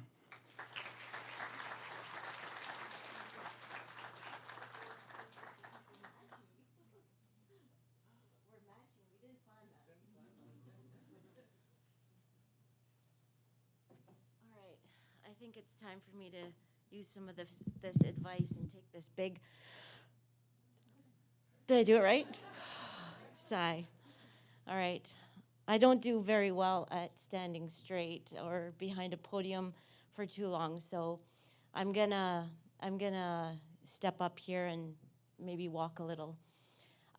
Good afternoon, everyone. It is my sincere pleasure to be here, and thank you so much for the invitation. When Dr. Brooks asked me to be here today, I said, well, I don't know anything about medical menopause or perimenopause, but what I do know is that I think it's time that we start talking about it. I forgot I also have to do this. What do I do? Big green button. Okay. So as Dr. Brooks shared with you, my name is Shazma Tirania, and I'm the president of ZS Holdings. We're a proudly based Alberta business, and I was born and raised in Red Deer, and I now raise my 2 daughters here as well. My father and my mother are immigrants, came to this Canada in the early 80s, and when they established our company, they named it after myself and my sister, and that's where we got ZS Holdings. And now I lead our family business with my husband, who joined 8 years ago. In addition, probably like many of you here, as Dr. Brooks said, we're all moms in some ways, we're sisters, we're sisterhood here. We wear many, many hats. And I am perimenopausal. I never thought I would really say that out loud in front of a big group, but I have to. As a professional woman throughout my career, I've seen many changes in the workplace: more flexible work schedules, longer maternity leaves, more recognition for good mental health, and resources to support it. But none of these changes happened without education and advocacy. And this is a starting point in what I believe what we can do to help this change. Recently, I hosted a small event, and my intention was to bring this subject matter to the workplace. And my intention was to have men there, because without them understanding what we go through, I don't think change can happen. So, my perimenopausal story began at the worst time in my life, which was COVID. And many of you maybe can say that that was one of the worst times in your lives too. As you can imagine, being in the hotel business, our industry was devastated. On March 17th, 2020, we woke up to an influx of phone calls. And in our business, typically when the phone rings, that means business. But in this case, we had a situation where in one day, our company lost $300,000 in business, in room revenue, and it just continued to go. And then following that, we had to make decisions of laying off over 100 people. And coming from a family business with that family culture, that was really, really hard. So obviously, I'm not in great mental health at that point in my life. But what do we all do? And we all know this very well. We push through. And then one of my former professors from the U of A phoned me and said, I'm doing this research project on perimenopause in the workplace, and I'd love you to be part of this research. But I thought to myself, what a waste of time for myself. But I had nothing but time, so I'll just do it. And during COVID, I also celebrated my 40th birthday, which was not as exciting as what it could have been. But I do remember filling out the survey. And I remember filling out, do you sweat at night? Check. Do you have brain fog? Check. Do you have doubts about your career? Check. Double check. And I was like, oh my God, can I swear? Holy shit. I think I'm in perimenopause, maybe? I don't know. So did you know that, and I have some statistics to share with you, annually in Canada, perimenopause-related symptoms lead to an estimated over 500,000, that is 540,000 lost workdays reported by the Menopause Foundation of Canada, and this is supported by Deloitte Canada. The report also showed unmanaged menopause symptoms cost Canadian employees about $237 million in lost productivity, and women ourselves lose about $3.3 billion in income from reduced hours or leaving work. So this clearly impacts every single industry. I'm not very good at doing a lot of things at once, despite to say that women can really be good at multitasking. So I might have even gone ahead. So when I understood this, and as someone who is experiencing this, I feel that I have a responsibility in my community and in our industry to bring this subject matter to life. We're really great at talking about puberty for our kids, especially with our girls. We talk about the changes that are coming in their bodies. We talk about their emotional state, what to expect, how to cope. And these are vital conversations that we have. And it helps reduce the fear, the stigma, and the uncertainty. So now, in my belief, if we don't talk about this, and if we don't act on those 540,000 lost work days, we will just keep growing, and our communities will continue to face this. So I believe passionately in this subject. It needs all of our voices to take back and to talk about this and to be persistent. And together, I feel like we can make a difference. I want to share with you three quotes, actually. I'll just let you read them really quick. And I think the quote in the mid of this slide by menopause expert Jen Gunter offers a nice short answer that sums up menopause. But the other two, who names might be a little bit more familiar, do a really powerful job of elaborating the historically taboo nature of this stage.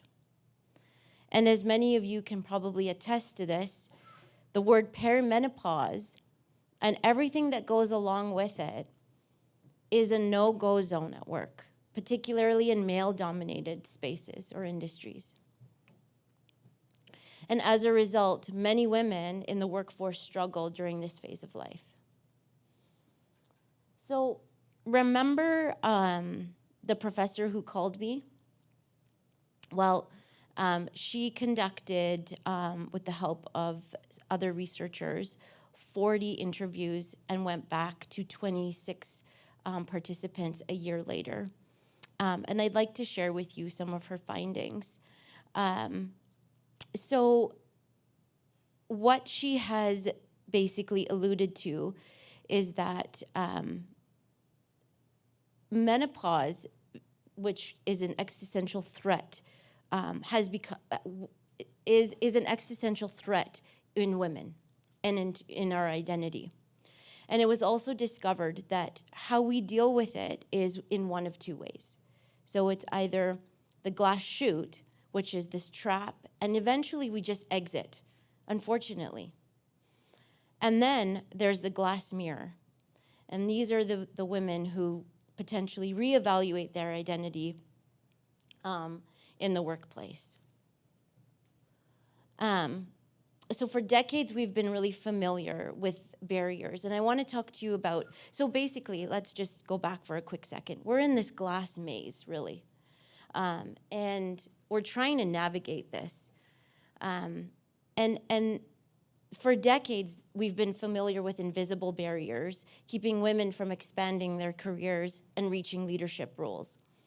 And then there's the glass ceiling, which is the structure of our organizations. And we have a responsibility, and if you're a leader in your company or if you have an ability to influence in your company, this is where I feel like you can make the change. So we're looking at abandoning old systems, improving flexibility, and tackling that bias. And when we talk about the glass mirror, which is, really, if you look at it, holding a mirror in front of yourself, those are some of the women who have probably not realized that we do this, they're asking themselves, who am I as a leader? How do I show up with strength and while my body is going through all of this? And does anyone else feel this way? And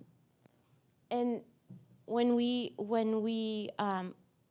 in a group like this, it's really comforting to know that we're all going through something like this together. But imagine bringing that to life in your everyday workplace. And so we don't want this to be a quiet phase anymore in our workplace. Sorry, Andrew. Okay, thank you. I have cheat sheets up here, so I'm not really doing this off of full memory. Bringing it back to, in our workplace structures, the glass ceiling, this is where often we find our workplace is not designed to help us through this. And then, again, bringing it to the mirror, where we're looking at ourselves and saying, how do we do better? So we, I feel, need to take this and break this glass ceiling with awareness and policies and support. But embracing this, it does require this self-reflection piece. So when I learned about the concept of the glass mirror, it really hit home for me, because that's exactly where I feel like I am. And I want to call myself part of the Glass Mirror Club. I've taken a hard look at myself, reevaluated what truly matters. Don't really give a damn about what certain things used to be very important to me, and allowing myself the permission to show up how I want to show up. Hence, I've decided to go gray. But I think it's being intentional, and I didn't even realize I was going through this until I understood Dr. Jen's research. And I think that workplaces can be structured to honor both, to support women through the realities of menopause and celebrating their continued power and wisdom and growth into this new kind of leadership. And so when we look at ZS and our company, we do look at it as, how can we move forward? How can we bring this to life? And so there's 5 tactics that we've identified that we can work through. And the first one is really just normalizing the conversation. Just like we talk about profitability and we talk about performance, just having this as a normal conversation and being able to be transparent at work. You know, we talk about a lot in leadership: be yourself, be authentic, be genuine, but this is all part of it. And the second one that we have really been aware of and worked hard at was build policies and reflect real life. So in our workplace, we make sure that everyone has access to where they sit. They can control the temperatures. Anyone who's wearing uniform, we always make sure that it's something breathable. I mean, typically in our housekeeping department, we employ people who are 40s, 50s, and 60s, and you know, we have to be very aware of the hard work that they do, for example, and just that support that we need, that they would need in order to perform at their best. And I really believe in investing in mid-career women. This often gets missed, and this is a really important piece, I think, for men to understand. I mean, if you think about yourselves or somebody that you know in the workplace, and you think about the peak of their career, that's usually around the same time that we're in perimenopause or menopause. And if they don't understand this, that's where that glass chute person comes, that they've just given up and they don't believe in themselves. Number 4 is leading by example. And so again, you know, how are we showing up as leaders or as someone who maybe is not leading a team, but is somebody who is a co to someone, and how are you supporting them in that workplace? Sometimes we just can't be 110% at work, and I think that's okay. I think it's okay to be able to say, I'm not having the greatest day today. I can't really leave my problems at the door because they're real problems, and I'm just gonna do what I can. And then that leads to number 5, the last one, which is redefining success. And it's not just about breaking the glass ceiling. It's about redesigning the workplaces that we're part of. And it's really uncomfortable sometimes. And it takes a lot of trial and error. And sometimes we get it right and sometimes we don't. And sometimes we have to really, that becomes our area to really listen to one another and see what everyone needs at that point. And so these 5 tactics are not just important for supporting women in midlife, but building a culture that's supportive. If you look at the workforce today, a lot of employees are not looking for a place where their skill is just satisfied. It's a really encompassing culture that they're heard, that they can have a good conversation with somebody, and that they feel part of the team. So that brings me to the end. Thank you for listening to me and allowing me to share with you and be part of this conversation that I truly feel matters so much. And it's so great to see so many women in the room. And I hope that I have left you with something. And if not, then at least we know how to have better sex at some point.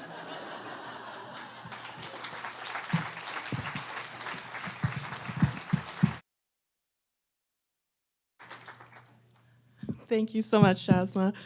So we're going to move on to our afternoon break. So we've got just about 20 minutes. So if you want to reconvene back here around 3:25, we will do our Q&A session then.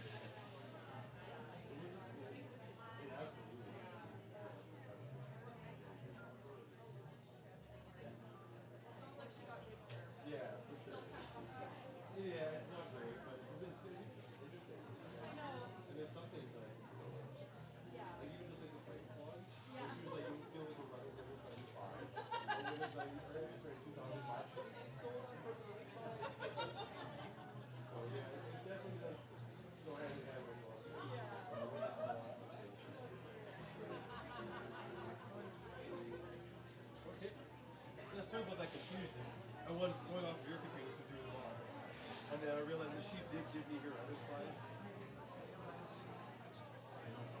Yeah, that's okay. I was ready. I meant to be following along.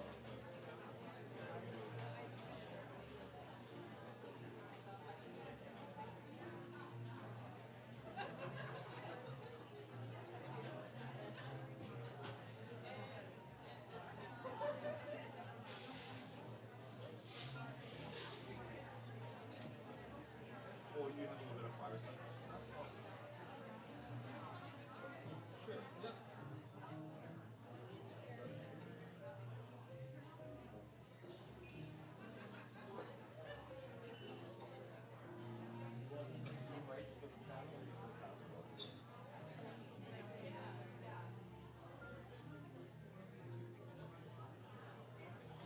Yeah.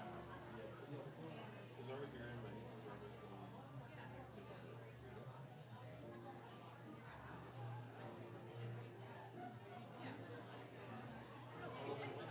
One little thing, this background music that we have, when I as a temporary thing, when we had a little confusion with the slides, updated slide deck, so I put the background music one during the screen, and it took a few minutes, maybe 3-4 minutes, and I realized, oh, there's actually still sending this yellow into it, but as soon as I realized that, but there was less than just figured out what that should go.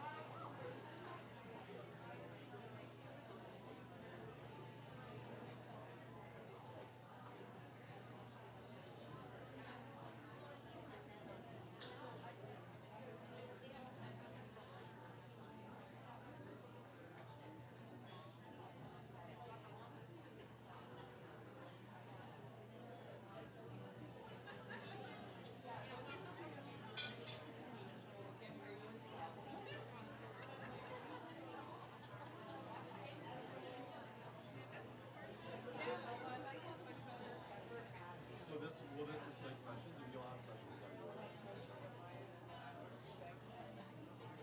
Cool.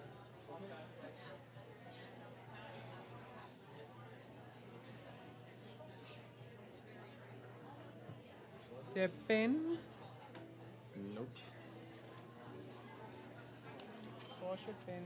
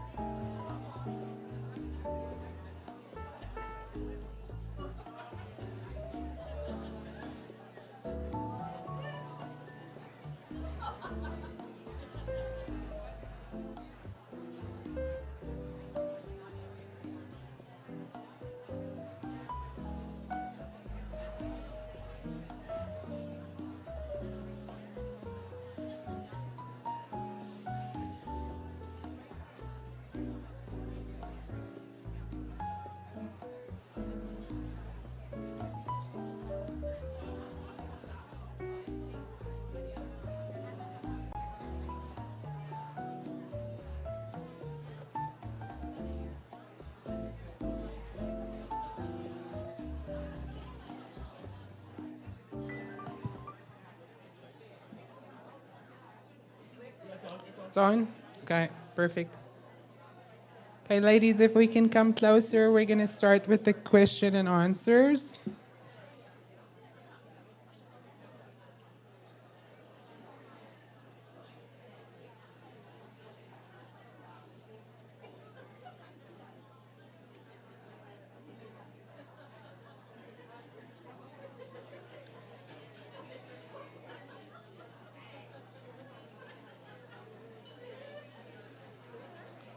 Yep.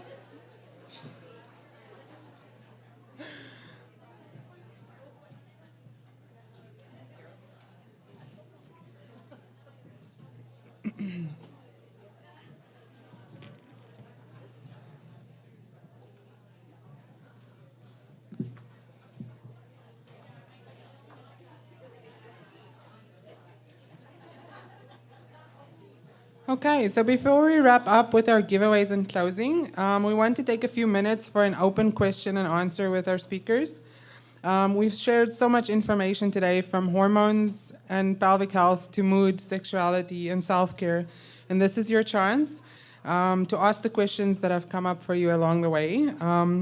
We'll be doing it in two ways. So firstly, we'll be using Canva Live. So on the screen,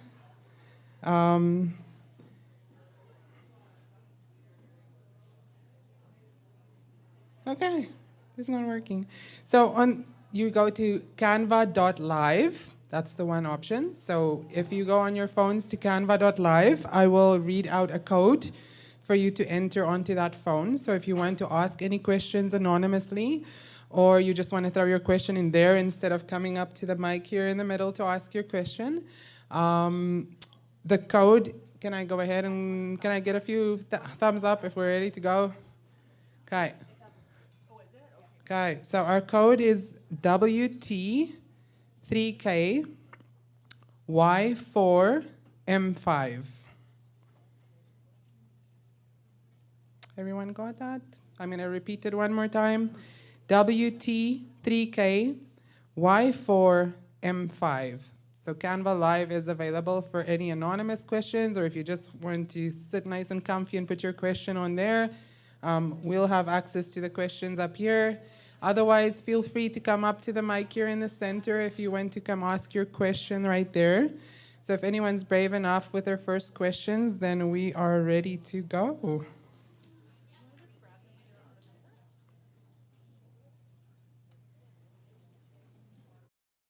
Nothing is off limits. I just want to say that. Go for it. Dr. Brooks, I was wondering if you could just speak to what the current thoughts or research is showing on going off of hormone therapy once you have been on for a period of time. Okay, so all the menopause societies at the moment say that there's no specific end time to using hormone therapy. We have to individualize again every patient, and then say something's changed, you've had some cardiovascular complications, or you've developed some sort of a cancer, then we'll have to taper or wean you off. But for healthy women, there's no time frame in which we have to stop hormone therapy. Is that on too? Okay, here's a question.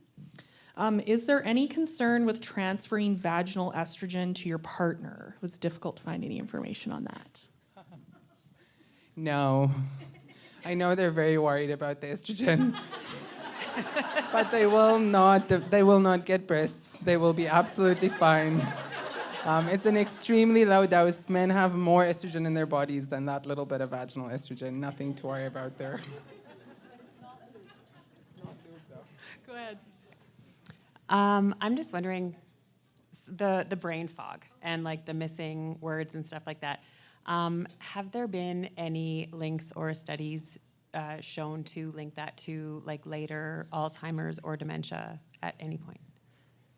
Can I answer part of this? This is my favorite menopause fact. So the research suggests that cognitive function decreases for a period of time during the perimenopausal transition, at which point it is equivalent to an average male's. And then that is literally what it says. And then it increases again. So that tends to be transient. Do you want to talk to like the hormone therapy piece of brain health? I don't think so. I don't know if Tara has anything to add, but what Jen said is exactly what the research shows. Sorry, guys. Just stating the facts over here. Yeah, that's exactly what I was going to say. Is it dips and then it recovers, and so I'm on the other side of it, and I can assure you that it does recover. I remember people's names. I know that these are my keys, and that is an orange. I understand those things now, so that's reassuring. It is though different at age, right? Age at menopause plays a crucial role. Oh yes, that is true. I was a late start. I was a late menopause, so there's that too. And the other thing is that no, it is not an early warning sign of Alzheimer's. So everybody can kind of rest easy on that.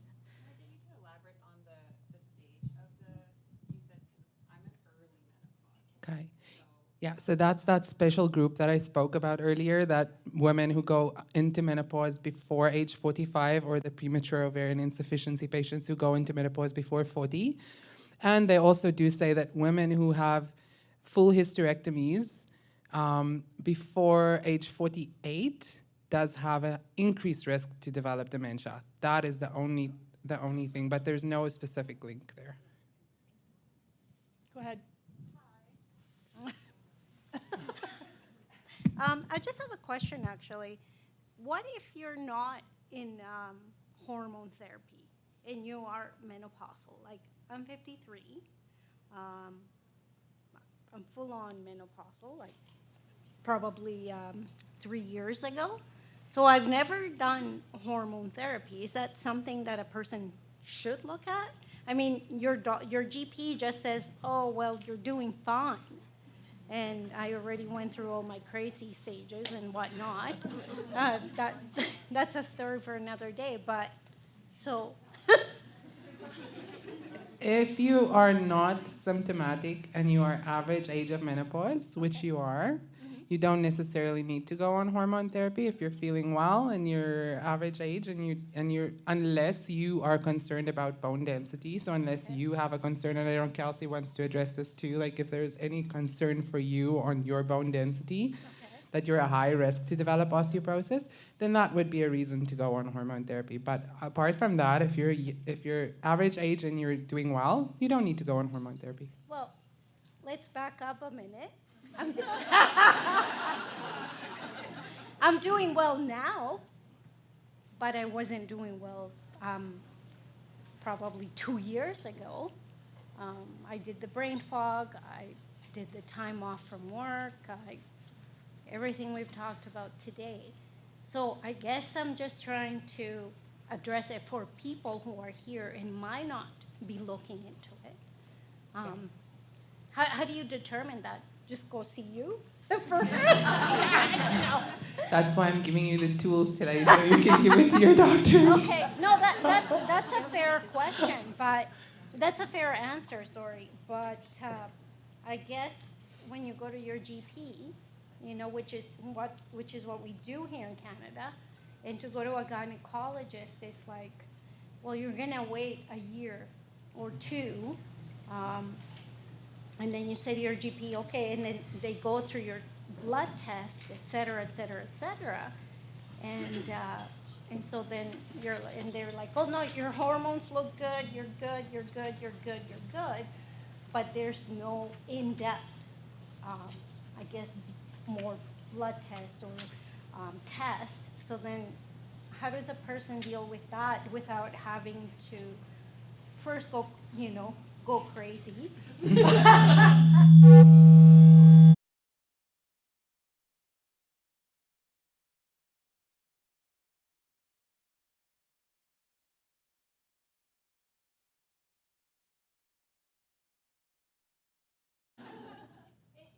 Have the brain fog and then thinking you are literally going insane.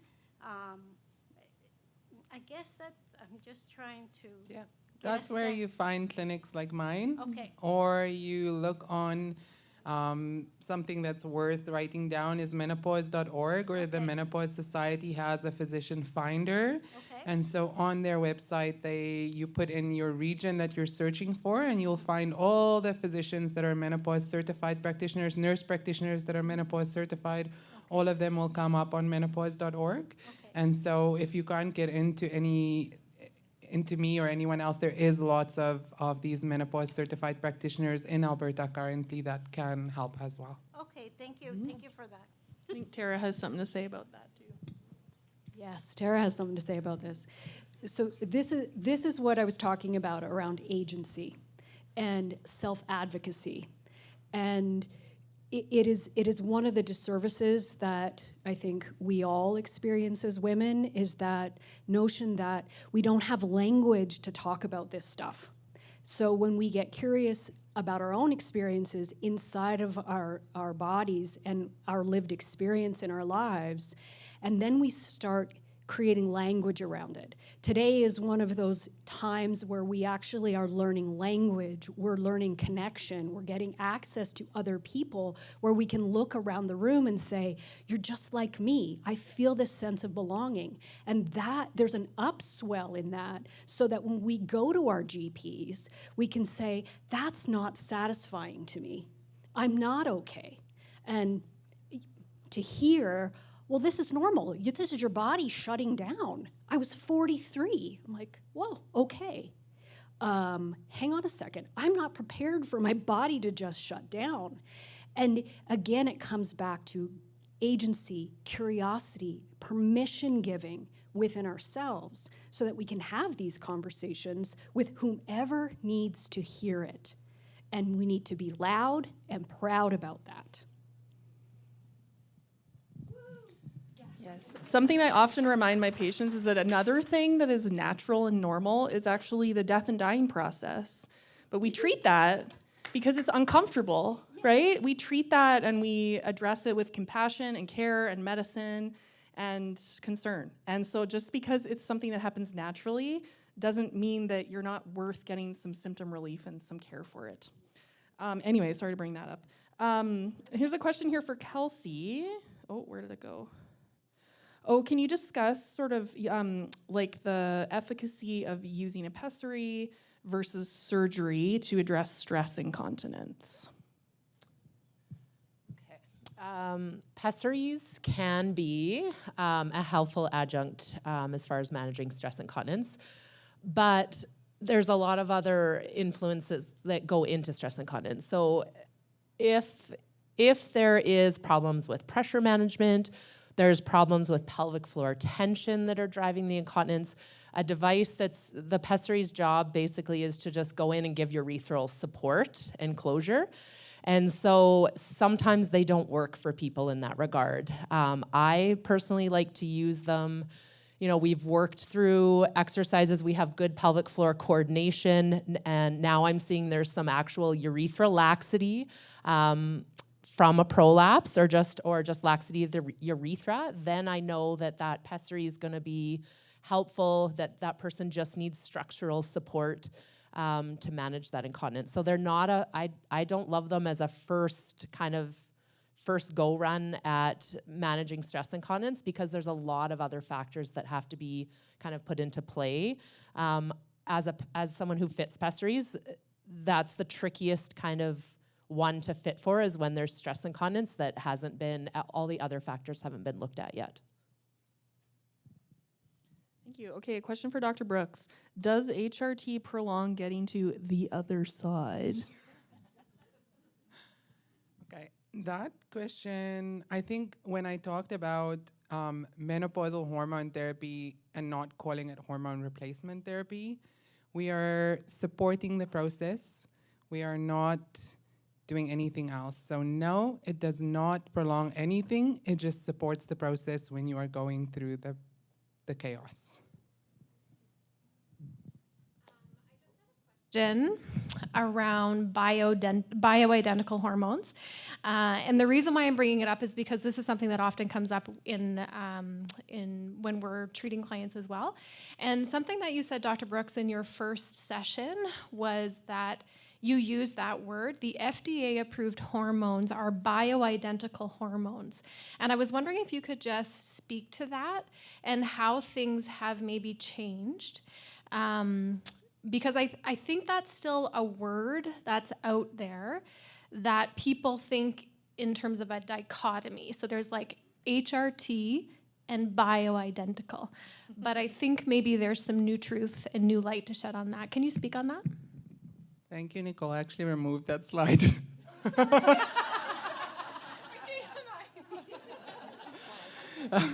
It's a question that always comes up, always comes up. So yes, like I said before, the hormones that were used in 1990, the WHI hormones, were equine estrogen and synthetic progestins. Today we have FDA and Health Canada approved I like to call them body identical hormones. I don't like calling it bioidentical hormones. I think body identical is a better way to put it. So yes, we do have patches, we have gels, we have pills that are 17-beta estradiol, which is the estrogen that we form in our bodies. And the same with micronized progesterone. So micronized progesterone is a body identical progesterone as well. So there's BHRT, I feel like it's always such a difficult question for me to answer because BHRT has over the years gotten a bad reputation for being a marketing term, which I think there's no complete truth there. And there is compounded BHRT that for some women, it just doesn't work. The patches and the gels just doesn't work, and they choose to go the compounded route. I feel like every woman, as long as they're informed and they're making that decision, it should be up to them which hormones they do use. But the compounded bioidentical hormones that we all think about when we talk about BHRT are not regulated, FDA approved or Health Canada approved or regulated, and that's the real difference between the BHRT that we all know and the brain fog. The Health Canada approved body identical hormones that we have available as well. Coverage is sometimes an issue too, as most insurance companies do cover the FDA or regulated hormones compared to the compounded. All right, so there's a question on here that I might be able to help with, which is how does PCOS impact the ability to use testosterone for low sex drive? So in women with polycystic ovarian syndrome, they very often, but not always, have high levels of testosterone. There's kind of different, there's complications in terms of different expressions of that disorder in different women. So what I would say, and I think if Dr. Brooks has anything to add, she's welcome to, but that would be a very important case to check your testosterone, just so that we have a baseline. The actual blood levels of testosterone in women with and without concerns with low libido is not statistically likely to be different. So we don't use that blood level to diagnose the problem, but more just to make sure that your levels are not elevated prior to giving you additional testosterone. And I would probably monitor a person like that kind of more regularly. Do you have anything else? She said amen. Well, there you go. Since I'm already hogging the mic here, a question that came up is, are there any benefits of wild yam? It has always been advertised as an option for estrogen. I love this question. Okay, so yeah, wild yam. So we discussed earlier in the cortisol talk, plants don't make sex hormones. Plants don't contain cholesterol, which is the backbone of all of our sex hormones and cortisol. That's what we make it from.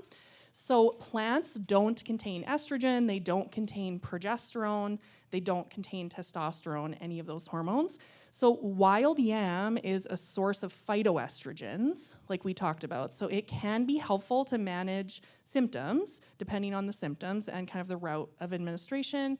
But what happens is that the phytoestrogens from wild yam are actually used to be turned into progesterone for some products. So that happens in a lab. That does not happen in anyone's body.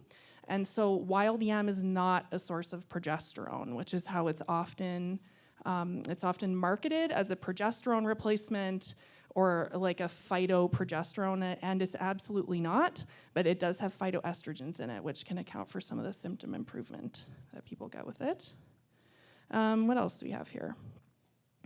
Do you know anything about microdosing GLP-1s in perimenopause? I know nothing about this. Do you want to talk about it? I love this question. It's all these Instagram, TikTok. Yeah, totally. Yes, there's so much information out there. I think it's overwhelming. And yes, I do use microdosing of GLP in some women, but I counsel extremely carefully when it comes to GLP-1s because there is definitely benefit to them in the right patients. But if we're just going to try and use it to lose weight quickly and then try and go off of them, it's not going to work. GLP-1s is something that if you start them, you likely need to continue with them, because if we're not doing all those 6 pillars together with the GLP-1s, then we will lose a little bit of weight, which will likely be muscle mass that we'll lose. And then as soon as we stop the GLP-1s, it will come back as fat instead of muscle. So metabolically, you're going to be worse off than you were before. So I always say to my patients, we try the 6 pillars first, we try everything else first, and when everything else is in place, then we can look at the GLP-1. You want to talk about hair loss? No, hair loss. Yeah. So one of the questions we got here was what causes an increase in hair loss, and what is effective in addressing it? You get different types of hair loss. Like right. You do get androgenic. We get different types of hair loss. Hair loss is very, very complex, and you can get hair loss. You can get female pattern hair loss from changes in hormones. It's not extremely common. A lot of women have androgenic alopecia as well. So hair loss we do get a lot of hair and skin changes with menopause, and sometimes a little bit of hair loss can go with that. But hair loss is a very complicated thing on its own, and I always think that, again, you have to look at the whole picture. Is there a low iron? Is there a thyroid that's off? Is there other things that just contribute to that hair loss? So hair loss by itself, yes, we do get a lot of hair and skin changes with menopause, but hair loss by itself, I cannot give you any tips, and I can't tell you for sure. It depends why it's happening. Here's the mental health side of it. This is such a crucial part of identity. So when we start to lose the things that we anchor a sense of self in, hair, skin, shape of our bodies, those are the things that can actually have mental health influences. It is, I went through that. And when I'm coming out with clumps of hair this big every time I'm showering, let me tell you, the anxiety is going through the roof. And when my hairdresser is saying to me, I don't even want to comb your hair. I got problems. And there's no one to talk about it. So here again is the pitch for how all of these symptoms weave together and wind up having really significant psychological impact. I suppose I can hold the mic just as well as Jen can. Go ahead.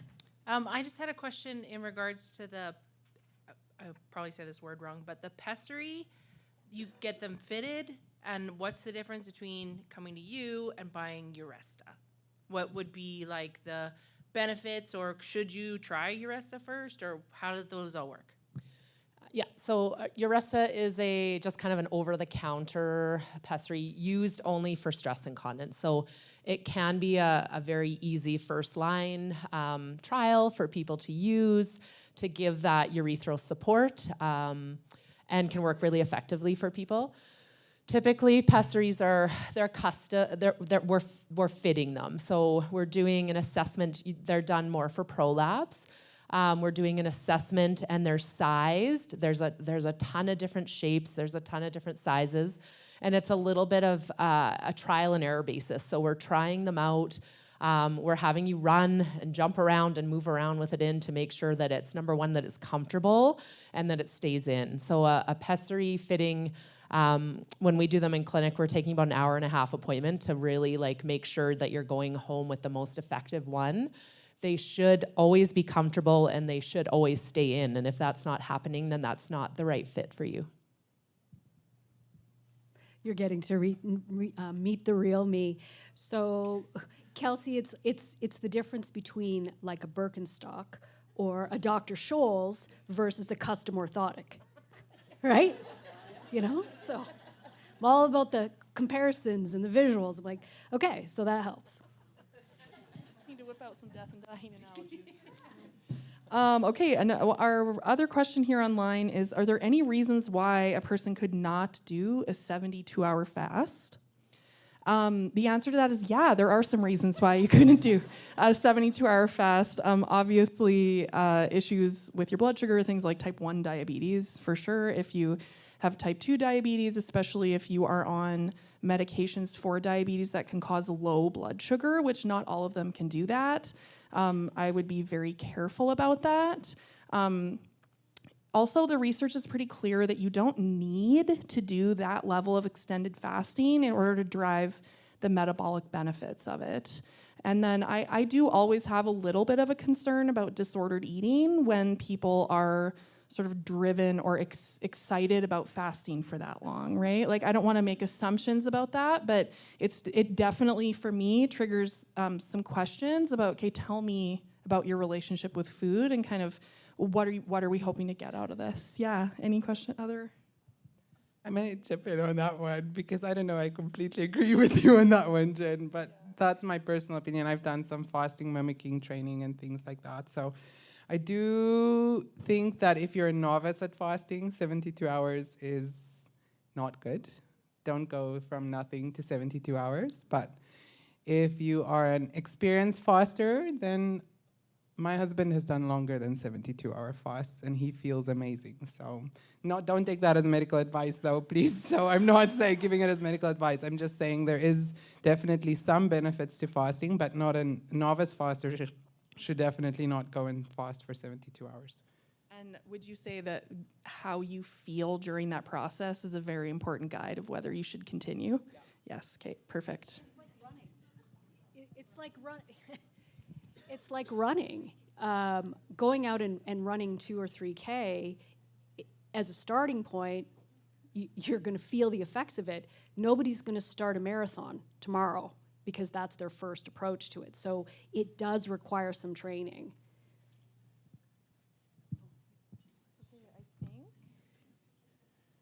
Yes, I think we've answered all of our Canva questions. Yes?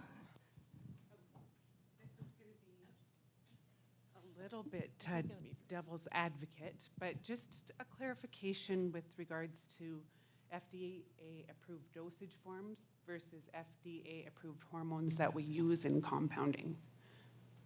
So compounded hormones are FDA-approved, and we individualize doses. It doesn't necessarily mean that like they are approved by the FDA. It's just that we don't always have the brand and FDA and health protection branch approved hormones that we use. So I just wanted a little bit of clarification on That's that. why that question is always so loaded, Yeah. Kim, if I'm honest. Like, there is for sure pharmacies that do use that, but there is also a lot of that don't necessarily use, that are not regulated and in that way. So if you have a pharmacist that does compounding and does have the regulations, I don't see any concern. Like I said before too, I feel like every woman should have that decision made by themselves. I don't judge any patient for what they want. If they come to me and they're like, I want to because this is my feeling about it, then for sure that's what we do. The menopause societies don't agree with compounding, and I think that's where the big thing comes in, is none of the major menopause societies endorses it just purely for that They're not reason. endorsing it, but they still are approved chemicals that are used and approved body identical hormones that are used in the formulations. And in particular, like you said, compounded testosterone is very appropriate when we only have testosterone that is approved for men in Canada right now. Absolutely. So, yeah. Thank you. Yeah, I think. Any more questions? Going once, going twice? All right.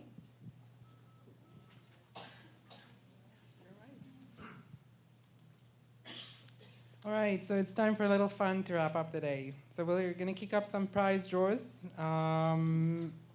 If one of you can, I'll show you now where firstly, also I want to say a huge thank you for all the marketplace vendors and the in-kind donors who contributed prizes.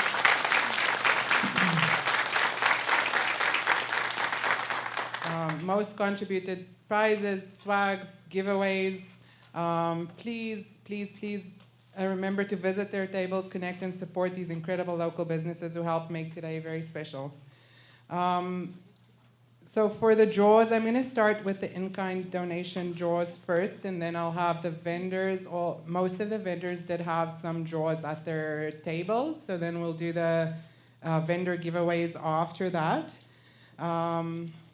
Jen, this is our box. Everyone's entered into these draws, so we have every person attending in this box. Do one of you ladies want to come draw a name? So the first draw we're going to do is for Donna Purcell QC Law. She donated an individual or couples estate planning bundle to the value of $800 to $1,400.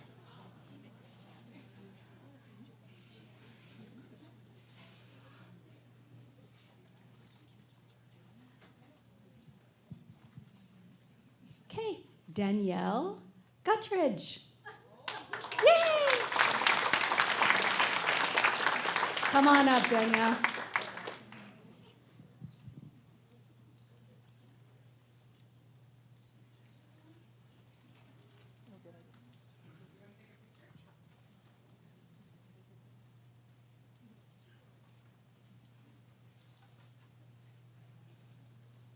Okay, our next prize is from Riverstone Dental, and it's a teeth whitening to the value of $450. And Jacqueline Hutchison.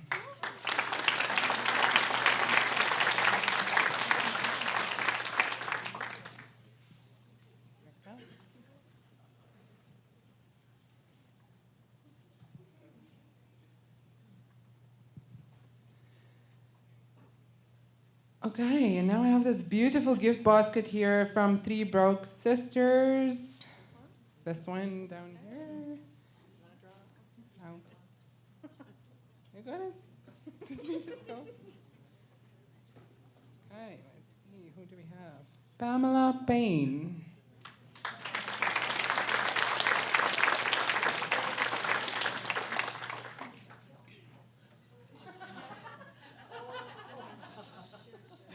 Hi, perfect. Then that beautiful arrangement there from La Petite Jean Fleur Floral Boutique is our next draw. Kelsey, do you want to come draw one for us?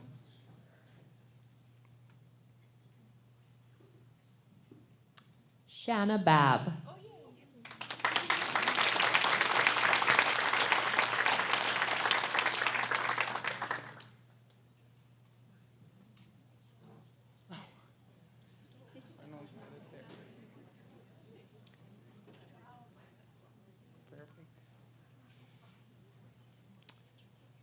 Okay, so that question about the Uresta donated 3 Uresta devices for us today. They are FDA cleared, Health Canada licensed and recognized by the SOGC as conservative care option for stress incontinence, and they're worth $180 each.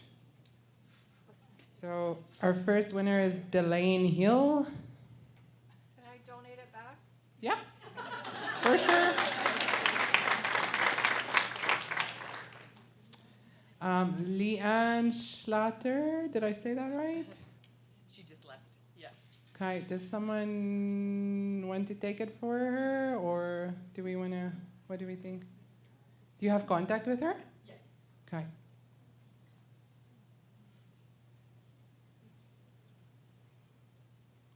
Okay, oh, sorry.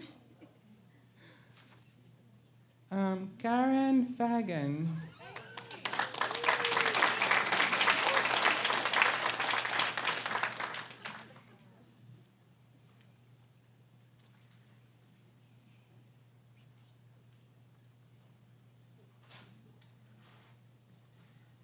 And then our last one is Tracy Stafford. You're good? Yeah, for sure. Let's do another one.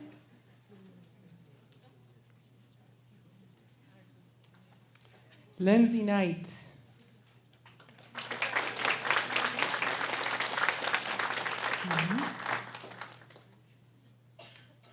Okay, so now we have a gift set from Iris Moisturizer and Lubricant with a foundation built on quality, reliability, and the expertise of a women-led team backed by medical professionals. Iris is revolutionizing the landscape of women's wellness, one empowered choice at a time. It's Health Canada approved, hormone-free, clean and pH-balanced lubricant and a vaginal moisturizer set. Debbie Banari.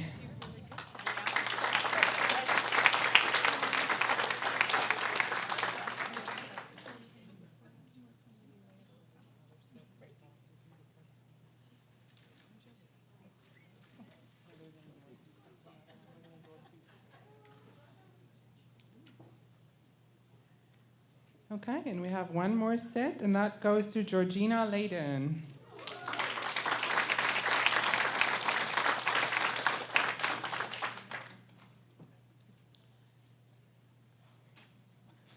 Okay, so next we have two $50 gift cards from Parkland Nurseries and Garden Center.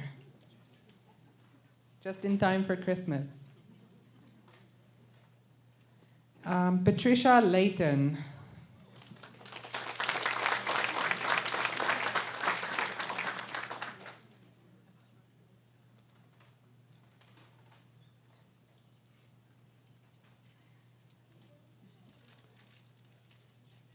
And our next one goes to Jennifer Purcell.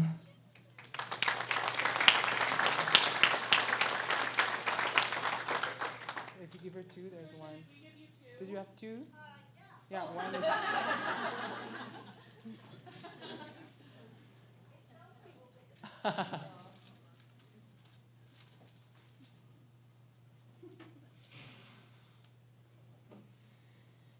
Okay, and then I just have a few little, there's 4 little Uber loops. I just have to say, I have these samples in my clinic, and the patients love it. They want to come back and buy boxes full of Uber loop, but I don't sell it in my clinic, just saying. I have 4 that I want to give away to 4 lucky ladies. Okay, we need 4 ladies. Lindsay Niemand.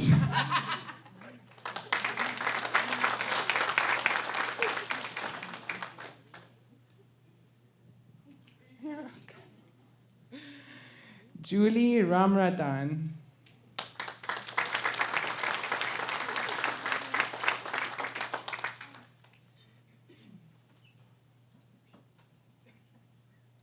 You can thank me later. Jacqueline Tickle.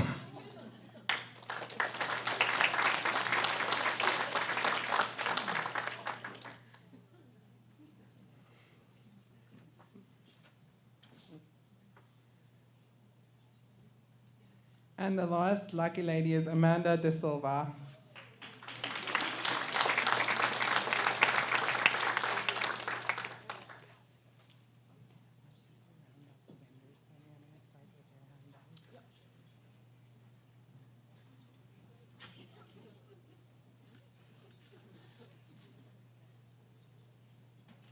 While I wait for the vendors to come do their giveaways, because we have a lot of vendor giveaways.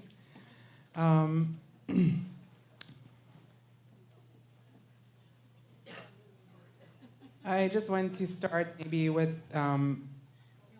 thanking our sponsors again. So our lead sponsor was RBC Wealth Management and Dominion Security. So thank you to the ladies for help making this event possible. I want to thank also Shazma, who was here earlier. She was generous enough to sponsor the venue for today's event. And then I want to thank a big thank you to Millerdale Pharmacy for being a community sponsor and helping us make this event possible as well. I also want to say a special thank you to our vendor sponsors, Aligned, Chelsea, and Nicole et al. Thank you guys for the talks, and thank you for making this, help making this event possible.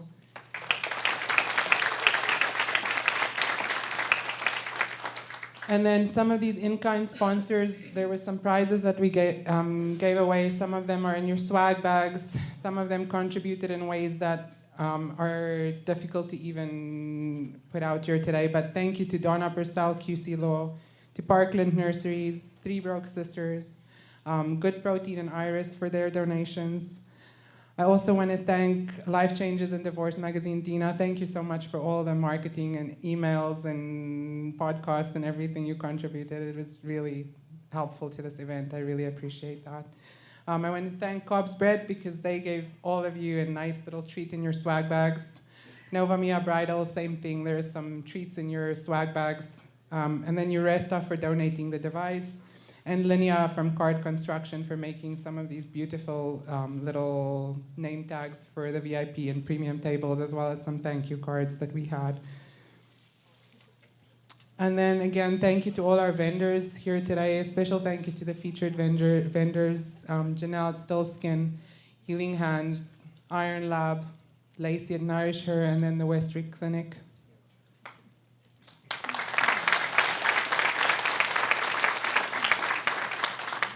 And then a special thank you to Kip Scott for being a women's wellness supporter and sending 4 of their ladies in here today to learn some more. I'm going to backtrack a little bit because I do have, I think, some more things back there. I just skipped ahead waiting for the vendors. Okay, so we have some vendor giveaways. I think I'll call them one by one to come do their giveaways. First, I think let's start with RBC with their giveaway first.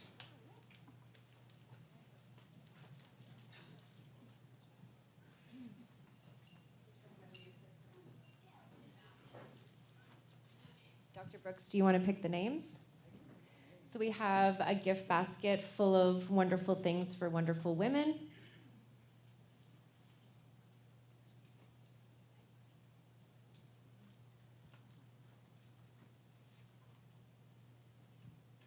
To take my glasses off to read.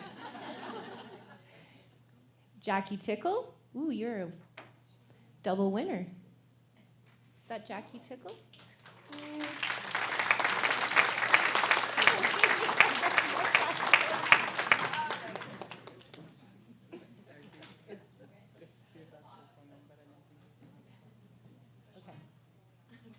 It'll be okay. All right, and the last one is this beautiful flower arrangement from Calyx.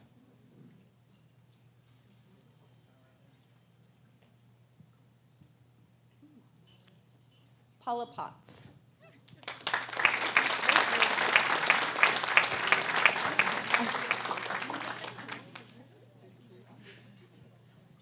Okay, next I'll call up Millerdale to come do theirs.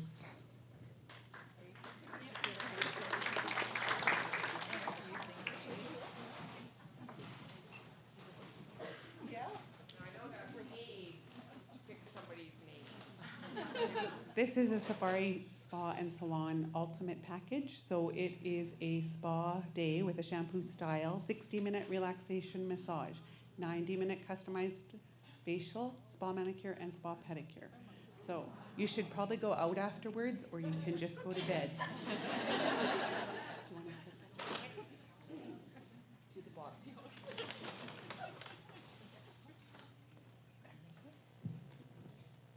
Deidre Fenton.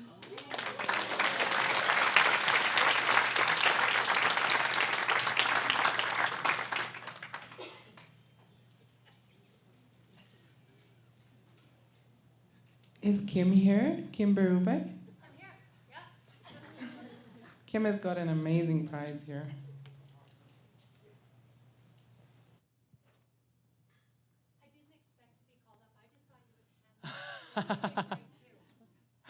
Kim, do you want to draw from the general box? Sure, Okay, yes, please. let's Yeah. throw it in here and then you can. Sorry about all you whose names are already out. We can throw them back too. Let's do that. Then it puts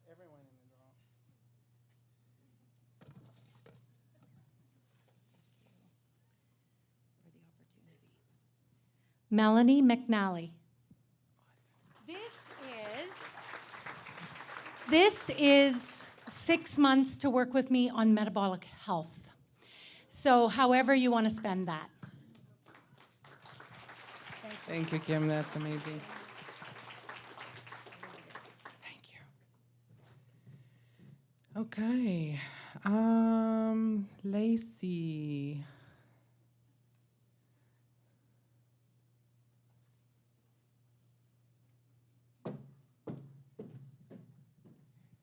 So I actually had so many names that I had to dump it 3 times into this Amazon box. So, but this is for a gift card for any of my services or programs. It is a virtual gift card, so please stand up. I'll give you a big high five. Otherwise, I'll just send it to you via email and we'll chat after today. Do you want to do the honors?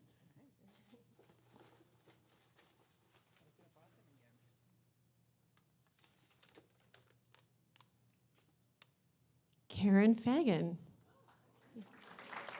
Yay, high five all the way at the back.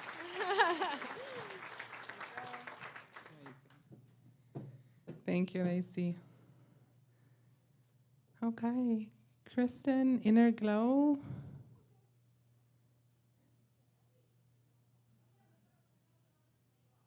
Okay, I think Kristen's not here. Lana? Is she coming? Okay.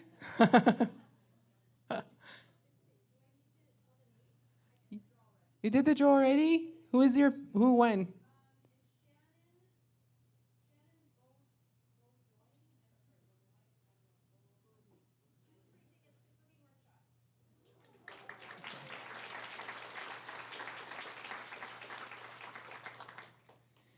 Okay, Lana, you're next.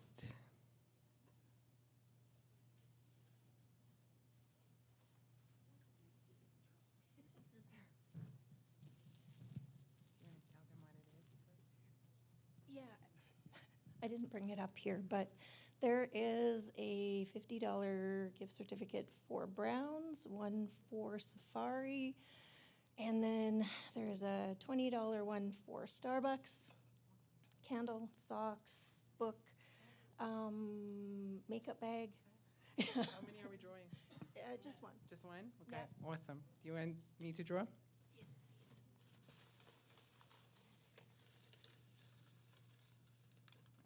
Here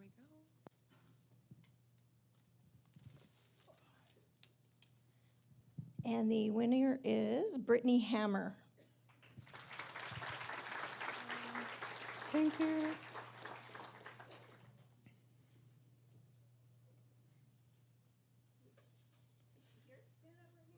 There she is. Perfect. Next, we have Red Deer Healing and Wellness Center.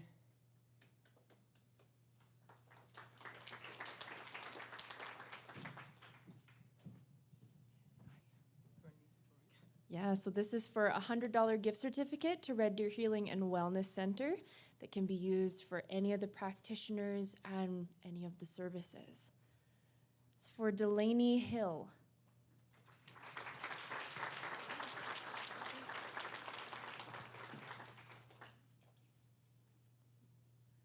Chelsea, you can come up.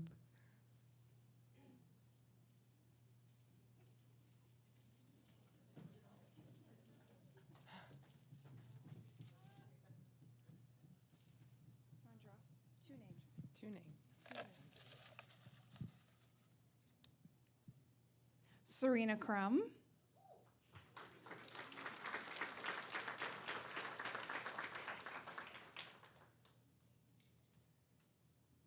Nikki Birkinshaw.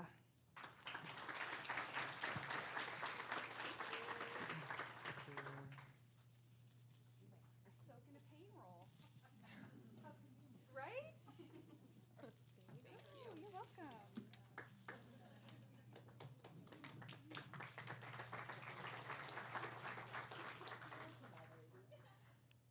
Kelly, is that you? I can't see very far. You can come up.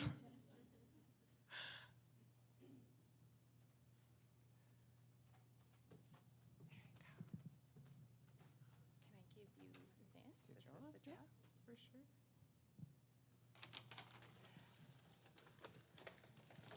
The giveaway from GD Clothing Company is, since we live in Alberta, we need toques. We should be cute. It doesn't have to be this red one if red is not your color. You can come see me ASAP and you can pick out whatever toque you want. The winner is Rochelle Christie.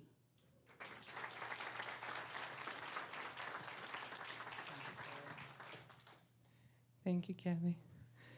And then I think I see Alana down there. You can come up, Alana.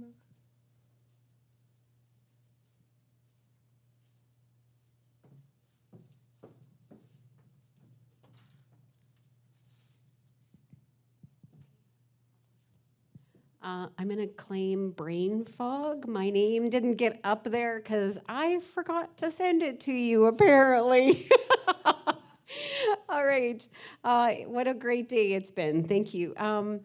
The door prize is one manicure from Peony Nails, one free pair of panties from Kim Timitz, and then from the chemist drugstore, some breast oil, some natural deodorant, some Bloom gut building hydration powder, and some Crush bath soak, and a 2-for-1 admission to January's workshop with me called Hope Rising. And so here is the draw box. You get to draw. How about that?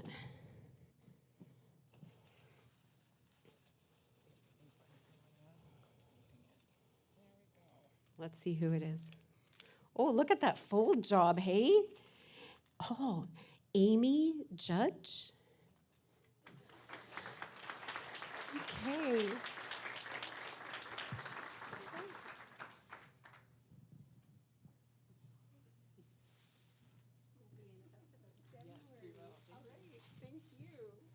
Thanks, Alana. And sorry for your name missing there. Oh, my fault. Westry Clinic is next for us.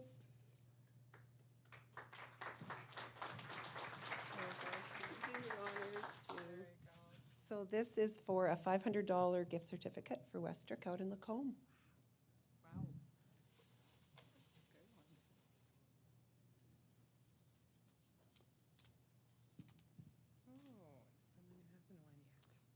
Shannon Mallet. Get out.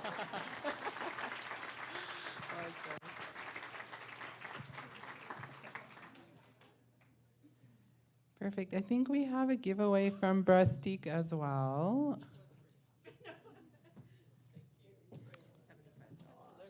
Okay.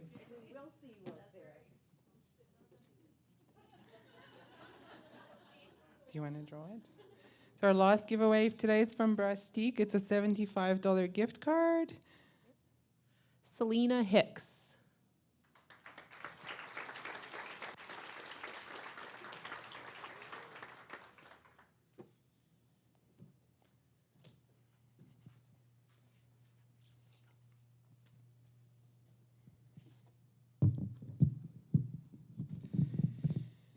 Okay, so before we officially close, I just want to take a moment to share some heartfelt thank yous that I have not done yet.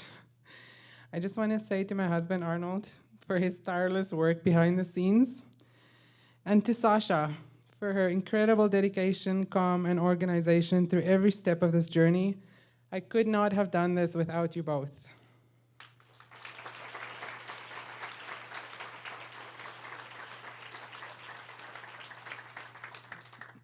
So today has been proof that women's health isn't just about medicine, it's about community. So where do we go from here? This is only the beginning. In 2026, we'll gather again, bigger, bolder, and even more connected. But between now and then, we'll continue to build this sisterhood through Wellpause gatherings, smaller workshops, and virtual sessions in our upcoming Wellpause newsletter, which will keep you informed and inspired all year long. My hope is that you carry this energy home with you, that you keep talking, keep questioning, and keep celebrating this incredible stage of life. Thank you from all of us at the Wellpause Collective for being part of this step. The pause is not the problem, it's the opportunity. Science, sisterhood, and self-reclamation.